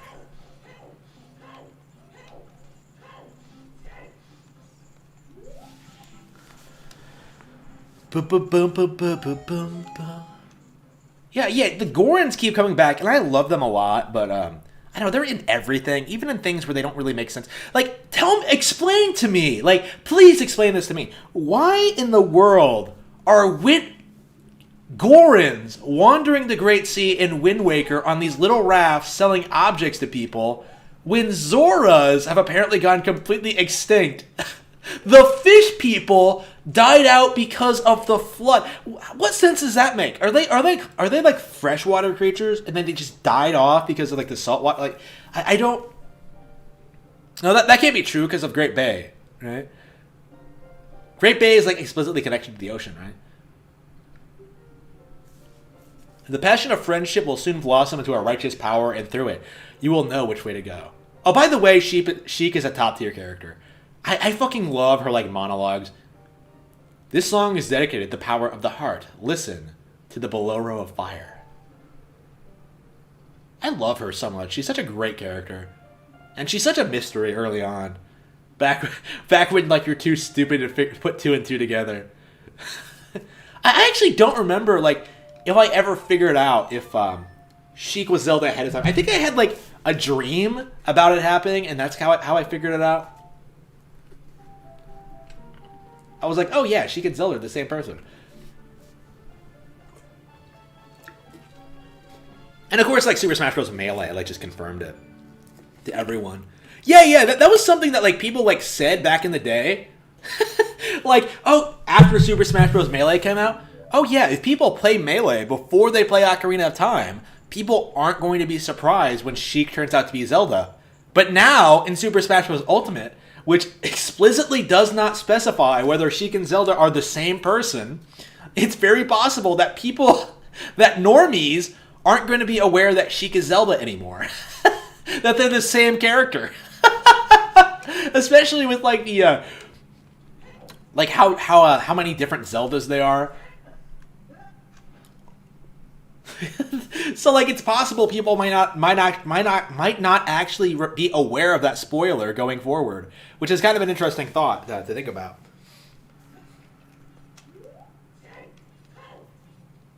Yeah, because it hasn't gone on to be like to become like you know, a Star Wars style like Darth Vader reveal. It's just a fact about the character that everybody knew at one point.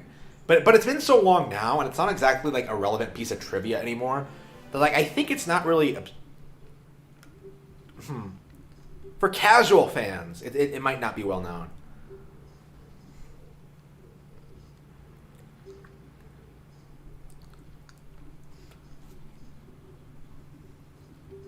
On top of that, he is going to feed my people to that evil dragon as a warning to other races that might resist him. Uh-oh, don't resist.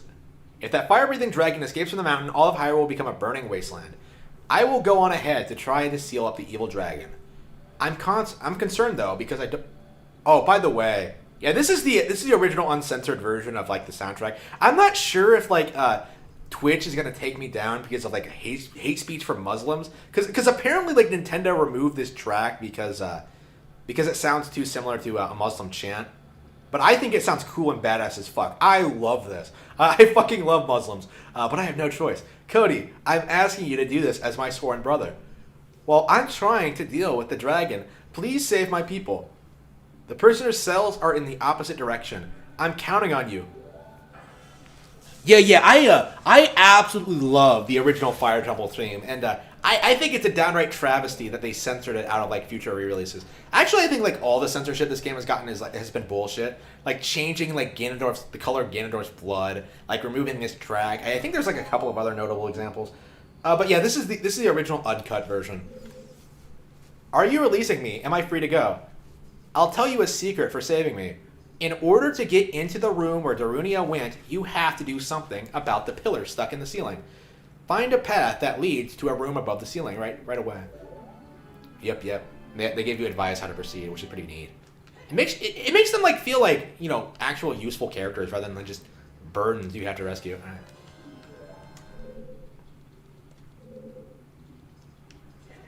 Yeah, I'm not sure what like the new soundtrack sounds like. I think it's like the same thing, just without the chanting, which you know is what makes it cool and badass.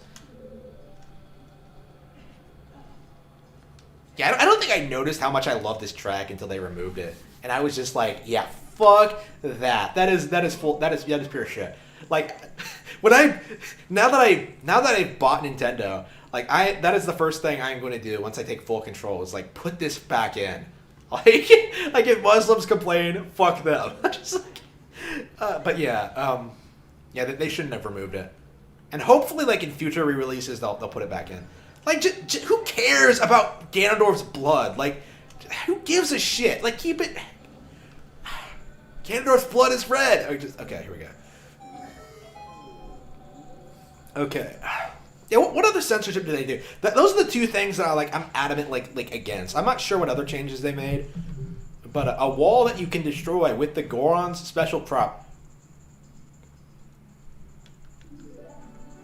For the longest time, I never understood what the fuck the Goron special crop was.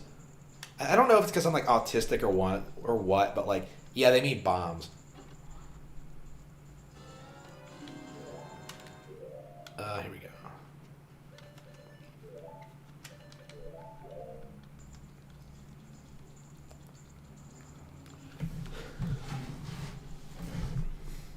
I can't believe it's that late already. Shit. I feel like I just got up.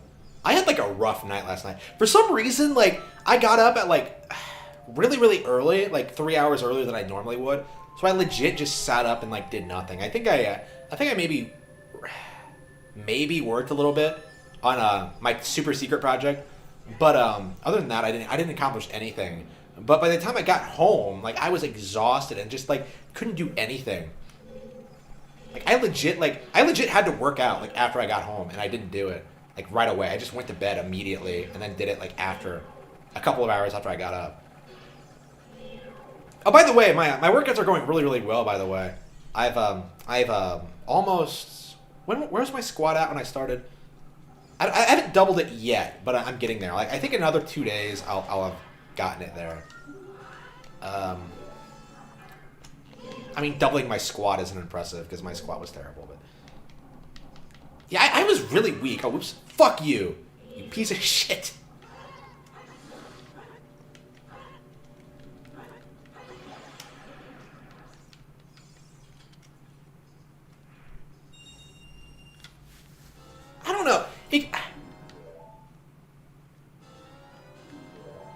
things I don't like about like the likes in this game. Like, why don't they just take it permanently? Like, why if you kill them and take it back, like that kind of takes away the whole like risk of like dealing with these things, right?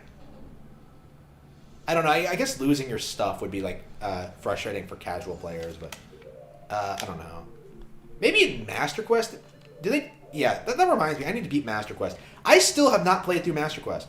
I don't know what it is, but like for some reason, I just don't want to do it.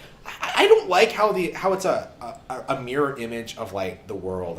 I don't like that. Like if I had my way, I would have just had like the redesigned dungeons and just kept it like, you know, the standard game. Like why flip it? Like I can't stand mirror mode shit. It just pisses me off.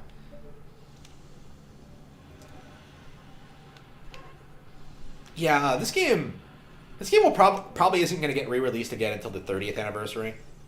I would say, like, people are talking about like an anniversary collection for Zelda. I don't think so. Like, I think we'll see like anniversary releases for like specific games like this. I don't see a reason to put this in another collection. Like maybe on Zelda's like 50th anniversary, like a really notable one. But like, yeah, you know, releasing shit like on the 30th, 35th. 40th, 45th, like 50th. I don't think that's gonna work. Like All Stars didn't get re-released until like it's Mario's 25th anniversary. So I think, yeah. How old is this game now? Let's see. It came out in '98. Yeah. See, so it is over 20 years old. It's not quite 25. Yeah. When did it come out exactly? Yeah, I want to say it's like 22, 23 years old. And it's still like way better than most shit modes today. Shit, it's like still the best game ever written. It is 23 years old, and it's still one of the best games of all time. Like, if not the best, I think. Oh fuck, I always forget the key shit. Actually, I can't remember the last time I forgot the key. Normally I get them right away. Alright, here we go.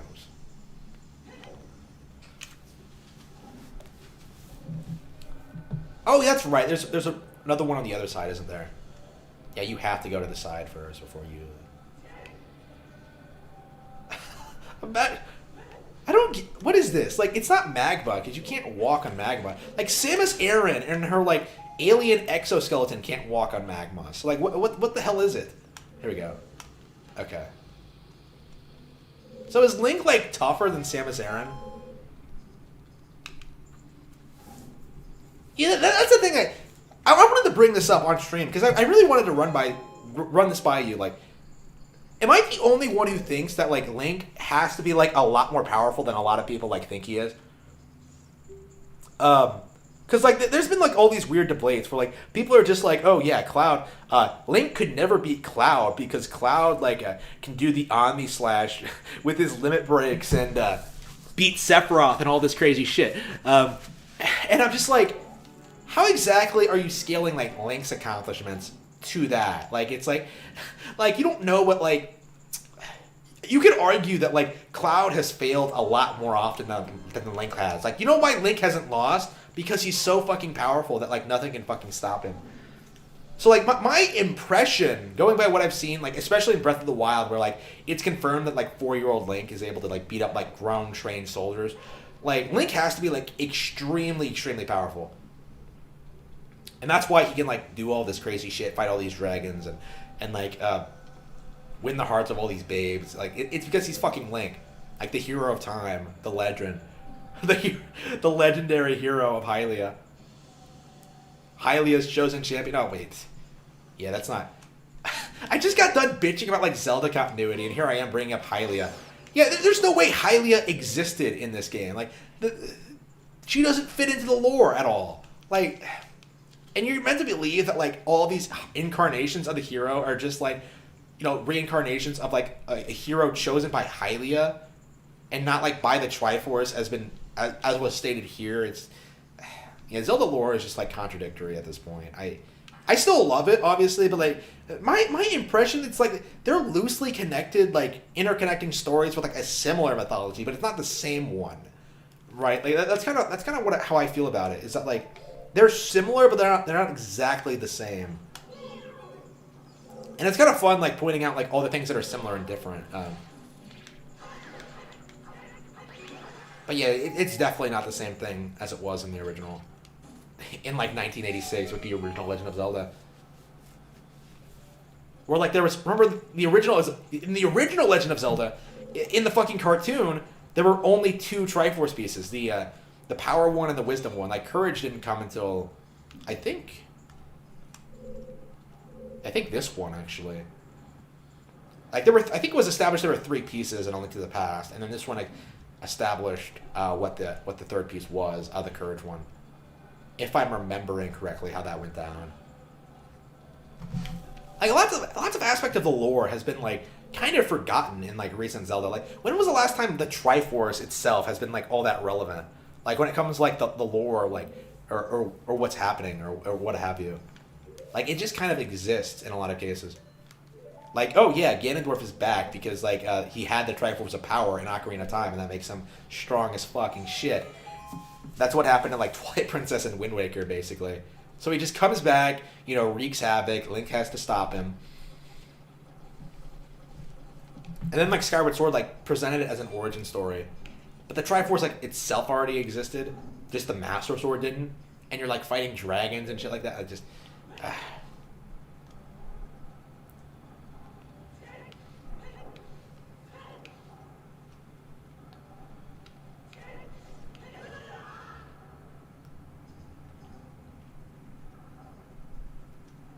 I saw a dragon that reminded me of like the creepy ass Skyward Sword dragon a while back, and I can't remember what the fuck it was from. I can't remember what was it. Was it on stream when I was talking about that? It was some dragon that I like encountered in like something, and I just brought up the fact that like, oh yeah, it's that creepy Skyward Sword dragon again. Like I don't know what the fuck it is with that thing, but it is like the creepiest. It is the most. It's meant to be one of the good guys, but it's like the most unsettling creature I think I've ever seen in my life. There's something about it that just cannot stand. In this temple, there are doors that fall down when you try to open them. One of these doors starts to fall. Move.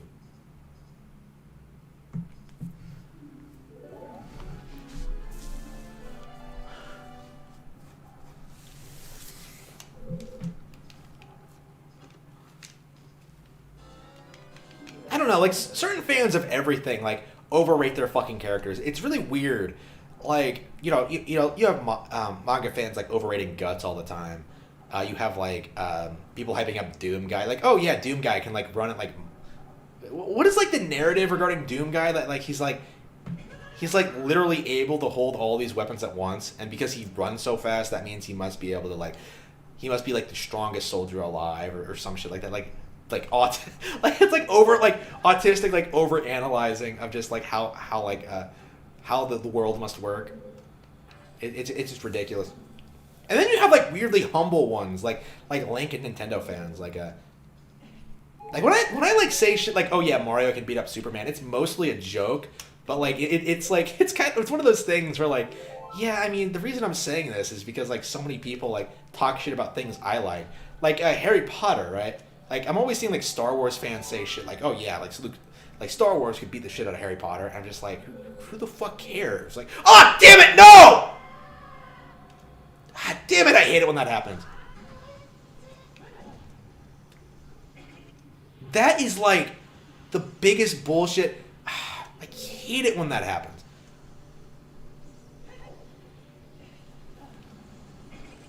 Which way is even the right way to go? Hang on. Oh, do I not have the map yet? Wow.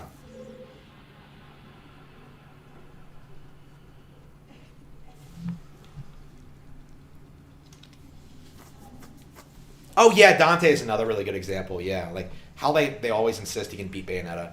Like Video Game Lover 58 will do that. Did I have a comment saved on my computer from him, like regarding that very subject. Hang on, let me look it up so you can. Hang on, this is something I really wish was people. Hang on, Bayonetta. Hang on, where is it? I'm gonna read it aloud for you. I can't show it on stream. Hang on. Yeah, where is it? Hang on, is it on my downloads? Pictures? it like sums up like not only Video Game Lover 58, but like Devil May Cry fanboys in general. Like their weird autistic hatred of like other action games. I don't understand it. Let me see here.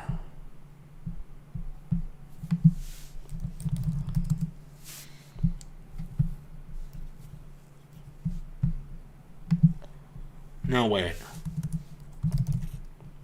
Oh, yeah. Dante shits on Peter.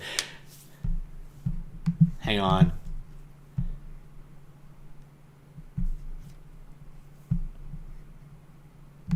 No, that's not it. Was it from Video Game Lover 58? Did I... Basically, like, the idea was that, like, he told me that like Dante would beat the shit out of Bayonetta and then make him suck his cock, and I was just like, what the fuck? What the fuck? What the fuck, you idiot? Like it's yeah. Dante, like, Devil May Cry fans are a really good example of that. It's a big reason why I hate them so much. Like they're so delusional. Like Dante's so strong, nothing is like a threat to him. It's just, it's ridiculous. Yeah, Dante's a really good example. Yeah, I don't feel like Nintendo fans do that all the time. Do that all that often. Like, I think I used to do that with, like, Ike. But, like, I really fucking liked Ike. But even then, like, Ike can, like, canonically die. You know what I mean? Like, it's just... here we go. Oops. Oh, come on. We're gonna have to go back up here. Shit.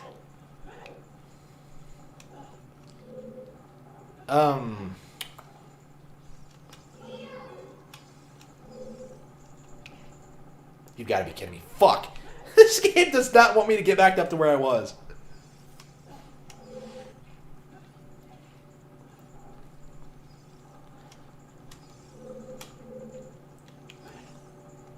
Yeah, Dante fans are annoying. I'm trying to think of who else does that.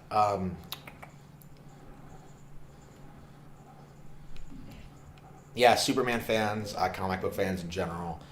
Dragon Ball Z fans are very adamant. But, like, when it comes to, like, Dragon Ball fans versus, like, DC fans, I feel like Dragon Ball fans can generally back up their bullshit. Like, DC fans will, like, tell you all this crazy shit, like, oh, man, Superman sneezed once and he blew away the solar system. You meant to think your measly Kamehameha wave will do something to him? And I'm just like, well... Batman can beat the shit out of him while in armor. Well, that's not canon. That's in the movie. Like, I don't know. Like, comic book nerds are like the most inane, just pathetic people imaginable. Like, I remember I had someone like try to explain to me like how Peter Parker and Mary Jane weren't married anymore. like someone he was trying to explain like One More Day for me. And it was just like one of those things where it's just like, wow, comic books are really fucking stupid. Like, it's just hard to take them seriously when you're told that, like, oh yeah, Peter Parker, like, the most brilliant minds in the Marvel universe can't bring Peter's Aunt May back to life. So what he has to do is he has to make a deal with the devil to give up his wife so that she can live for like another 5 years before she dies for real, because she's always dying in the fucking comics. It's like, what? Oh, wait a minute. Oh, I didn't even have a key, so I came down here for nothing? Yeah, I don't watch Linkara anymore, but, like, he's, like, the reason that, like, I'm kind of familiar with, like, some of these weirder plot elements of, like, comic books. I guess props to him, because he makes it, like, somewhat digestible for, like, normal people to read this shit, but... Yeah, comic books are dumb. Like, the continuity is all over the place. Like, the characters aren't interesting. Like, the art isn't even good. Like, what's the appeal of comics? Like, manga, I think, is, like, objectively superior, I think, from an art form. Like, you get more variety, you get genres, like, you get different genres. Like, the art is better, like, the storylines are better, the characters are more interesting. Like, I don't understand, like, how the comic book industry has continued into, like, 2020 with, like, the ridiculous... 2021 with, like, the ridiculous shenanigans they pull all the time. How they handle certain situations. Oops.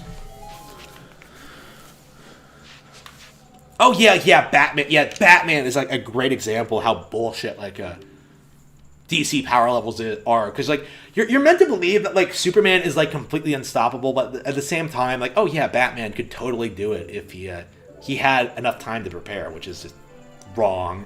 Like, I Batman should not even be a member of the Justice League. Like, Batman should be like relegated to a small hole in Gotham, like beating the shit out of street thugs, because like that's all he's good for. Like he can't hack it in the Justice League.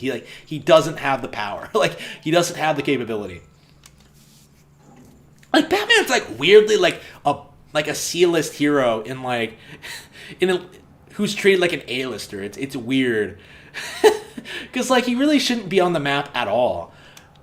Like, if we're going by like My Hero Academia logic and how like you need to have powers in order to like to keep yourself relevant, it's just, well, he doesn't have powers. That's what makes him cool. That's what makes him inspiring.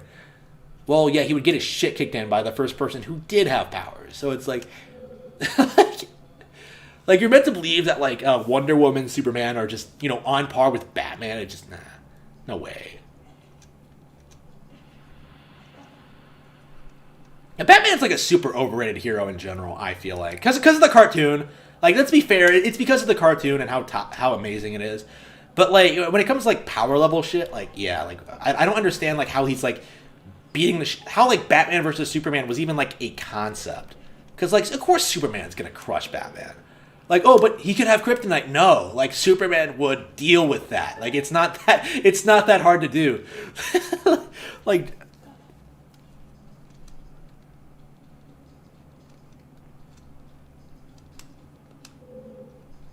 yeah, where are the keys?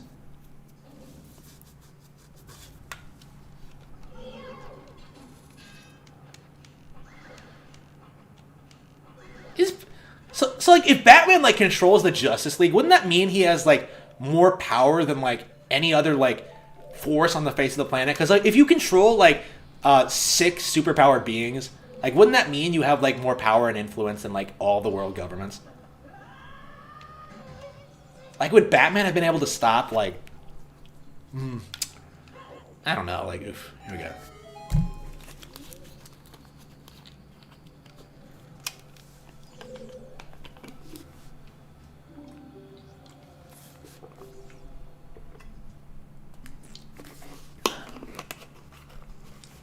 Arrows won't hurt them. Looks like you might need some of the... No, you...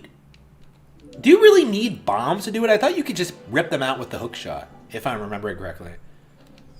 Oh, here we go. Okay.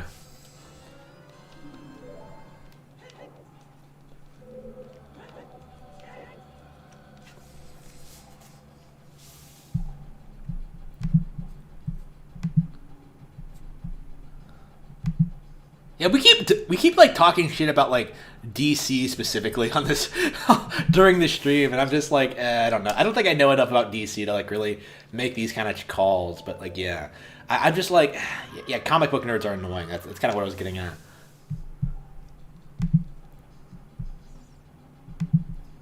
Batman has a lot of money. Well, what if somebody else had more money? Well, Batman would outsmart them. What if that guy was smarter than them? Well, that person doesn't exist. Like, it's just, it just never ends, you know? Oof.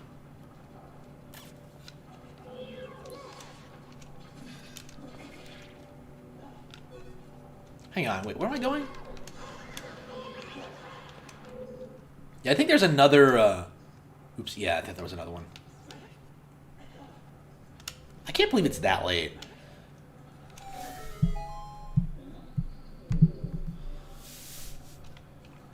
All right, yeah, I gotta get that one open before I do anything else.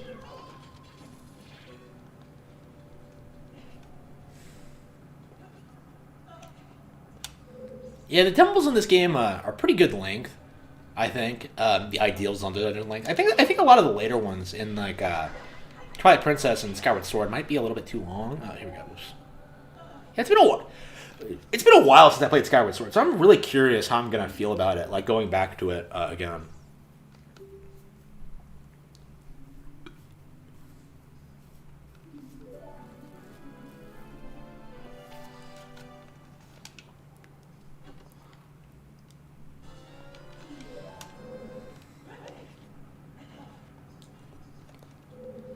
Yeah, the best thing about like Skyward Sword getting re-released, I think, is that like a significant chunk of the gaming public is no longer going to be able to pretend that they can't figure out how to play it, man, or like it's not a very good game, man, because it's not. It really is like a great game that was written off really for being on the Wii, for emphasizing like the Wii's unique strengths that really put it above games like Mass Effect, like Dead Space, like Skyrim, like Dark Souls. Skyward Sword was a fantastic game that was underrated, criminally underrated. I don't understand how that jump works. Like, I've never been able to figure that out. Like, I just keep nailing it. Like, it looks like he just stretches his... It's like he just clips onto it. It's really weird. All right. I love the hallways in this area, too. They're pretty cool. I'm not sure what this is supposed to be. Like, just... Oh, I thought that was the one that... Hang on. The one that fell on you, but I was wrong. I didn't even check it before bombing it, but alright.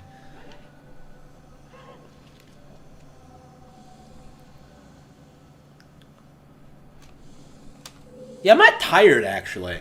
I've noticed this a little bit in the past several days, I think, is that I'm actually feeling like I'm getting my strength back. Like, I'm not exhausted like I used to be, like, this time last year.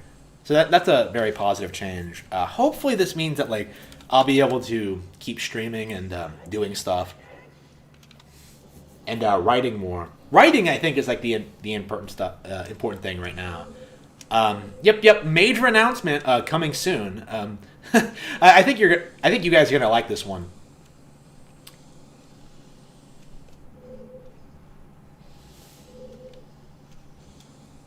Those of you who like manga in particular, I think will enjoy this one. Here we go. Oops. Ah, shit. Oh, it's not Lauren Frey, by the way. I didn't put like 50,000 words into Lauren Frey over the past day. Like, no, it's something else. Something actually, I think I am in a way like more excited about than Lauren Frey at the moment. I mean, I don't want to talk shit about Lauren Frey. I don't know. It's just like a new way for my writings to be experienced. That's oof. On a more regular update schedule too. Oops, here we go. But shit, hang on. Why do I keep botching this? Damn it! Oh well, that was close enough. That was good enough, Link. Nice try. You screwed it up, but you still won. All right.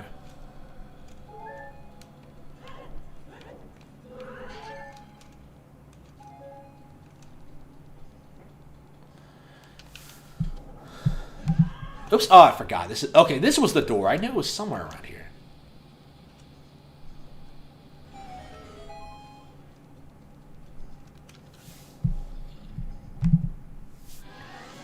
Yeah, here are the... Yeah, he said use the bombs, but I swear it was the hook shot was better. Yeah, it is better. What the fuck is he talking about? So, like, he wants you to, like, lay a bomb down and, like, throw it at him? Instead of just, you know, ripping him out with the claw shot?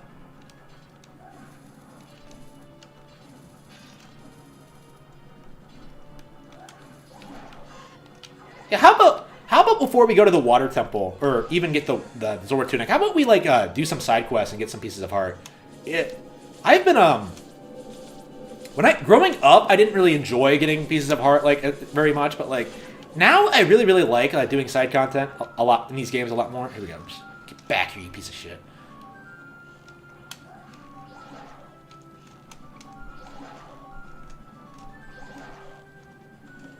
Hang on. So yeah, let's go. Let's try to find some pieces of heart after this. Why is the flame color changing? What does that mean?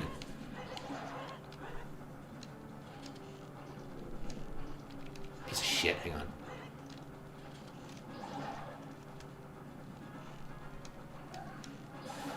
There, oh shit! Here we go. Oh fuck! You got him.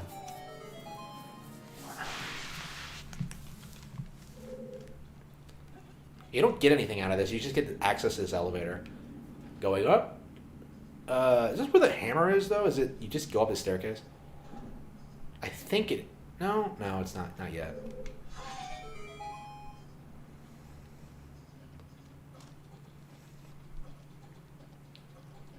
Oh, no. I mean, I guess this is like the beginning of, like, 3D puzzles, so they're still trying to... Oh, shit. So Oh no, how am I gonna do this? How am I gonna possibly? How am I gonna possibly get up there in time?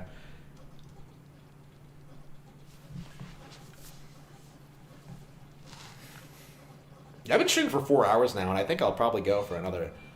I don't want to say another 4, but like a while. I don't know. Like the only reason I would stop is because if I wanted to do something else. And honestly, like I really want to get through this game this weekend. Here we go. Yep, here's the stairway. I really like. This is such a simple puzzle, but I really enjoy it. Fuck! You gotta be kidding me.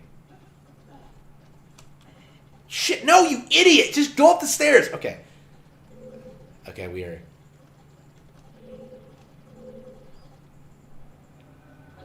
Okay, let's try this again. There's a lady who's sure all that glitters is gold, and she's buying a stairway to heaven. All right, there we go.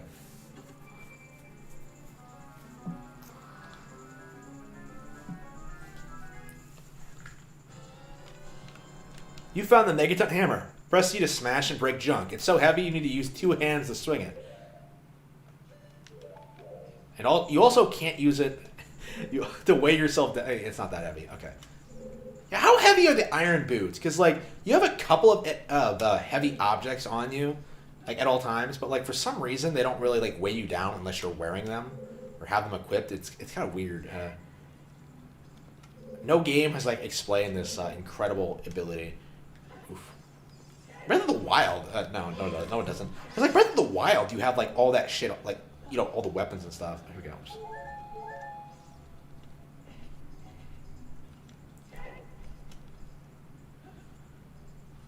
Yeah, it's a mystery where Link keeps all those objects.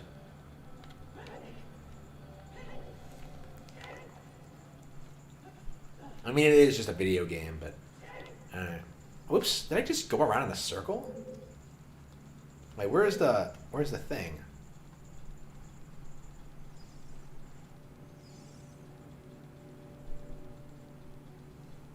There it is. Okay. Yeah, so that's oops. Oh, that wasn't it. I thought that was the I thought that was the one where you hit the thing and it just goes straight down to the. Is that a while later? Oh, here we go. Yeah, here you do this first. That is pretty badass. Look at that. Ding.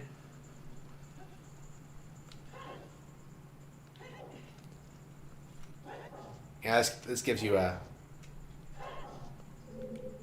This gives you a couple of opportunities to learn how to use your new. Wait, what?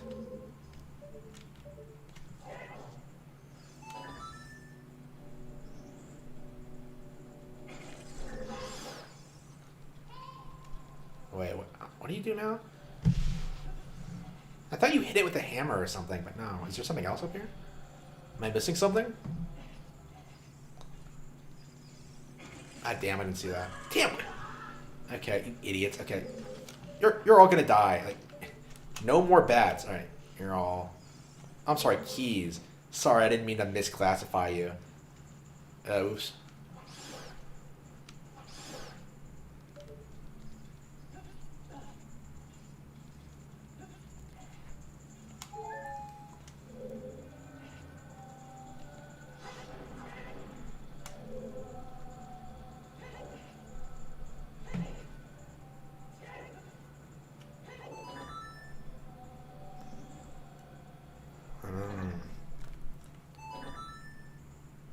How do you hate? I feel like such a dummy because I think like this is one of those really easy pieces. Not even really a puzzle. I'm just being an idiot. All right. If only had that. If only had that like worthless stick from A Link to the Past, so I could just like lay a block there and just move on with my life. Here we go. What's up here?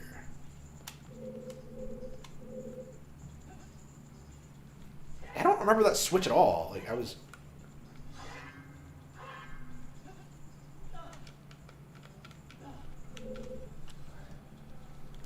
Can I hit it again? Hang on. Yeah, I definitely remember just moving on. Right?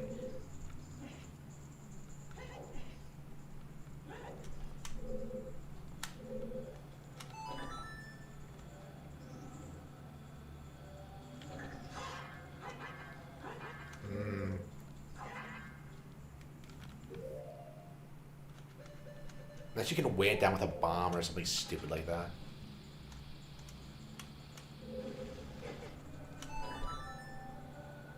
Which I really doubt, by the way. No, I didn't think so.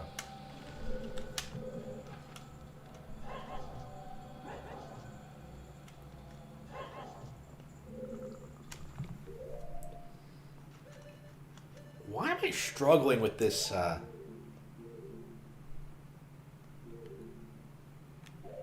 this puzzle that probably isn't all that difficult?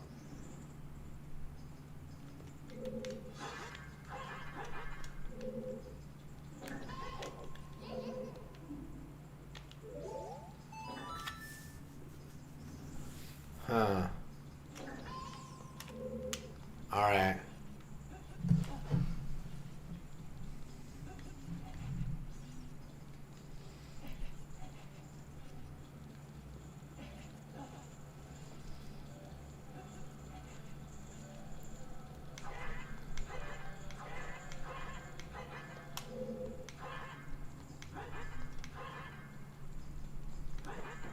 Should I just go back? Am I missing something? I don't think I am, but... I don't remember going back. No, I think you are supposed to just go forward. Yep. I don't even think you can go back.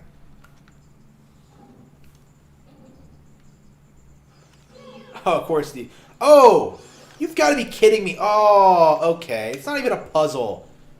Boo! Bullshit!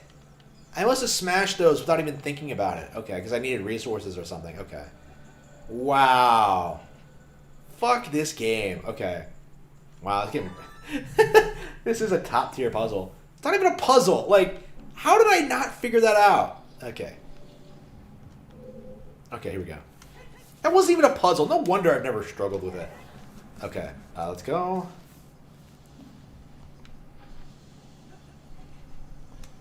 Yeah, if I remember correctly. Oh yeah. Once you get the, you have to drop the pillar and then get the boss key. Yeah, thanks a lot, Navi. I kind of spotted that for myself.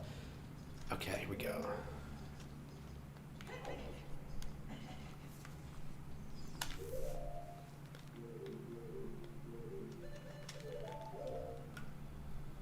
Yeah, people give Navi a lot of shit. Like, I generally really like the character. She's not intrusive at all. Like, I don't know what was with that weird narrative among like Newgrounds creators back in the day that like she was annoying when she wasn't. It was just something a bunch of like idiots like Ego Raptor came up with. Navi is like perfectly reasonable. Like legit, like probably one of the reasons like this game is so accessible to newcomers is because she's so well utilized. Like most people don't really get stuck in this game because of her.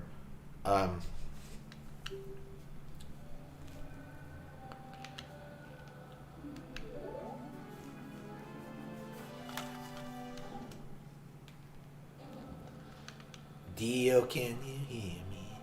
Okay, here we go.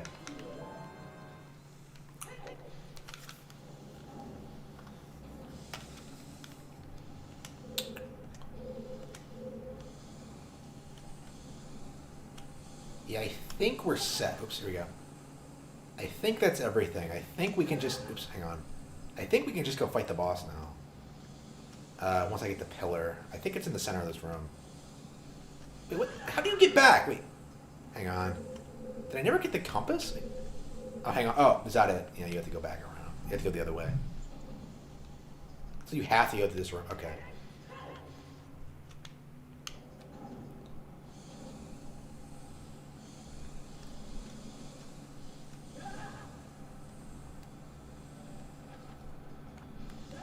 Wait, what? The fuck? I thought you could kill it. Like, I saw those faces, I was like, oh yeah, you could probably smash them, but no. Because I knew you didn't have to beat it to beat the dungeon, but I thought there might be something up there. It might do something. Alright,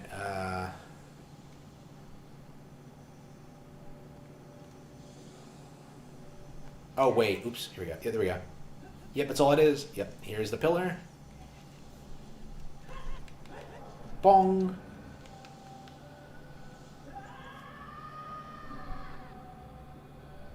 I gotta love how this, like, surface doesn't... There's so many, like, long falls in this dungeon, but for some reason, none of them seem to hurt you. It's kind of ridiculous. All right.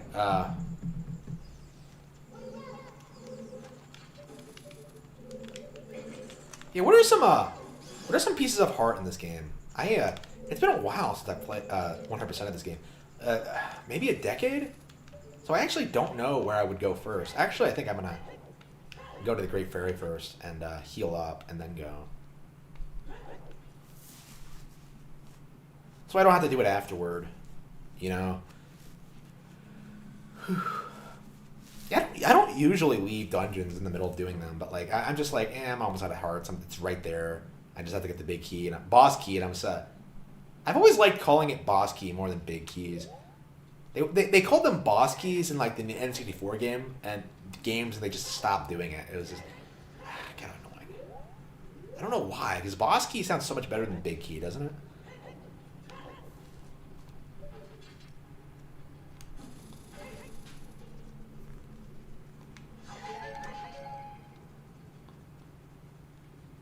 I don't get why there are two Great Fairies right next to each other. That kind of bothers me. Like, why don't you bitches just go somewhere else? Okay. Unless it's the same one, and they're just... No, I think she specifically said she's not the same one. Okay.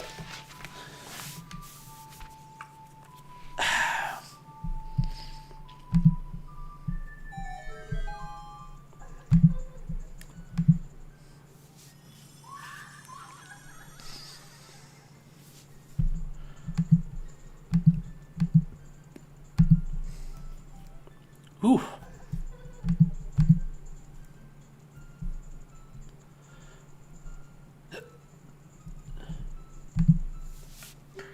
Great Fairy of Wisdom. I'm going to enhance your magic power. Hello, hello. Receive it now. Da, da, da, ba. This is what doubles her magic meter, isn't it? Yep. Ah, yes. Yes.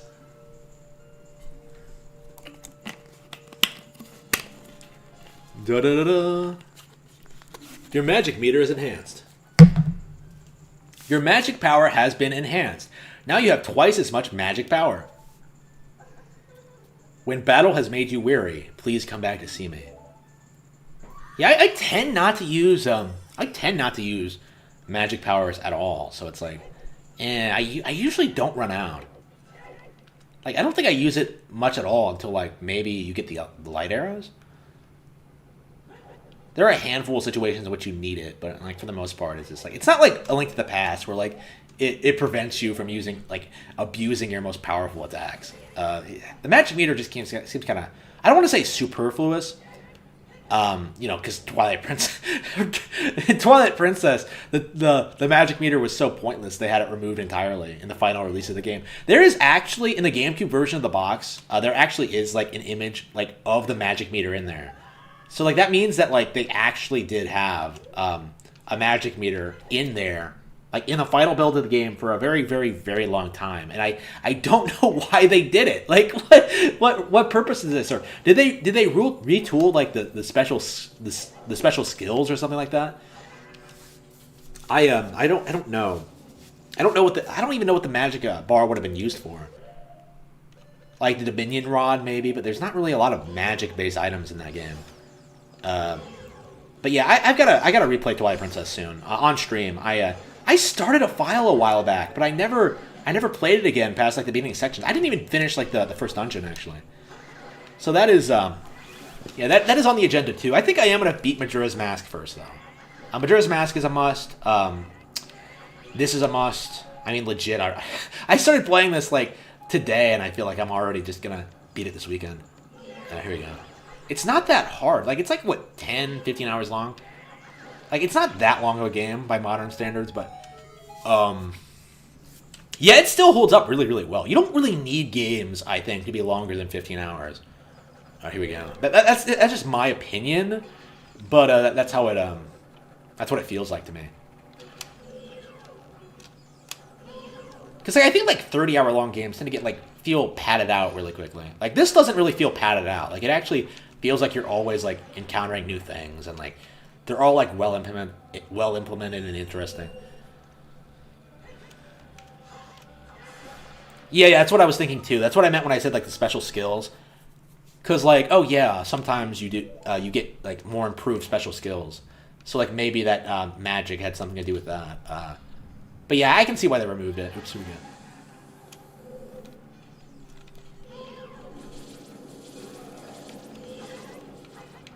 Yeah, I used to use like every item. I used to like not use items in like RPGs at all until I realized that like I was getting to the end of the game with like a bunch of elixirs and shit like that. So like I have actually started using items in RPGs, and let me tell you, like it's made things a lot easier, particularly in like Final Fantasy and stuff like that, where you actually know how everything works instead of just like, wait a minute, what do ethers do? Is that like, does that restore your MP? Like not understanding how specific status conditions work in different games. It's yeah, it's worth using items in RPGs for sure. Here we go. Shit, here we go. Oh damn. I'm almost out of arrows. I better watch out.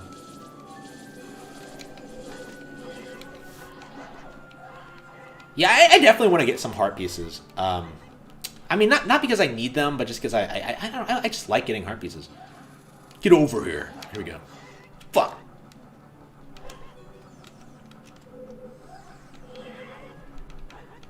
Oh, come on, you piece of shit. I had you there.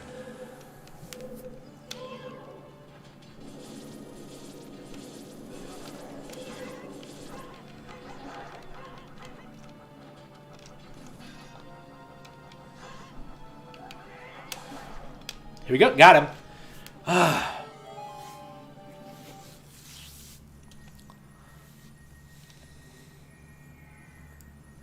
Honestly, like, I never understood this part of the dungeon, because, like, you legit are just going under, like, the rest of it to, like, just get the bike key. The boss key. That's the only reason you come down here, is to, like, just fight a couple of enemies, and then, like, oh, yeah, you release this one last Goron.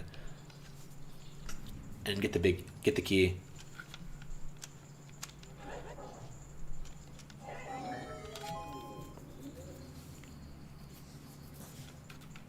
Oh, what do you mean by that? Like, you think game story should be shorter? I do agree. For the record, I think game stories are becoming too bloated and aren't all that interesting to follow. In general, I would say like 10, 15 hours worth of content is probably fine. Like something like The Last of Us, where like characters are talking like in between gameplay sections. That doesn't work.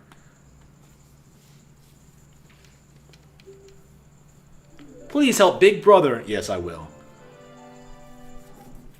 Yeah, Breath of the Wild has really good side content. You don't have to do anything. Well, the entire game is basically side content if you think about it, right? That's part of what makes it so good, is that like you can just go anywhere you want, do anything you feel like doing.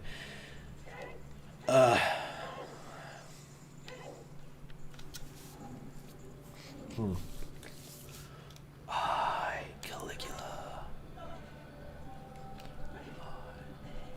Alright, let's fight Volvagia. Well, I don't think I'm gonna beat the Water Temple tonight. Like, I think what I'm gonna do is that I'm probably just gonna, like, I don't want to say it. Yeah, I think I'm gonna play something else for a while and then probably end the stream. And then, well, let's get some heart pieces first before we play something else though. Yeah, I want to chill in the overworld for a bit.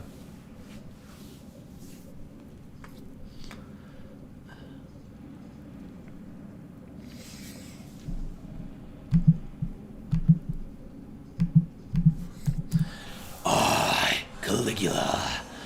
We shed. Okay, here we go. Oh, damn. What a gorgeous animal.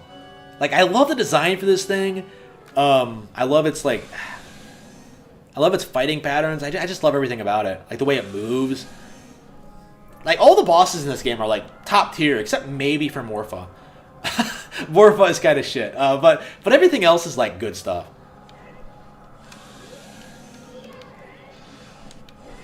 Yeah, Morpha is definitely, like... The Water Temple itself is fine, but, like, Morpha is definitely, like... a notable, like, lacking boss. Like, in an otherwise, like, pantheon of great bosses, I think. Get back here, you. Yeah, they actually used like an R-wing like in the game to like program this thing's flight pattern. Apparently they just had an R-wing model just fly around and then they just layered this this dragon over it. So like Link is technically beating the shit out of an R-wing. I think you can put the R-wing into the game somehow. I think through like Game Sharks, and like you can have it like fire lasers. I don't know how that works. I've never done it. Yeah, I have a Game Shark, and like I used to fuck around with it to like make Link float and like go to places you can't go and stuff like that. But it's been so long since I've used it, I'm not sure like I don't even remember how to do it. It's kind of weird. Do I even have it here? Where is it? Yeah, maybe it's sitting back there somewhere. I don't think I've used it at all since I moved. I never got like super into it, but like there were a lot of cool things you could do with the Zelda games in it. In general, I think these games actually have a lot of a lot of interesting glitches that are kind of forgotten in modern times. I remember like when I first went online, like there was this entire like gigantic spread of like there was an official Nintendo forum, the Insider forums, and like on that forum was like this thread that I found like documenting like all these weird like Ocarina of Time glitches, and like they were like those people were like emphasizing like how like there was all this weird stuff that like I really wanted to try, but like the forums went down, and I haven't been able to like find a duplicate of that list. I actually have no idea. Like usually people these days are more interested in like modding content and like making shit up and like putting stuff in like hacking the game and stuff like that. Like instead of just actually doing stuff you can do in the game, which I think is fun. But yeah, I don't know. I just haven't found any interesting glitches yet. In a long time. It's something that like I don't want to say I've grown out of it, but like it's not something I really care for. I mean I've been able to do.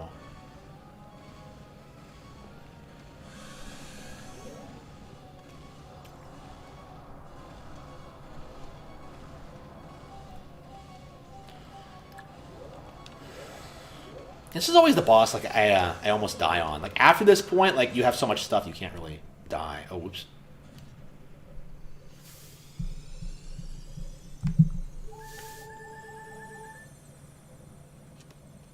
Yeah, Morpha's pretty boring. Like Morpha's like a terrible boss because like if you know what you're doing, like I do, you can like actually force it into a corner and just keep attacking it before it even has a chance to attack you. Bongo Bongo is a pretty good one. I mean not the best, but I like Bongo Bongo. Twin Rova is probably the highlight though, I would say. Twin Rova is a fan favorite, and of course like Ganondorf is one of the best final bosses in all of video games. I am a big fan of basically most bosses in this game. Like some of the child bosses aren't great. I mean Goma's a great fight, but like I don't know. As an adult, it's like it's made for people who have never played games before. There we go. Oh man, I love the way it just holds its head in pain as it dies. It's so good.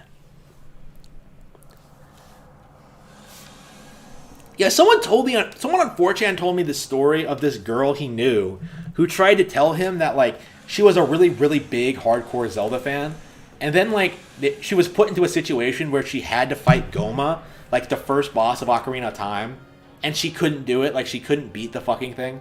Like it's just like she couldn't beat the easiest boss in like the game. Like.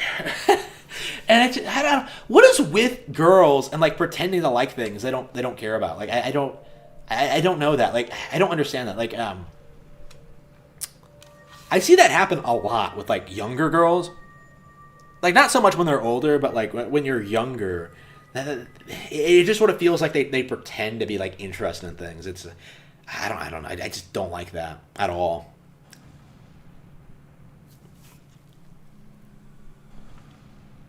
I don't know, like, it's so fake, like, I don't know.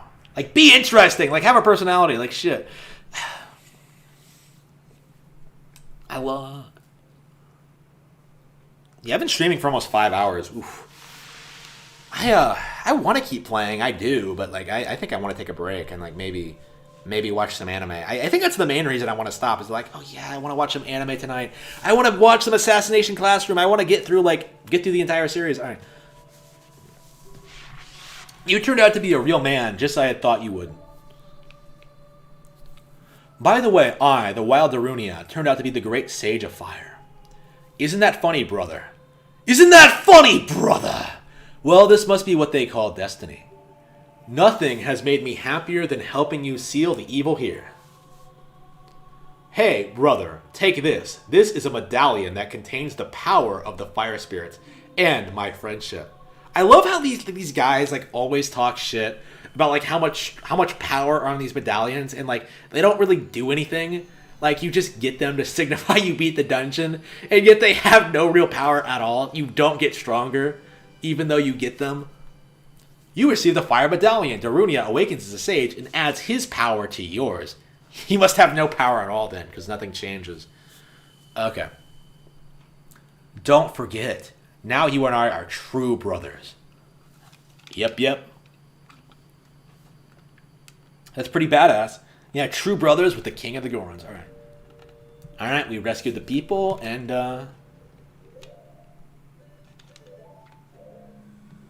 Alright, that's about... Yeah, we are... I'm gonna definitely keep playing. Oh, I love this game. Alright. I haven't even... Yeah, I want to get some heart pieces. I haven't gotten heart pieces in this game for a while, so I don't remember where exactly they are. But I think we can get a couple of them. Now that we beat a couple of dungeons. Now that we have some items and stuff like that. Let's see here.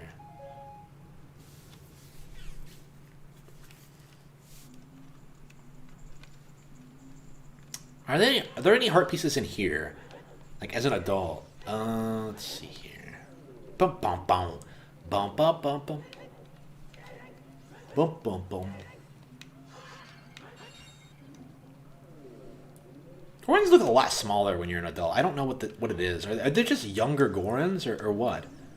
Why are they so much different looking than the Twilight Princess ones, which look gigantic? I kind of love like Goron culture and Twilight Princess. By the way, it's so well thought out. Where they have like the volcano hot springs, and they have their community, and they have like a lot of different characters. That like I just love that. Like I think like Twilight Princess was like peak Gorons. Like in Breath of the Wild, I didn't care about them at all. And Twilight Princess, I like them a lot. I like a lot of people in Twilight Princess actually. Like Twilight Princess really makes you care about like what's going on in like the world and stuff like that. And like the rules of like the universe and like the and what's going on, and it's great stuff. I love it.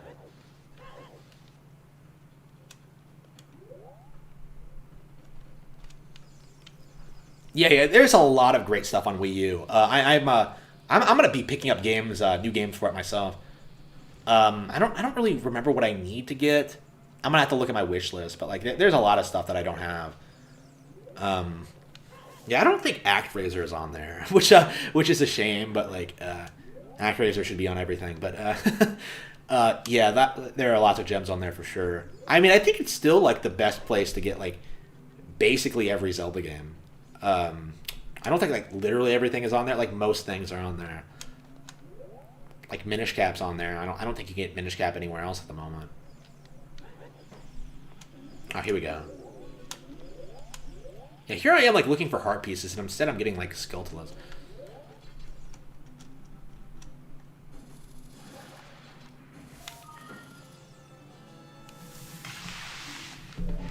Oh, yeah, Breath of the Wild did a really good job with, like, its world building, too, of course. Yeah, the Zora specifically are great in that game. And, like, the Hylians have, like, their own culture and stuff like that. The Sheikah finally have their culture. I don't know, like... I like the Sheikah a lot in that game, but like my thing with a lot of these things is that like they're becoming too like Japanese inspired. Like you know what I mean? Like they're always using samurai, they're always using like ninja. Like why are Sheikah like exactly like ninja? Like I know like the ninja thing has always been a thing for them, but like they don't need to like look and act exactly like them. You know what I mean?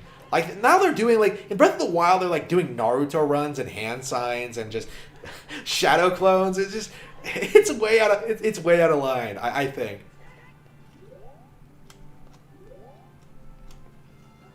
Oh, I never got that one. Okay, let's. Yep, I wanted to get some heart pieces, so this is a good place to start.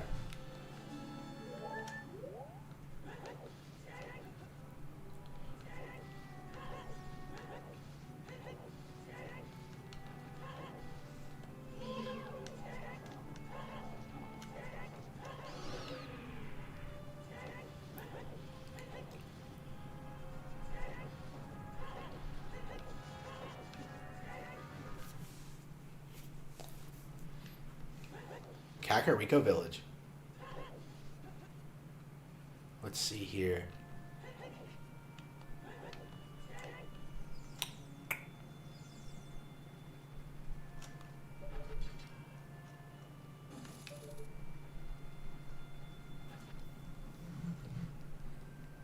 I think Dampy gives you a heart piece if you beat him in a race again. I think.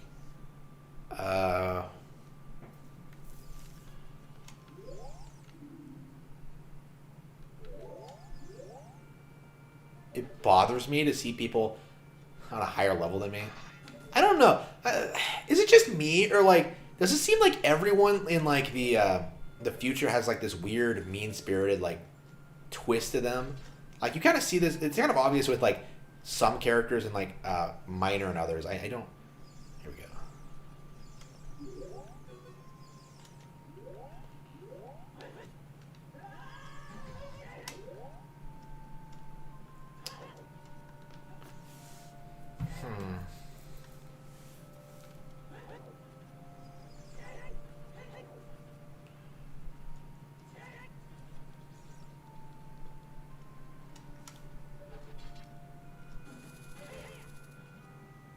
Yeah, I don't have the long shot yet, so I'm not sure I can get over there. It sucks, like, I don't like doing, exploring Kakariko until, like, I get the long shot. I used to spend so much time just shooting along these, rooftops. Here we go. Like fucking Spider-Man. Oops.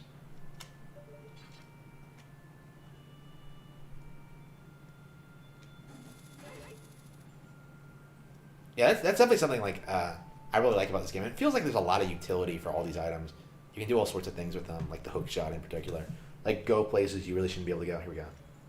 I don't even know why I bothered checking. I knew... This is one of those heart pieces I always get.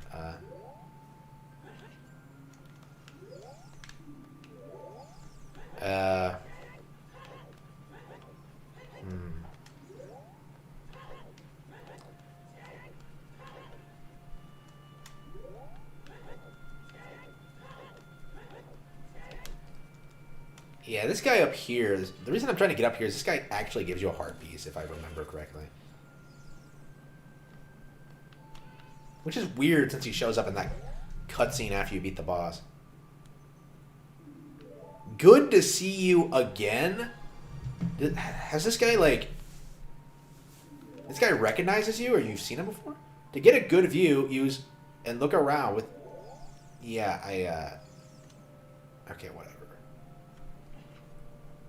Yeah, I don't know what the deal with that is.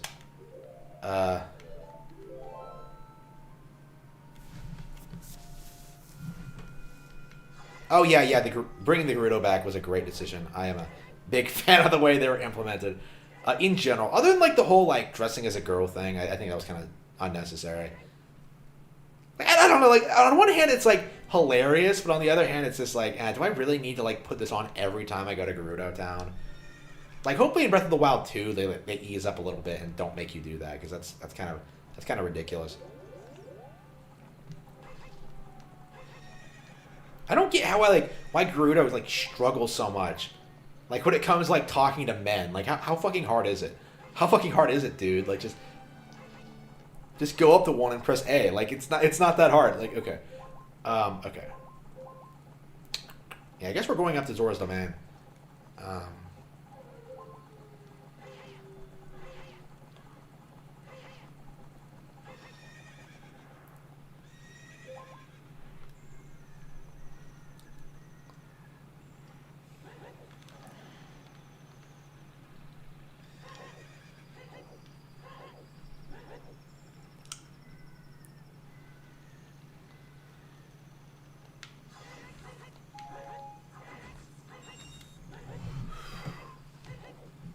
Am I really going to beat the Water Temple tonight, too? I really can't stop playing this game. I really can't. I've been playing it too long already. Yep. 5 hours.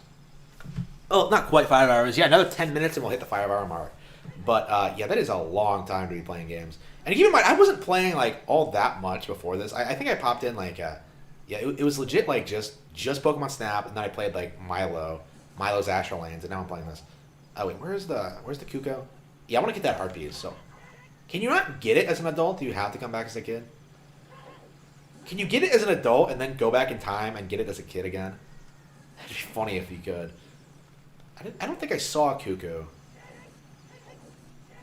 So I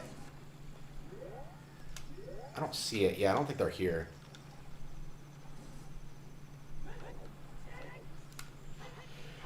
Okay,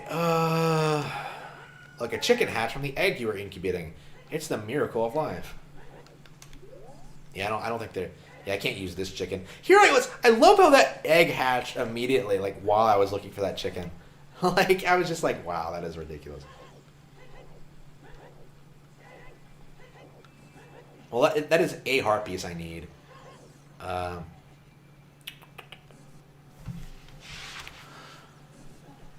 Oof. Yeah. Naughty Dog Gerudo. Oh, no, that is something to think about. Ugh. That is painful to think about. I don't know. Isn't it kind of interesting how, like, Nintendo can, like, take an all-female race, like, something that, like,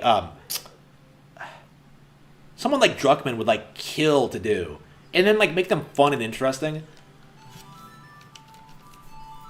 Like, if Druckmann did that, he would have completely fucked it up. Like, he would have had them, like, all be, like, lesbians or something. Like, I don't know what he would have done. Yeah, what would Druckmann have realistically have done? Like, would he have, like, made them create a utopia? Like in, like, the Fairly Odd Parents? Would, like, give me wishes for, like, boys and girls to be, like, divided by, like, a fucking wall or whatever the fuck it is he wishes for? And, like, the girls build this, like, incredible, like, like, idyllic, like, perfect society, and, like, the men just destroy everything. It's like, what? I don't understand why they went that direction with that one, but yeah, I think I can make that jump. No, I can't. Yeah, shit. There are 2 heart pieces here, and I can't get either of them.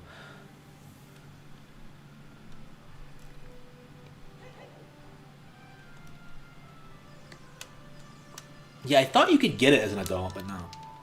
I guess with, like, the hover boots you can get it, but no. Yeah, all these heart pieces... It feels like it takes way too long to get heart pieces as an adult. Like, I feel like you should be getting on that, like, right after you get out of, like, the Temple of Time. But no, like, there's really nothing you can do.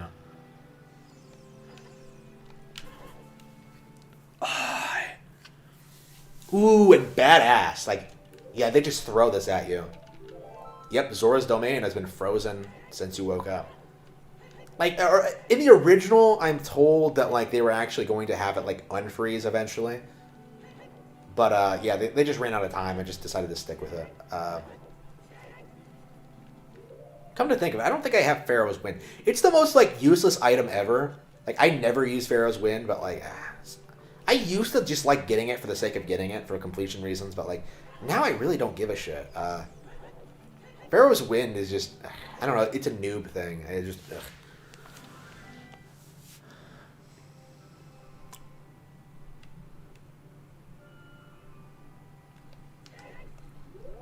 Yeah, Abby being muscular is just... she doesn't look good. Like, it's not because she's muscular. It's because, like, the character isn't well-made or interesting. I mean, I guess she's better than Ellie, but that's not saying much. Ellie was a terrible character to begin. Oh, here we go. There's a heart piece over here. Oh, shit, yeah. Yeah, I mean, there's a difference between, like, Western designs and, like, Japanese designs. Like... Japanese designs, like, take a character concept and then make them fun and interesting, while Westerners, like, try to, like, deliberately make them ugly and unappealing. It's just... to, like, subvert your expectations or whatever it is that, like, Druckmann was telling people. Like, trying to antagonize its audience, almost, I feel like. And that's kind of what Abby is. It's not because she's muscular, it's because she, like, looks bad. And it doesn't work. She's not a well-made character, basically. And that kind of like goes into like the story of the game too. How it's not a very good story. How like Ellie and Abby's conflict doesn't make a whole lot of sense.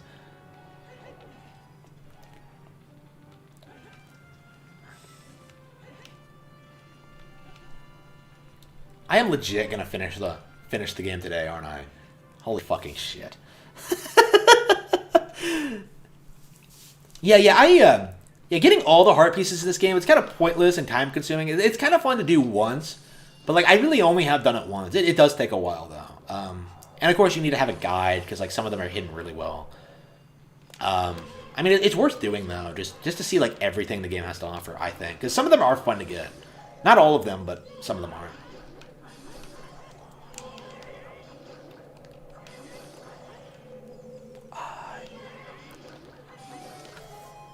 350. Am I really gonna keep playing this? Oh, damn, I'm so addicted to fucking Zelda.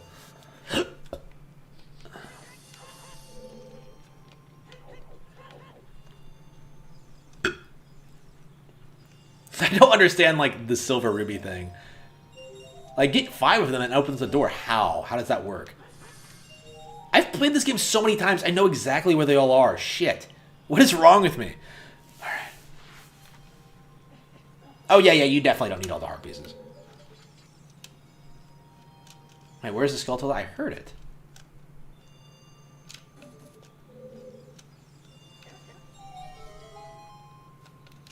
There it is. Yeah, I heard it somewhere. There it is. I knew it was right here somewhere. Grab this. Yeah, you really only need like 50 gold skeletons. Like, getting all of them is basically pointless. Like, you're complaining about like the heart pieces. Gold skeletons are worse because like you can technically like completely break the curse on like the guys, but doing that is like pointless. He just gives you like endless amounts of money, and by that point you've like done everything else in the game anyway. So like, there's no point.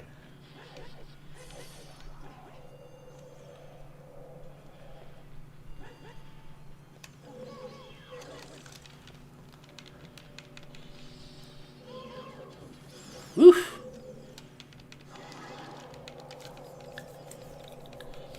Okay.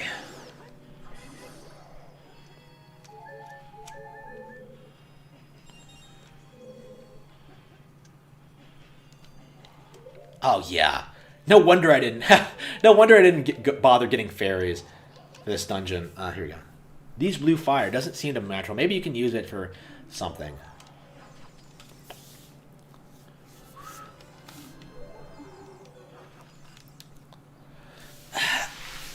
Oof. Da da da da.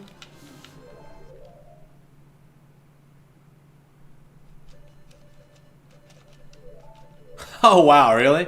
You couldn't figure it out? You didn't look at a guide or anything? Getting all the heart pieces in Twilight Princess is really hard work. I've only done it once, and it was pretty hard. I used a guide for all of them. Oh, can't you just use the fortune teller? There's a fortune teller in that game that can actually tell you where heart pieces are. So, like, if you were missing one, surely she could have helped with that. I think.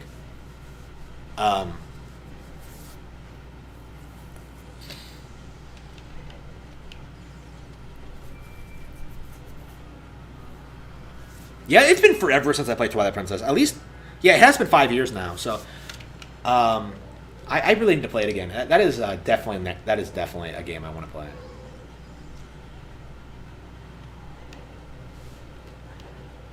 Okay. Oof, but I feel really worn out. I love the game. I want to finish it. But I think we're gonna continue it tomorrow. I think I am about ready to play something else. I think I'll probably like play like maybe a couple levels of Yoshi's Story and then call it a night.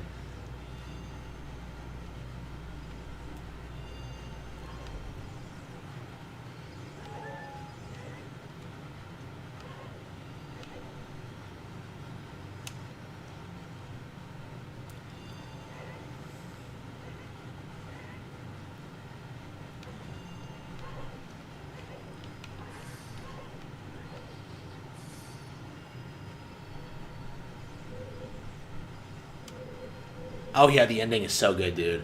Definitely one of the highlights of the game, of the series, I would say. Yeah, I love Twilight Princess. Oh, here you go. Wait, am I going the wrong way? I thought This dungeon isn't even that big, and yet I somehow fucked it up. All right.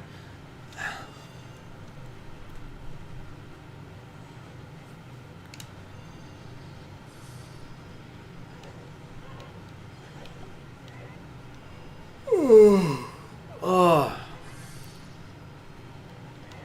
I mean, I guess I could just end the stream here. I don't know. I am kind of tired. Yeah, I think I want to... I don't know, man. Like, when you have a good stream, like a good long stream like this, you kind of want to keep it going, even if you have, like, other things you want to do. It's like, yeah, I mean, you can never get this moment back, man. Oof. Alright. Yeah, there's nothing here. Are you supposed to melt those ice things there? Hang on. Is that what I'm supposed to do? Yeah, but I think I'm going to have to. I'm really tired. Yeah, tomorrow I think I'll finish this and then probably play some Yoshi Story and maybe some other stuff. Paper Mario is on the agenda. Yeah, I think I'm going to be playing a lot of N64 the next couple of weeks.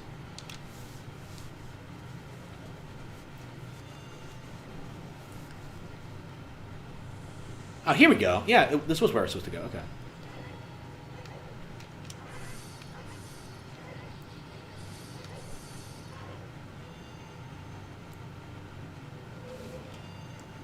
Yeah, I think I'm gonna get the melody, get the boots, and then just end the stream. I usually go straight to the water temple after this. I can't remember the last time I stopped playing after the ice cavern.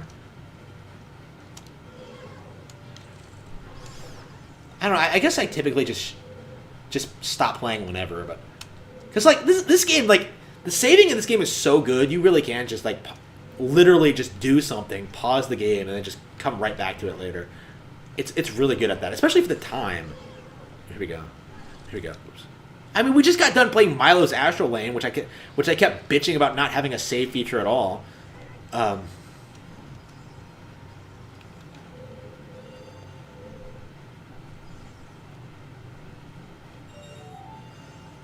goodbye. Boo boo. Do do do do do. Here we go. Wait, how do we get that? If only I had the hover boots, I would be able to make this jump. Damn it! I thought that would work. Not a fan of this room in general. I don't like how. I don't like how you have to get blue fire, like the. The shifting platforms is fine, but I don't like the blue fire aspect. How you have to like melt the ice in some places. I just think it's kind of lame and pointless. Here we go. Oh, yep. Yeah, it's one of those scuttles I always get.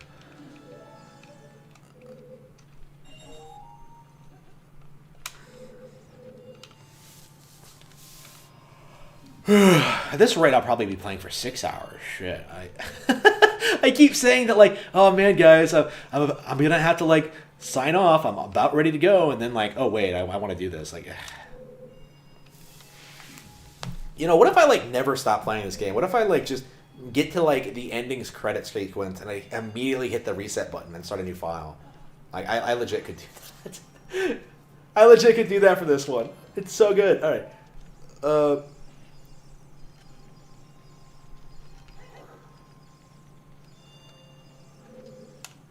Oh,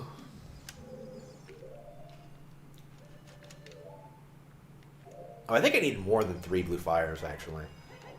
Ah, well, we'll see. Oh, shit, yeah, I should just push it in. It's not that hard to do, but it's like... I don't know, I just don't like this room. It's like the closest thing to a puzzle this area has, and I just... Not a fan of it at all.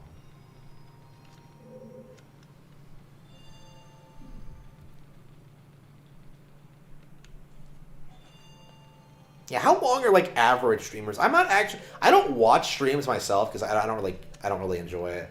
But like, how long are like average streamers? Like, I'm always seeing like I saw like this random reaction video once like among these like gamer girls, and they were just like, "Hey guys, we're gonna be alternating between 12-hour streams. She's gonna stream for 12 hours, and then I'm gonna take over and stream for 12 hours." And I'm just like, "Bitch, do you have a life?" like What are you people doing? Like, what is with these? I don't know. Like making money off Twitch. It's just a weird thing to me.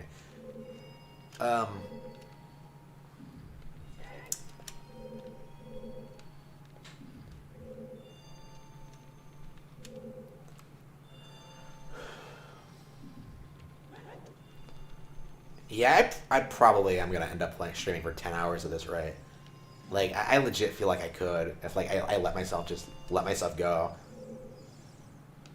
I'll just spend like my entire day playing this fucking console, and it holds up for sure. Oops. I mean, there are worse ways to end your day, to spend your days, but I don't think that's what you're supposed to do. But whatever.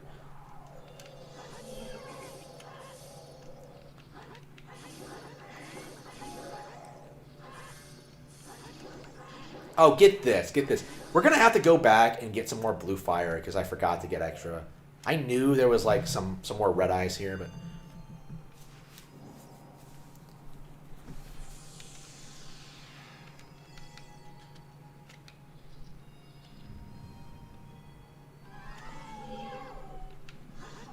So yeah, this is one of 2 white Wolfos in the entire game, and I just killed it with 1 attack. I just threatened an endangered species. If that was if that was a male and a female, they're never gonna repopulate. Like, oof. It's never ever gonna happen. Yeah, well, you shouldn't have gotten in my way, you freak of nature. You got the iron boots. So heavy you can't run. So heavy you can't float.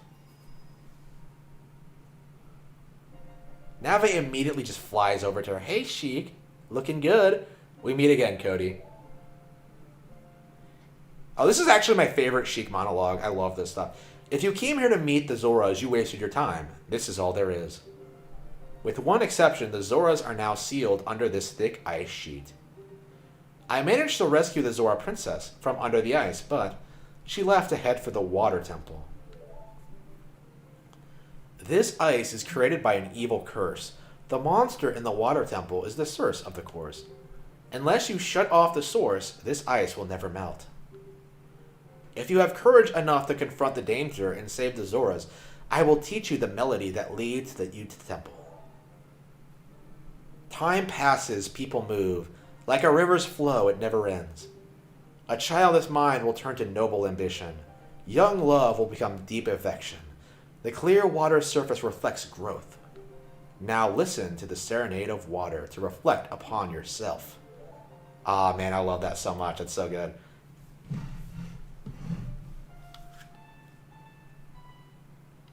A childish mind becomes deep ambition. Noble ambition. All right. Oops. I don't know who wrote Sheik's dialogue, because like Sheik is like a top tier, like love Sheik's and her ramblings. She becomes less interesting after she becomes Zelda, I feel like. Am I the only one who feels that way? I don't know. I mean, Zelda doesn't wholly do a lot, does she? Like, she just kind of shows up at the end and fights.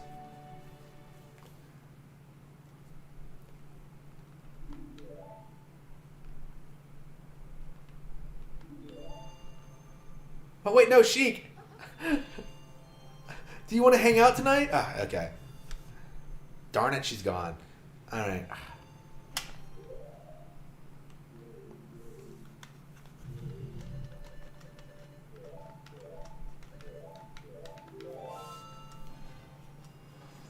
Yeah, one of the funny things about this is that you can actually like go to the water temple and not get the Zora tunic. Like you you might actually end up drowning because you don't know how to get the where exactly you're supposed to get the Zora tunic. And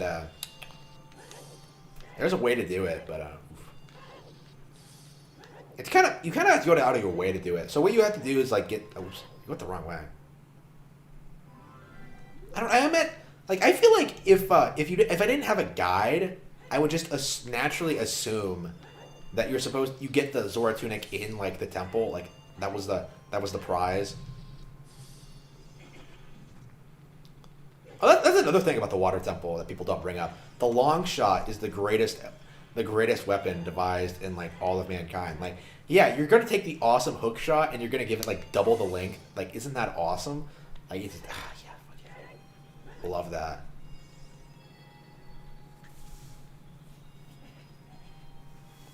This game really is like top tier stuff.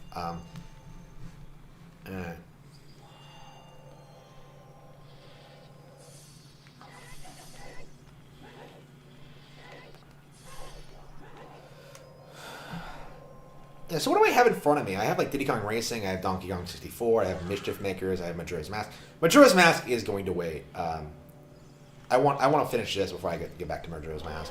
Shit, hang on.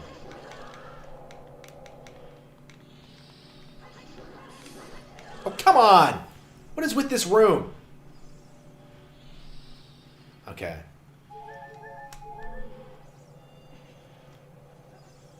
What else do I have? Yeah, I think I have GoldenEye. Mortal Kombat 4, Rogue Squadron. Is that Mario Kart 64? I beat Mario Kart 64 recently, so I'm not really enthusiastic about playing through it again. I mostly have it out. I'm going to make a Nintendo Classics video on it.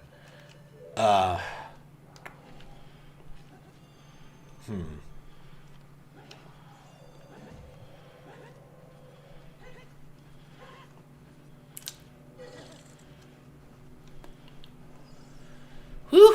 Yeah, I'm ready to go.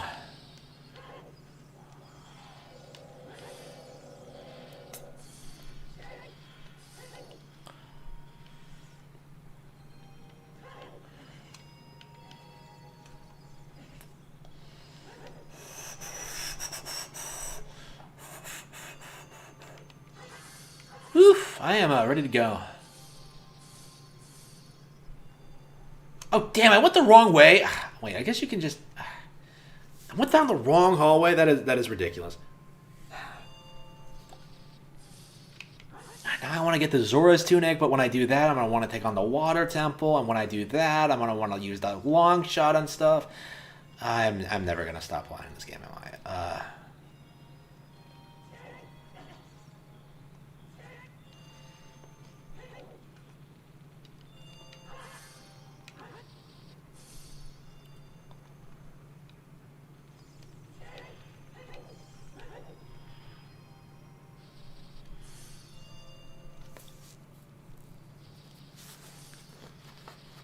The road to the castle.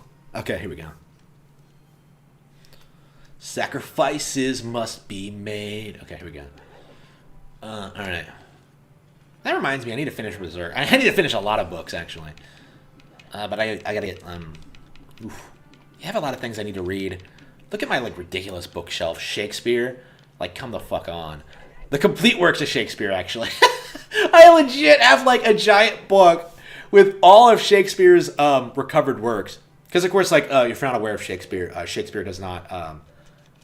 we don't have all of the plays he wrote. We have, like, 37 of them. And so it's very possible that, like, the very best thing he ever wrote has not been recovered. So, oops. So that is kind of funny. Okay. Here we go. And it won't just save your shit. All right.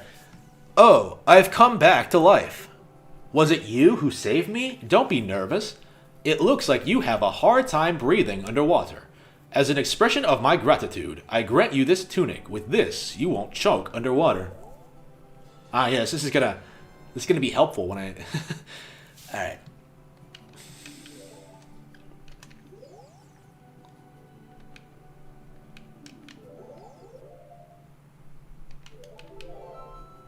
Yeah, Princess Ruda went to the water temple. Alright.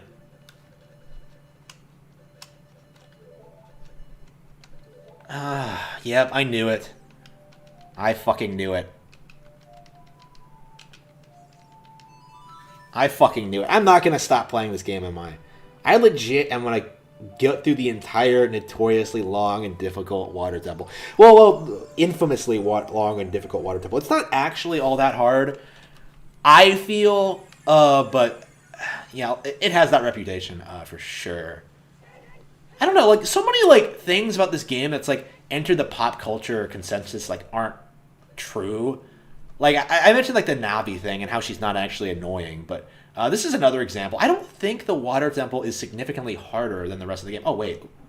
Come to think of it, I haven't recovered. Hang on. Yeah, I've got to... Let's get some potions and some fairies. Hey, where's a good fairy fountain? Is there one around here?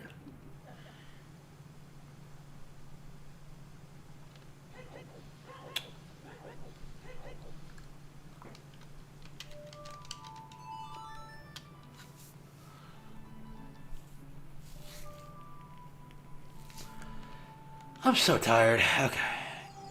But I have to keep playing. I have to keep working until... keep playing until Hyrule is safe. No, I think I'm... oof. Yeah, I totally think I'm done, guys. I'm gonna stop playing this any second now. I promise. It's gonna happen eventually. At this rate, I'll probably just die before I finish this game. Well, no, I don't think so. I think I could finish it if I really committed myself to it. You know, I think it says a lot about this game's quality that, like, I still feel that way about it, like, all this time, all these years later, right? Like, this game is, like, you know, about 23 years old now. You know, one of the most popular and beloved games ever made. I've played this, like, you know, since I was a kid. And it still makes me feel like, yeah, I love this game. Like, I can't emphasize that enough. It's still a great game. It's that good. All right, but anyway. Oof.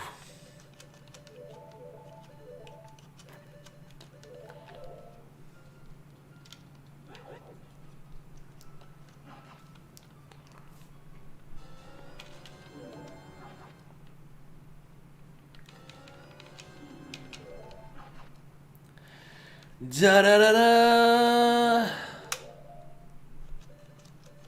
I don't believe... Okay, here we go.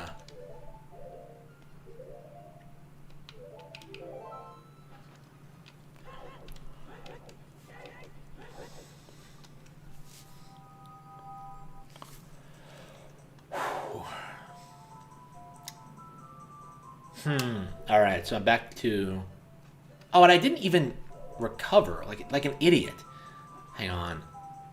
Yeah, I got the fairies, but I didn't recover my actual hearts, which is the main reason I came in here to begin with. Okay. I legit am gonna keep playing this, aren't I? Holy shit, this is fucking stupid. What am I doing? Why can't I stop playing Zelda? It's like a curse, man. Like, I love the game, but I just can't put it... It's like I don't have a life outside of it. It's like there's nothing else besides Zelda. I have to rescue this fucking girl. Like, she means everything to me. Okay. I love you. Like, okay. It's just... I love her. Like, it just... come on.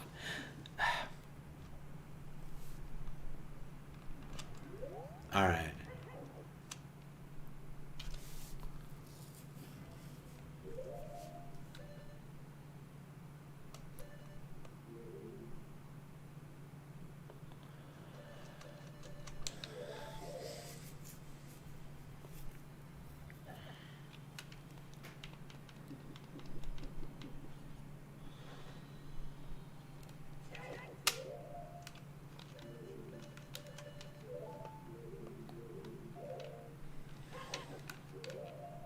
I don't think there's enough interest from the general public to to just go out and buy old games. Like, people who are interested in going out and like playing retro stuff are just gonna go out and do it.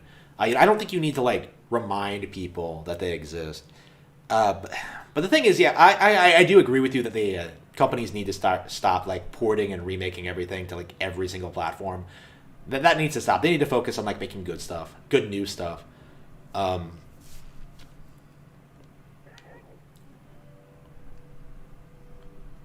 Holy fucking shit! Oh no! If I'm right, Cody? You're Cody, aren't you? It's me, your fiancé! Oh no, she remembers! Shit! She's going full Chi-Chi on us. She's gonna... I never forgot the vows we made to each other 7 years ago.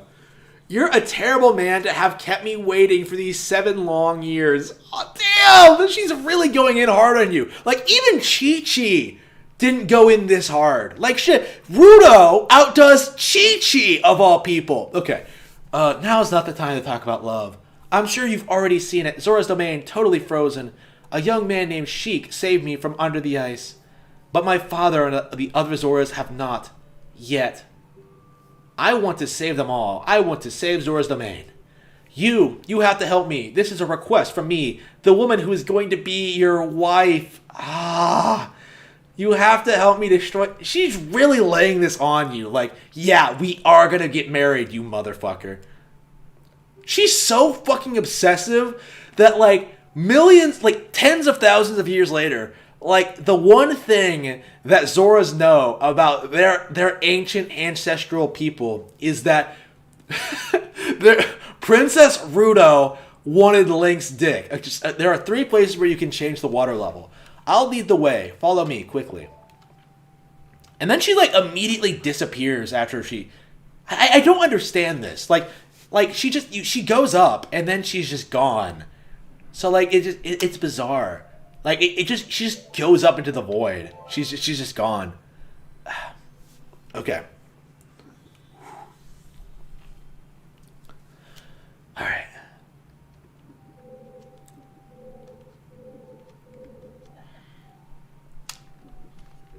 Like, one of the weird fan theories I heard back in the day was that, like, all the sages were actually dead, and that's why you, like, see them and they just disappear really suddenly. They always go to the temples and then just never come out again. But that's I've always thought that was kind of ridiculous.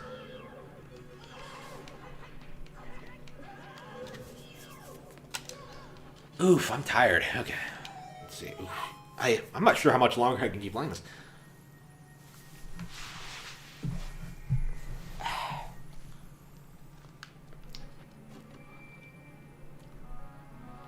You know what? Yeah, I think this is a good place to start off, to lay off. Like, I can just finish the game tomorrow. I'm not going to do it, am I? Like, I'm so exhausted, and yet somehow I just can't stop playing this game.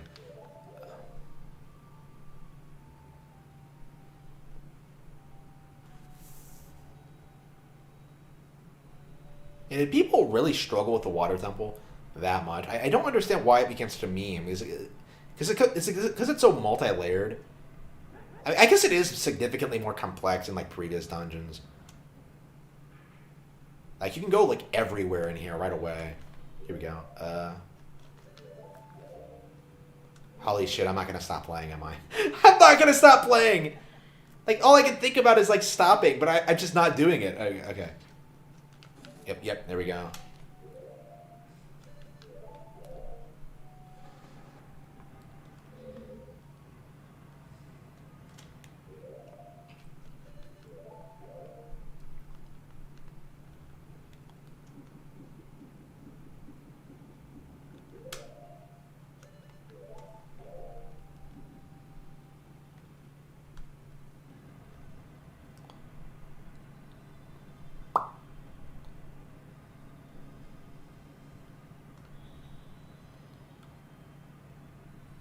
Yeah, I've played this game so many times. I generally have a pretty good idea what you're supposed to do, but, like,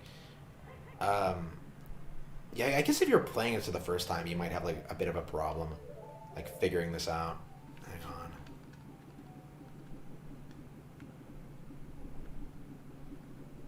Actually, what am I supposed to do? Yeah, what am I supposed to do? Hang on. What? I thought you were supposed to find something other than a map up there. I thought it was supposed to lead you up to the... Hang on, let's look again. I think I was bitching so much about, like, being tired that I forgot something.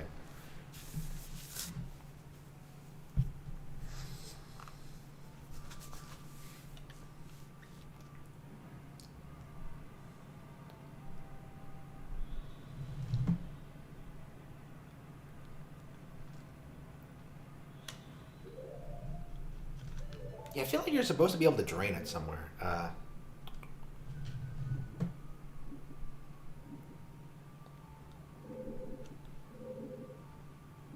Yeah, the water temple is not my favorite by any means. I think it's all right, but I don't think it's great or anything. Oh, here it is. Okay. Yeah, I thought this was the one where you're on, like, you're above the top 4. Yeah, so that's wrong. Okay.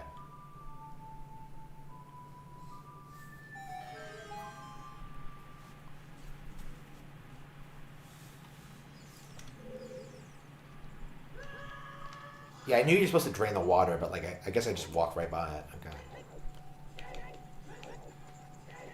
Because I thought it was one of the other ones. Okay.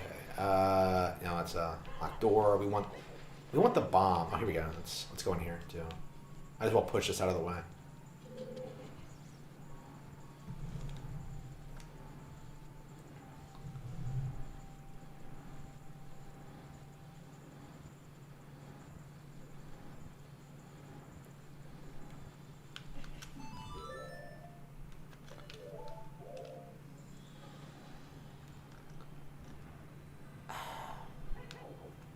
I love this game. It's like it's amazing. All right. Yeah, this is probably my least favorite dungeon because I think it's just boring. It's not that it's hard. I just think I don't like the changing tide thing. I don't like a lot of the puzzles. I don't know. You have to backtrack a lot. Yeah, I think out of all the dungeons, this is probably my least favorite of the adult ones at any rate. All the other ones have like some cool like aspect to them that I really dig, but this one is I think just weak overall. I feel like by like Ocarina of Time standards, I suppose, because like it's not boring. It just, I mean, it's just not as good as it could have been. I think is the way to put it.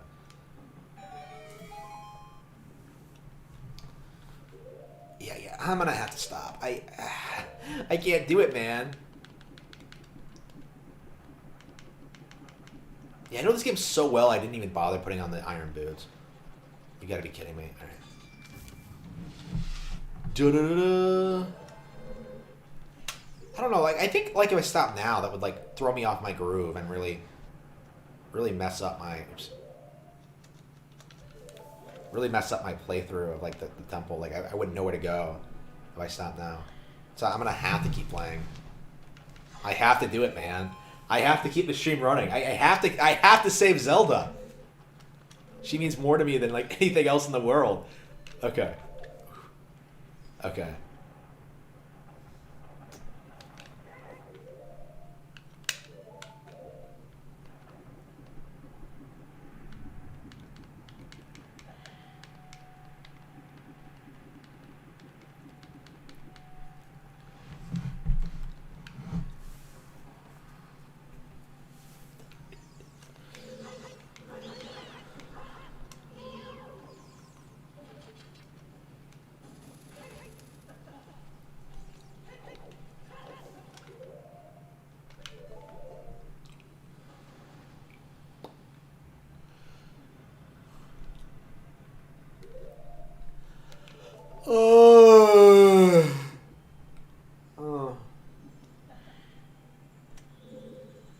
Oh, you gotta be kidding me.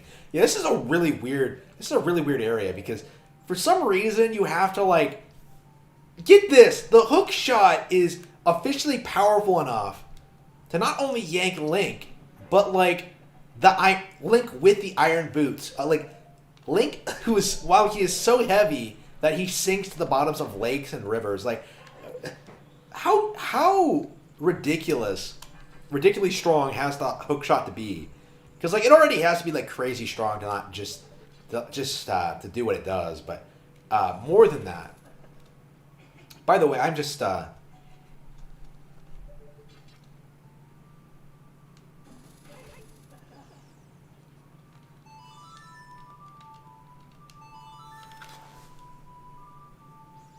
yeah, back in the day, Mythbusters used to like take requests for myths to bust on like their website, and like I went on there once and legit tried to like draft like a request for them to like do Zelda stuff, and like I was wondering like the physics of whether or not a hook shot would work, but like in the end I gave up because like I just felt that like I was making myself look ridiculous, like explaining like fucking Zelda to like these two like middle-aged dudes, or their team, I suppose.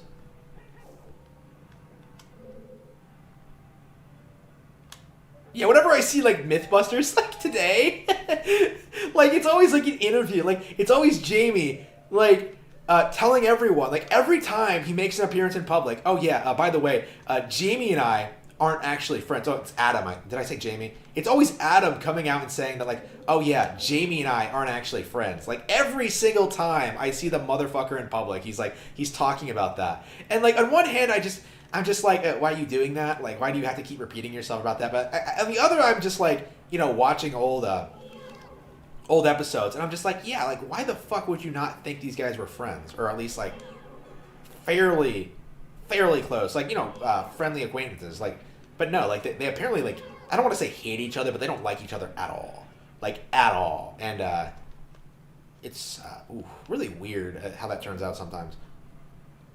I mean, not really, like, I can buy them, like, not being close or anything like that, but I don't know, just oof.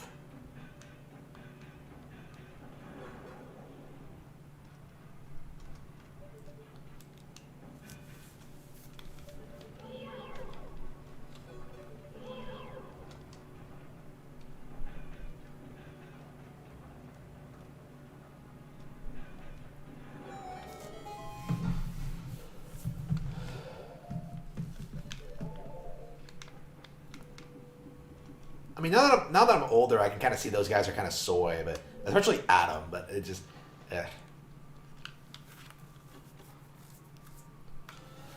Oh, you find a small key. Yeah. Oh. Am I really gonna play through the entire thing? Holy shit! I legit was talking about, like, being exhausted and wanting to stop at the 5-hour mark, and I think We're at the 5:30 mark. Shit. I've been playing for a half an hour longer than I was going to. Shit. It's, yeah, I think I am going to have to stop, though. I really... Yeah, this is a good place to stop, right? Yeah, I'm sure I'll stop any minute. It's going to happen, guys. I promise.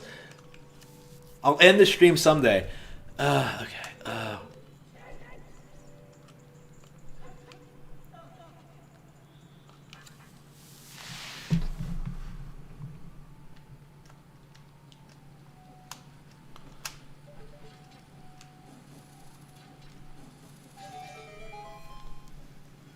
Yeah, I always hate this. How, like, every time you try to do this, like, he jumps down on you and, like, he tries to knock you off.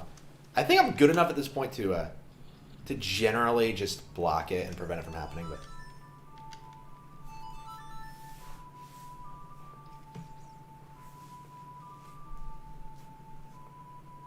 oh wait, no, I fucked that up.